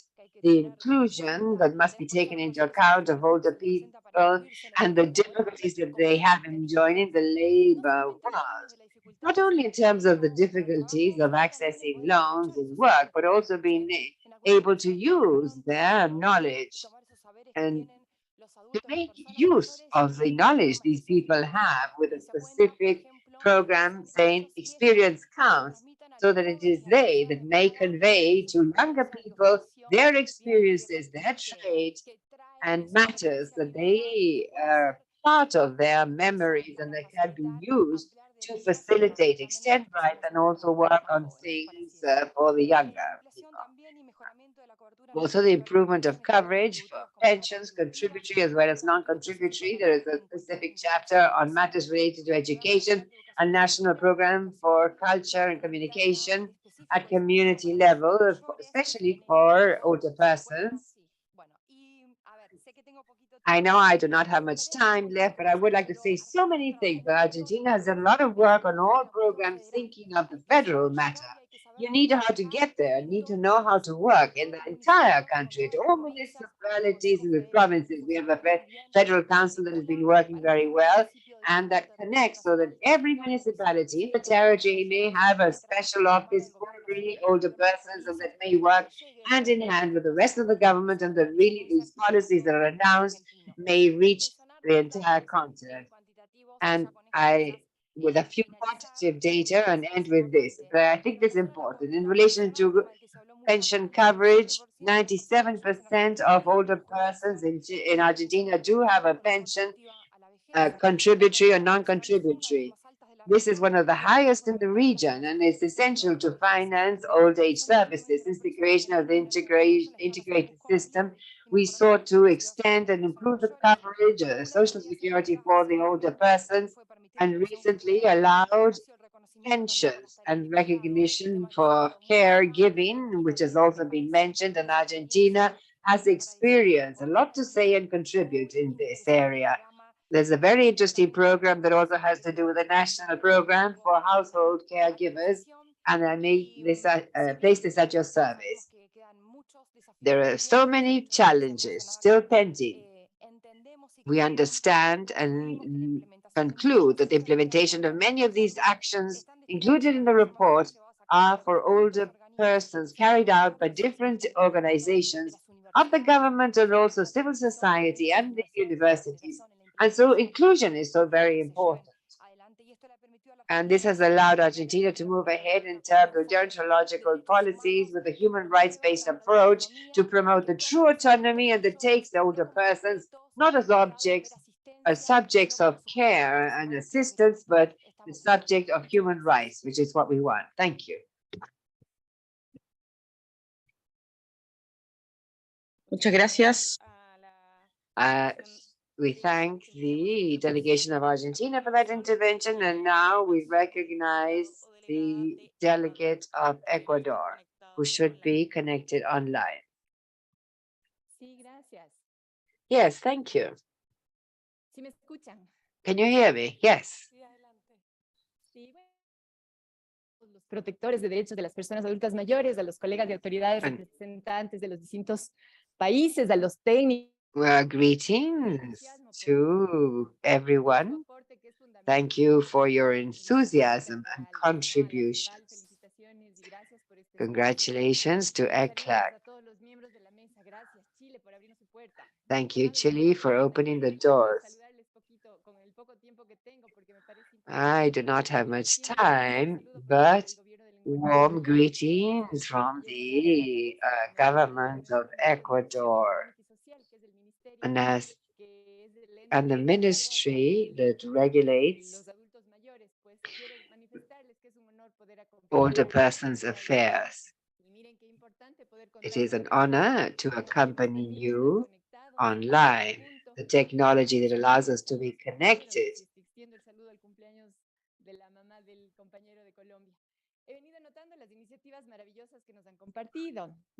I have enjoyed all the information shared, and this is an opportunity for renewed drive for the protection of older persons. I had the good fortune of hearing the representatives of older persons who raised their voices and their conviction. Same as all the statistics that we have reviewed, Ecuador has a similar trend in terms of population, and we share our concern to give priority care for the older persons. A high percentage of our population are persons over the age of 65, and this percentage is rising. In comparison to 2019, we are now legally able to promote the rights of older persons seeking their development.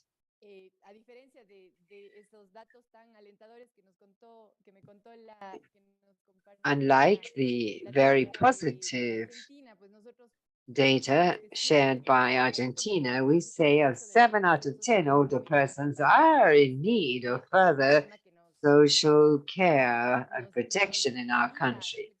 And this invites us to reflect deeply. Of these, 4 out of 10 live in extreme poverty or vulnerability. And at the ministry, we addressed 2 approaches to protection: cash transfers,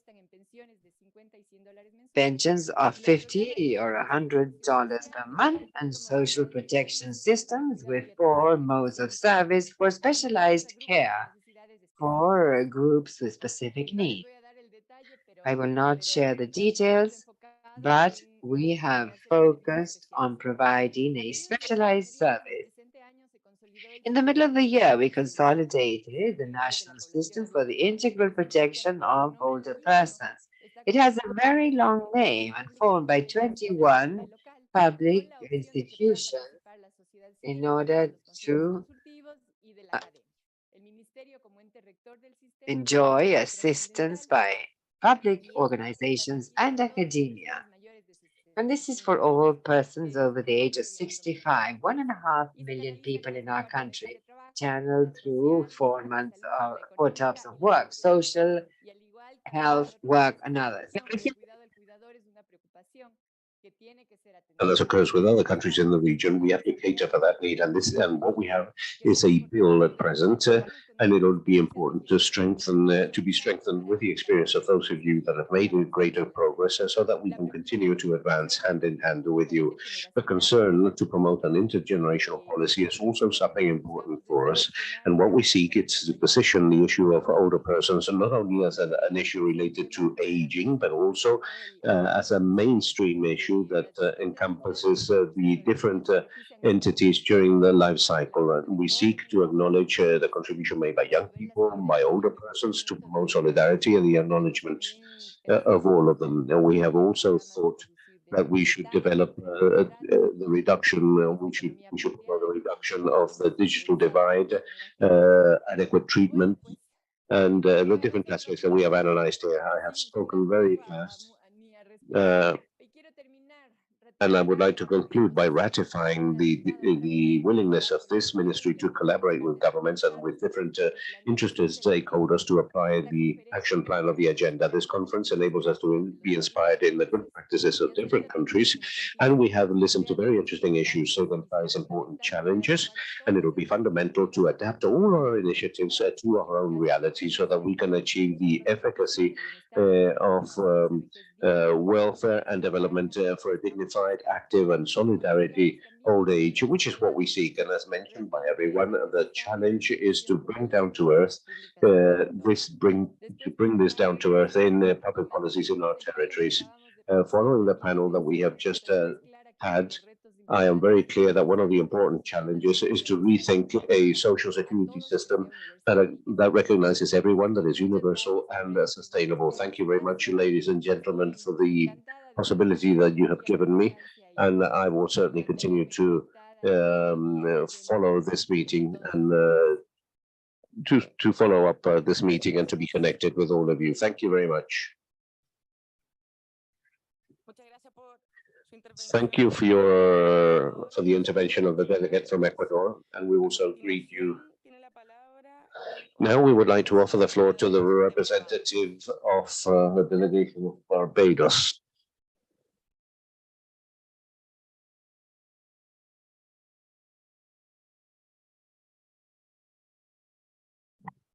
Bueno, parecer la delegación de It seems that the Barbados delegation is not present here, and therefore we would like to offer the floor to the delegate from Honduras.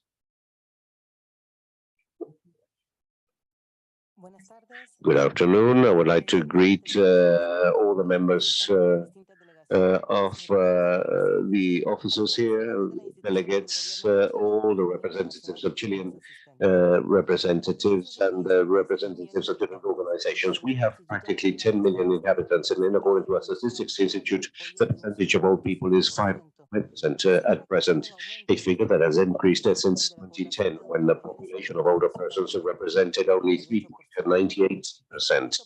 This progressive increase enables us to project for the year 2040 that our older persons who will represent 15% of our population, 52% of that older persons population are women, 48% are men, and in total, and out of the total of 46% live in urban areas and 54% live in rural areas.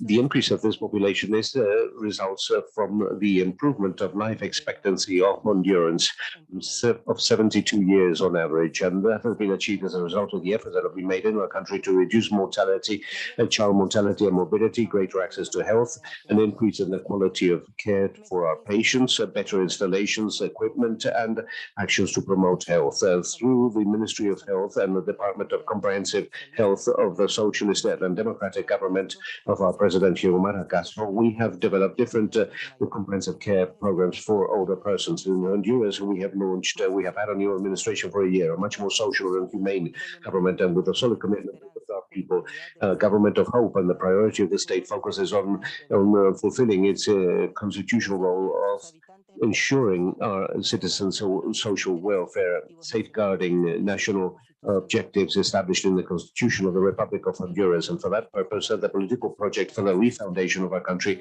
is upheld through social intervention, with the state intervening and guaranteeing an improvement in the social welfare of the Honduran population. In that sense, social inclusion, in this case of older persons, is one of the strategic objectives that our state guarantees.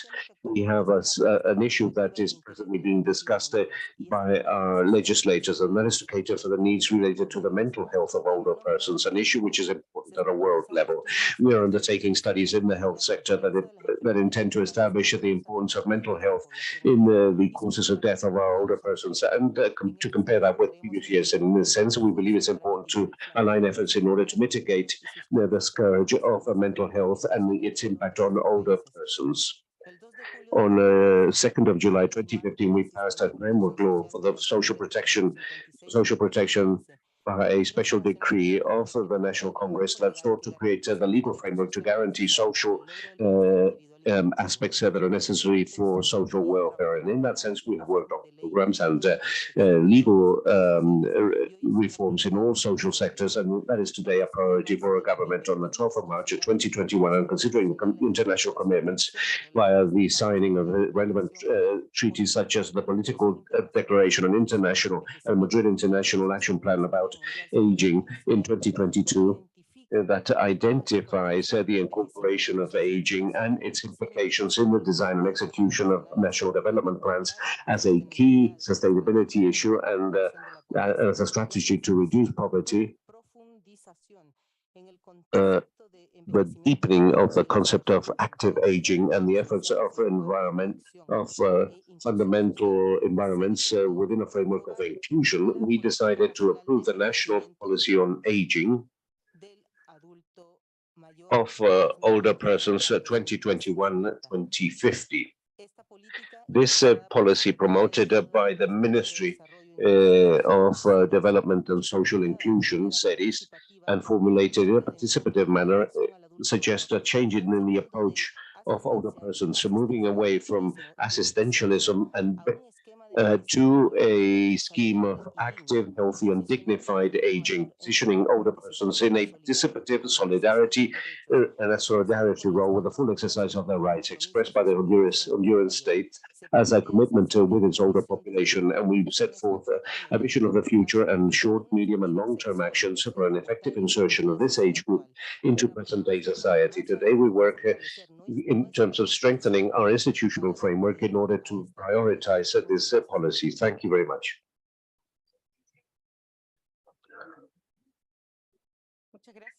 Thank you very much to the representative from the delegation of Honduras, who's just on time. So we thank you for that. And to conclude,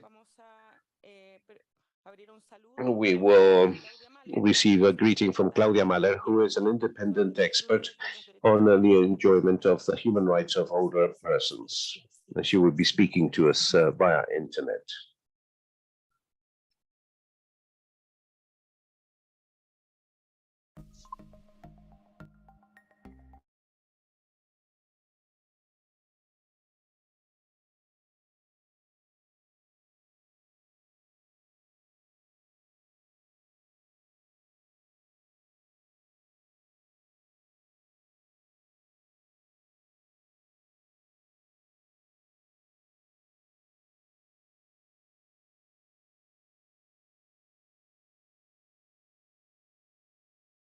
Excellencies, dear participants, it is an honor for me to address you today via video message.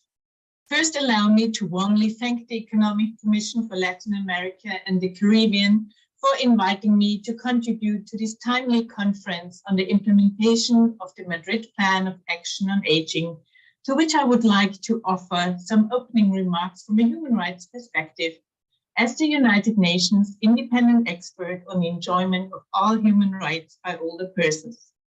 The adoption of the Madrid International Plan of Action on Aging in 2002 was a global milestone and aspirational policy move to aim at responding to the opportunities and challenges of population aging in the 21st century. While MIPA is not a human rights document, it contains a number of references relevant to human rights and adopts a conceptual approach that is in accordance with human rights principles. The COVID-19 pandemic has been horrifying for millions of older persons. In many countries of Latin America and the Caribbean, COVID-19 related deaths have been linked to older age. Cases of neglect and elder abuse were also on the rise, as well as the overall increase in age discrimination and ageist attitudes, leading to trauma and stigma. Since 2002, other new issues have emerged, such as climate change, digital transformation, and their considerable impacts on people in older age call for further action and the need to reset priorities. MIPA, along with the current international human rights framework, have shown their limitations, as analyzed by my predecessor, Rosa Kornfeld-Matte, in a report in 2016. The COVID-19 pandemic also demonstrated that the current legal provisions are not enough to ensure the dignity of people of all ages. Since I started my tenure in April 2020 as United Nations independent expert, I have stressed in many instances that the lack of a comprehensive international legally binding instrument dedicated to the promotion and protection of the rights of older persons has significant implications. Particularly, the absence of an inclusion and recognition of age discrimination and ageism in the current international human rights framework has the most impact on the lives of older persons. The Latin America and the Caribbean region's strong commitment to be a pioneer globally for the global protection of older persons' rights is clearly reflected in its regional framework. The Inter-American Convention on protecting the human rights of older persons is a strong legal tool that comprehensively protects older persons' rights against age discrimination. The region has a leading role on these issues, and I look forward to learning more about good practices and success stories from states and other stakeholders from the region to further protect human rights in older age during the conference. To conclude, allow me to provide you with some recommendations for the way forward. While the population continues to age older, it is crucial for states to adjust their current legal and policy framework to the needs of older persons, including in accessing essential services. Intersectionality must also be taken into consideration as other factors, such as gender and disability, along with other grounds of discrimination, have a considerable impact on the enjoyment of older persons' rights. Indeed, inequalities get aggravated in older age. Older persons must be recognized as rights holders, and their voices and experiences should not be ignored. A human rights-based approach for older people enables us to combine efforts and therefore maximize the benefits available to older persons. It will also increase their human rights protection. As older persons are the most heterogeneous group of the population, a specific age limit will not serve the purpose of defining who might be part of the people in older age. To maintain maximum independence and autonomy of older persons, states should promote active and healthy aging, foster age-friendly environments, protect autonomy and active participation in all aspects of society. Access to health services should also be improved by providing for those living in rural or in remote areas. Much more should be done regarding the use of and access to new technologies, including digitalization, robotics, automation, and artificial intelligence, as well as education, employment, transport, housing for older persons. The translation of all these measures into a comprehensive international legally binding framework would contribute to give states guidance to better implement MIPA and lead to a more inclusive and age-friendly society. Older persons have a lot to contribute to our societies, and we should never forget human rights do not vanish in older age. I thank you for your attention, and I wish you all a fruitful discussion for all our future and for the next generations of older persons.